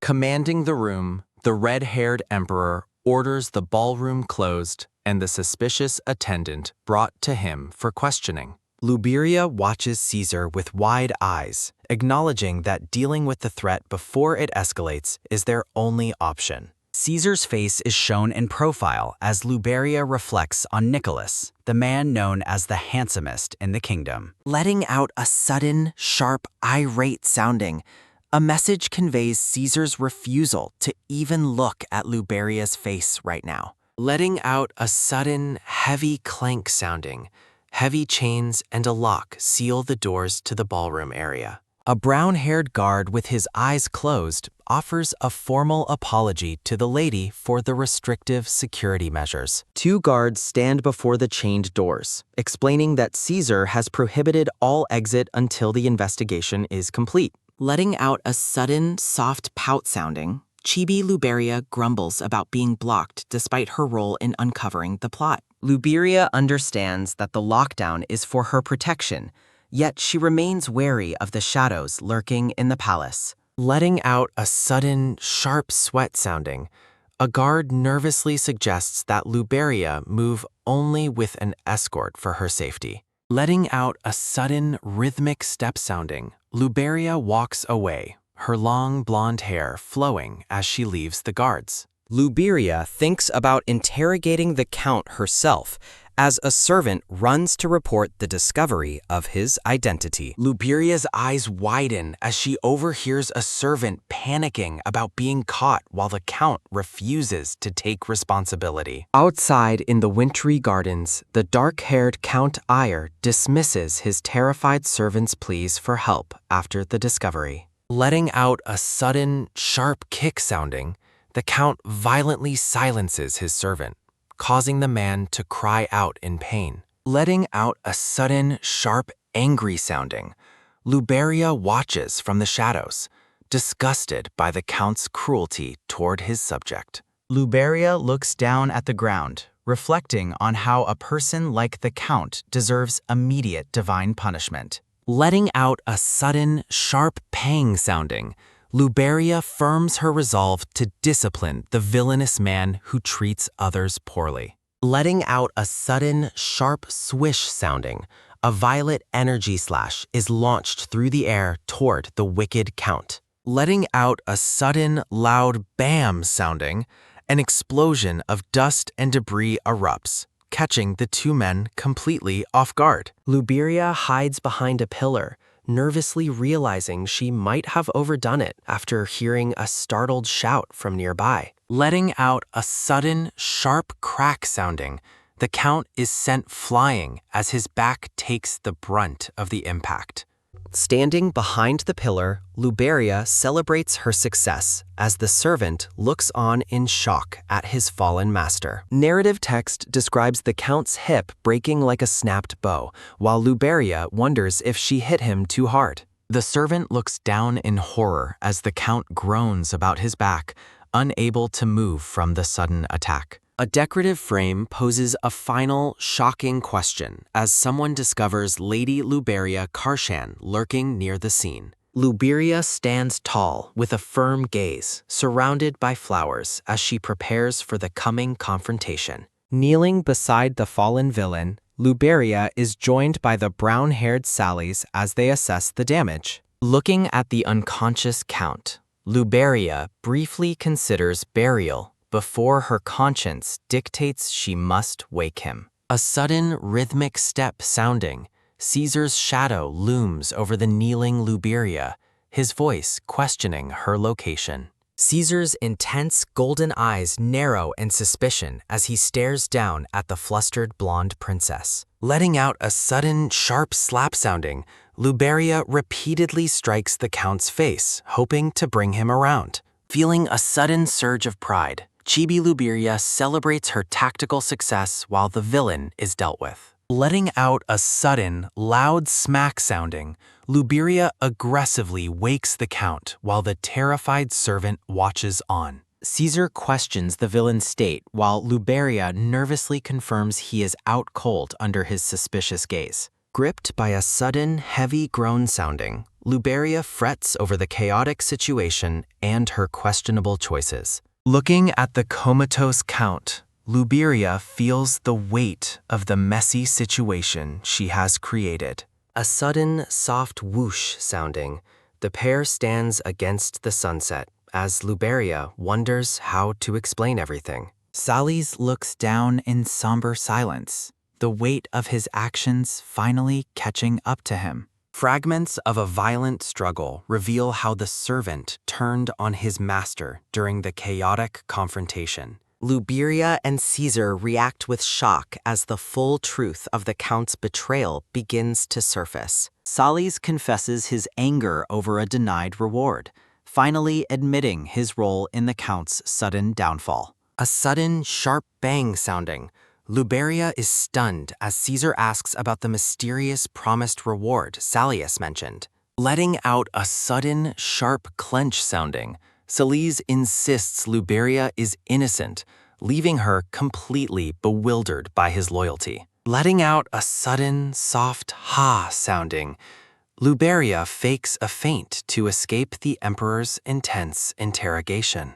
Amidst a sudden, loud chatter sounding, the faking princess overhears the guests gossiping about the Count's poison plot. Continuing her ruse, Luberia listens as the crowd marvels at her quick wit during the palace test. Shutting her eyes tight, Luberia hears a new voice and focuses all her attention on the surrounding conversation. Sally's voice echoes through the night, explaining he only acted out of desperation to support his family. Kneeling before the guards, Sallies explains that Luberia's mercy inspired him to finally expose the Count's crimes. With a look of resignation, the servant accepts his fate, refusing to seek forgiveness for his transgressions. In the darkness, Luberia worries about Sally's punishment and how the investigation is proceeding without her. A sudden, soft sigh sounding, the exhausted princess struggles to stay awake beneath the glowing full moon. Letting out a sudden, sharp shah sounding, the red-haired emperor stands regally under the moonlight, looking concerned. Letting out a sudden, quick blink sounding, Luberia wakes to find Caesar watching over her in the gardens. Caesar explains he moved her for safety, while Luberia realizes she accidentally fell asleep during her act. Chibi Luberia grumbles to herself about the lack of sleep caused by the Emperor's constant presence. Caesar reveals the identity of her companions, shocking Luberia as he mentions Salles and his men. Shadows of the arrested Count loom as Caesar notes the villain is currently unfit for proper interrogation. Letting out a sudden, sharp flinch sounding, Luberia realizes some details of the incident remain dangerously unclear. Caesar observes that Sally's confession is strange given his known loyalty to the villainous Count Arriia. Caesar reassures her the matter is resolved, while Luberia attributes the Count's broken back to divine punishment. Letting out a sudden, soft gasp sounding, Caesar listens as Luberia expresses concern for the servant's family. Letting out a sudden, heavy kneel sounding, Caesar descends to Luberia's level, his expression softening with concern. Looming over her, Caesar asks if she truly enjoys putting herself in such dangerous, life-threatening situations. Chibi Luberia quickly denies his accusation, insisting her motives are far simpler than he imagines. Caesar questions if her sense of justice or meddling nature drove her to risk everything for others. Memories of her selfless actions flash by as Caesar reflects on her habit of ignoring her own safety. Letting out a sudden, soft pat sounding, Caesar touches her face as Luberia admits her mind is confused. Letting out a sudden, soft brush sounding,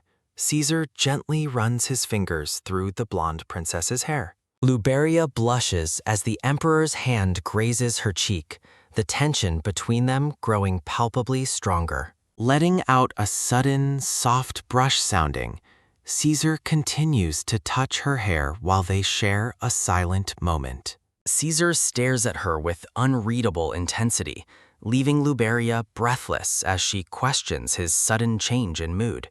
The Emperor remains kneeling before her, the garden silence emphasizing the deepening bond between the two. Narrative text reflects on how Luberia's original goal was mere survival, a priority that is clearly shifting. Letting out a sudden, loud but doom sounding, Luberia clutches her chest as her heart races with new, unexpected feelings. Caesar stands before a doubting Luberia who believes he couldn't possibly truly love her despite his recent actions. Narrowing her focus, Luberia's blue eye reflects her inner turmoil as she questions the motive behind his proposal. Caesar's expression remains somber and intense, mirroring the weight of the unspoken words hanging between him and the princess. Looking down with a heavy heart, Luberia asks Caesar why he truly desires marriage when it seems politically unnecessary. A haunting vision of a potential tragic fate fuels Luberia's fears about their uncertain future and Caesar's ultimate destiny. Standing amidst a soft floral background, Luberia appears pensive and elegant in her fur-trimmed gown while reflecting on her choices. Dark, swirling shadows frame the stark reality that they have yet to find a path where both can survive together. Caesar remains lost in thought, his golden eyes reflecting a quiet desperation to protect the woman standing before him. Letting out a sudden, sharp flinch sounding, Luberia jumps in surprise as Caesar notes her inability to hide her emotions. Caesar observes her resigned smile with a heavy heart, sensing that she has already given up on her own happiness. Narrative text over an open book reveals Caesar's growing fear that Luberia will eventually vanish from his sight. With an uncharacteristic vulnerability, the red-haired emperor admits his deep-seated anxiety regarding her safety and constant presence. Letting out a sudden, quick pinch sounding, Chibi Luberia tugs her cheek to ensure this surreal moment isn't just a dream. Sitting together in the quiet garden, Caesar and Luberia share a moment of mutual fascination over his rare show of emotion. Luberia asks why he fears her disappearance, to which a troubled Caesar simply admits he truly doesn't know. Amidst stylized patterns, chibi dialogue bubbles reveal their light-hearted banter about constant surveillance and personal privacy moments. Surrounded by blooming roses, Caesar turns his head away, a visible blush creeping onto his face as he grows shy. Letting out a sudden, loud but dump sounding, Luberia is struck by a figurative arrow of love as Caesar's shyness shocks her. In profile, Caesar reveals he finally understands his motivation for marriage, while a curious Luberia waits for his answer. A vibrant floral backdrop emphasizes Caesar's heartfelt declaration of wanting the princess by his side at all times. Hiding her blushing face with her arm, Luberia reminds him that he already said those words during his last proposal. Elegantly framed text conveys Caesar's deeper desire. He no longer just wants an alliance, he wants the princess's heart. In a breathtakingly romantic gesture, Caesar holds Luberia's hand and formally asks for her hand in marriage once more. The scene shifts to a serene indoor palace setting, bathed in the soft glow of sunlight through ornate traditional windows. Close-up shots of delicate tea sets suggest a quiet morning meeting within the refined and peaceful atmosphere of the palace. A black-haired noblewoman looks on with curiosity, her expression inquisitive as she approaches the blonde princess. Noticing Luberia's dazed state, the black-haired woman asks if something happened to cause her such obvious distress. Startled while holding her tea, Luberia reacts with wide eyes as the woman asks if yesterday's events are the cause. Sitting across from each other, the black-haired woman confirms that Marquis Sales was indeed the culprit behind the plot. Narrative bubbles question if Luberia heard about the Marquis's current terrible state following the confrontation in the gardens. Letting out a sudden, heavy thud sounding, Luberia panics at the thought of the international repercussions of her violent intervention. The black-haired woman sparkles with admiration, asking if the princess really defeated the villain with a single powerful blow. The black-haired noblewoman looks at Luberia with a gentle, knowing gaze, sensing there is more to the romantic story. Surrounded by lavender and spring flowers, Luberia looks demure and lovely as she is lost in her own thoughts. Chibi faces reveal a humorous exchange about Luberia's rash but well-intentioned choices during the palace crisis yesterday. Evidence of the plot, poisoned plants, and a dark contract for brainwashing wolves is shown amidst a somber, dark background. Chibi Luberia's heroic victory over a wolf is recounted, though the princess worries the tale is becoming overly glorified. Luberia reflects on her encounter with the red-haired emperor under the moonlight, admitting her fainting was just an act. Close-up of Luberia's bright blue eyes as she processes the weight of her growing feelings for the emperor. The black-haired woman leans in, asking if anything romantic transpired between Luberia and Caesar during the garden chaos. Feigning hurt, the black-haired woman dramatically laments that they aren't close enough to share such intimate secrets. Luberia quickly reassures her companion, blushing as she insists she views the woman as dear as her own family. The black-haired woman presses for the secret, causing a flustered Luberia to hesitate and sweat under the scrutiny. With a mischievous glint in her eyes, the attendant asks if the secret is too embarrassing to speak aloud. Luberia sits gracefully, her hands clasped in her lap as she prepares to confess the truth of the emperor's proposal. Luberia explains Caesar's change of heart, revealing his new goal is to win her love rather than just an engagement. Letting out a sudden, loud slam sounding, the black-haired woman hits the table, outraged by the emperor's shamelessness. The attendant vents her frustration, reminding Luberia that Caesar once viewed her as nothing more than a political tool. Determined to protect the princess, the woman advises her to play hard to get and withhold her affection for now. Luberia looks on in shock, her hands to her chest as she realizes she's being coached in romance tactics. Arriia advises Luberia that in relationships, one must always maintain the upper hand to avoid losing. Letting out a sudden, soft sigh sounding, Arriia laments the princess's innocence, while Luberia blushes with confusion. Looking elegant with floral ornaments, a pensive Luberia reflects on the complex advice regarding her romantic future. Narrative text highlights Caesar's desperate plea for the princess's heart,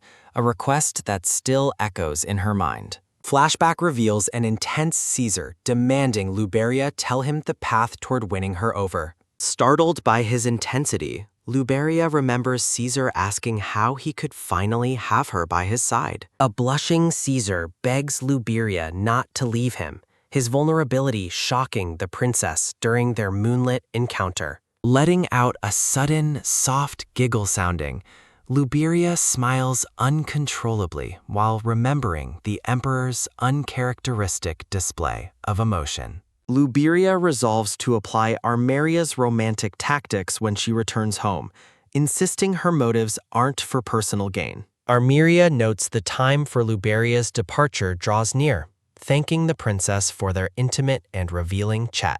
The two women share a warm farewell in the sunlit palace room, their friendship strengthened by shared secrets. Chibi versions of Arriia and Luberia share a curious look, reflecting the playful nature of their parting exchange. Laughing brightly amidst blooming flowers, Luberia feels a sense of relief and joy following her conversation with Arriia. Luberia pulls Arriia into a warm embrace, celebrating the sisterly bond that has formed between the two nobles. Luberia asks Arriia to use her name instead of her title, cementing their new, deeply personal connection. Arriia expresses her deep gratitude, crediting the princess for saving her life and the life of her child. Letting out a sudden, soft sigh sounding, Luberia looks down at a flower while cherishing this moment of peace. The sun gleams over the traditional palace rooftops as the focus shifts to the upcoming homecoming celebrations. A sudden, rhythmic clip-clop sounding, the royal carriage speeds along the path, carrying the princess toward her next engagement. The interior of the ornate carriage reflects the luxury of the royal family as the journey continues swiftly. Letting out a sudden, rhythmic clip-clop sounding, the carriage wheels turn rapidly while Luberia travels toward the capital. Luberia suddenly realizes she has overlooked a major piece of news amidst the recent drama with Marquis Sales. Fireworks explode over the palace as Luberia wonders which noblewoman was chosen for the prestigious title of Dela. Marilda joyfully announces their arrival at the capital, while a bashful Luberia hides her face from the public. Luberia admits she chose to ride with Marilda specifically to avoid an awkward encounter with the emperor. Flashback shows a flustered Luberia pushing Caesar away, using seasickness as a flimsy excuse to maintain her distance. Chibi Luberia observes the massive crowds gathered for Caesar's homecoming parade, marveling at his popularity among the people. The palace grounds are filled with cheering citizens, their excitement palpable as they celebrate the emperor's triumphant return. Luberia smiles serenely as she realizes she is the one who has been honored with the Dela title. Letting out a sudden, loud heart thump sounding, Luberia reacts with shock to news of the impending punishment for Lady Sindri. Marilda watches the princess's reaction, noting that Luberia was truly unaware of the legal consequences for her slanderer. A vision of the servant reveals his confession was motivated by his genuine admiration for Luberia's noble character. Luberia looks stunned upon hearing that the jury unanimously awarded her the title for saving the royal family. A beautiful vision depicts Luberia as the ideal Dela, adorned with a flower crown and an elegant gown. Letting out a sudden, heavy thud sounding, Luberia collapses in shock at the magnitude of her new public responsibilities. The scene shifts to the bright city streets where banners fly high in anticipation of the upcoming festivities. Citizens line the parade route, cheering as the royal carriages enter the palace gates for the grand celebration. Luberia grumbles to herself inside the carriage, feeling overwhelmed by the constant cycle of parties and social obligations. Inside the carriage, Marilda and the princess prepare for their arrival, the tension of the upcoming event mounting. Letting out a sudden, soft laugh sounding, Luberia attempts to hide her anxiety as they reach the banquet hall. Narrative text confirms that Luberia has successfully managed to avoid Caesar for a full week following his proposal. Maidservants attend to Luberia, dressing her in a magnificent gown for the party where she must face the emperor. Luberia grows anxious, worrying about Caesar's silence despite his recent vow to win her heart and affection. Luberia frets over the possibility that her plan to plan hard to get might actually backfire on her.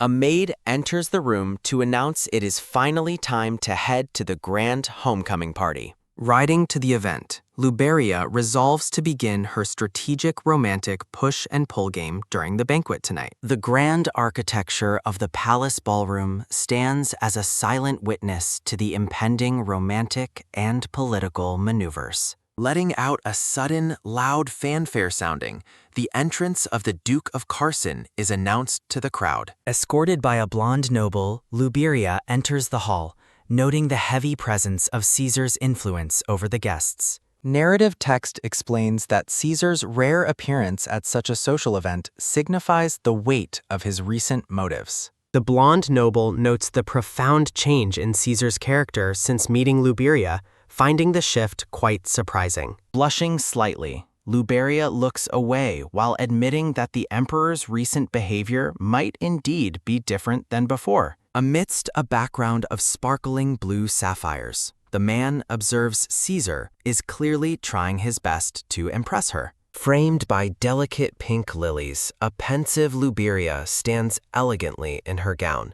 lost in her complex romantic thoughts. While laughing brightly, Luberia reminds herself to keep a straight face and maintain her strategic push and pull game. Chibi versions show Luberia worrying about being left alone, while the blonde noble insists he must depart for duties. Letting out a sudden, soft sigh sounding, Luberia remains by herself for a fleeting moment of quiet reflection. Commander Lancelot approaches the princess, politely requesting that she address him simply as Sir Lancelot during the festivities. A humorous chibi scene depicts the awkward, respectful distance maintained between the princess and the brown-haired commander. Lancelot introduces Gregory and a fellow dark-haired knight, explaining they are both serving as knights alongside him. The purple-haired Gregory Zeppelin, an apprentice of the Royal Knights, introduces himself with a courteous and polite bow. A dark-haired knight stands before Luberia, his presence and intense gaze catching the blonde princess completely by surprise. Narrative text reveals the knight is Andrew Baldy, the youngest vice-captain known as the heroic Blue Star of Scotty. A close-up of the dark-haired Andrew shows him blushing while staring at Luberia, thinking about how small she appears. Lancelot explains that these two are his best apprentices, whom he has been helping to train for their upcoming exams. Narrative bubbles reflect on how the lack of war in this timeline has delayed the knight's chance to shine. Lancelot asks about Caesar's whereabouts, causing a flustered Luberia to panic as the question hits a sore spot. Luberia grumbles about the emperor's heavy workload while Gregory and Andrew look on with blank, somewhat confused expressions. A sudden, low mumble sounding, Andrew mutters that he would never leave his own fiancée alone at such an event. Taking everyone by surprise, the dark-haired knight drops to one knee and boldly asks Luberia for a dance. Gregory and Lancelot are visibly horrified, shouting that Andrew is a fool for approaching the king's fiancée so brazenly. Surrounded by lilies of the valley, a delighted Luberia giggles, never having been asked to dance in such a fashion. Close-up of Andrew's striking green eyes as he notes that no one else dared to ask her because of Caesar. Andrew boldly questions if there is any law against asking a lady to dance, despite the protests of his companion.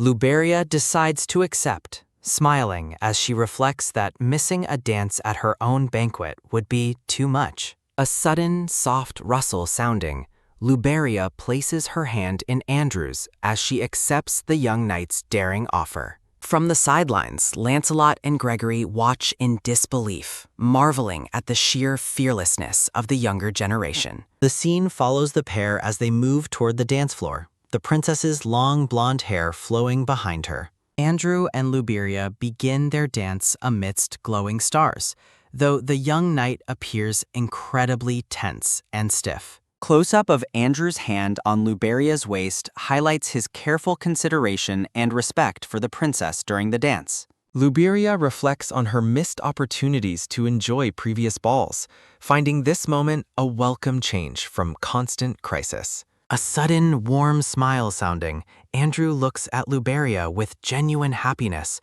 catching the princess off guard with his charm. Luberia looks down with a slight blush, processing the unexpected enjoyment she found in the young knight's company. The crowd watches in hushed whispers as the dance concludes, the atmosphere heavy with the spectacle of their performance. Andrew bows and thanks Luberia for the unforgettable memory, while she politely assures him she had a wonderful time. Framed by colorful flowers, Luberia looks serene and content as she reflects on the successful and pleasant social interaction. Turning her back on the ballroom, Luberia begins the long walk back to her private quarters as the night winds down. Close-up of the dark-haired knight's eyes as he watches the princess depart, his expression filled with lingering admiration. Andrew's voice softly echoes the name of Lady Luberia as he lingers in the hall after their dance has ended.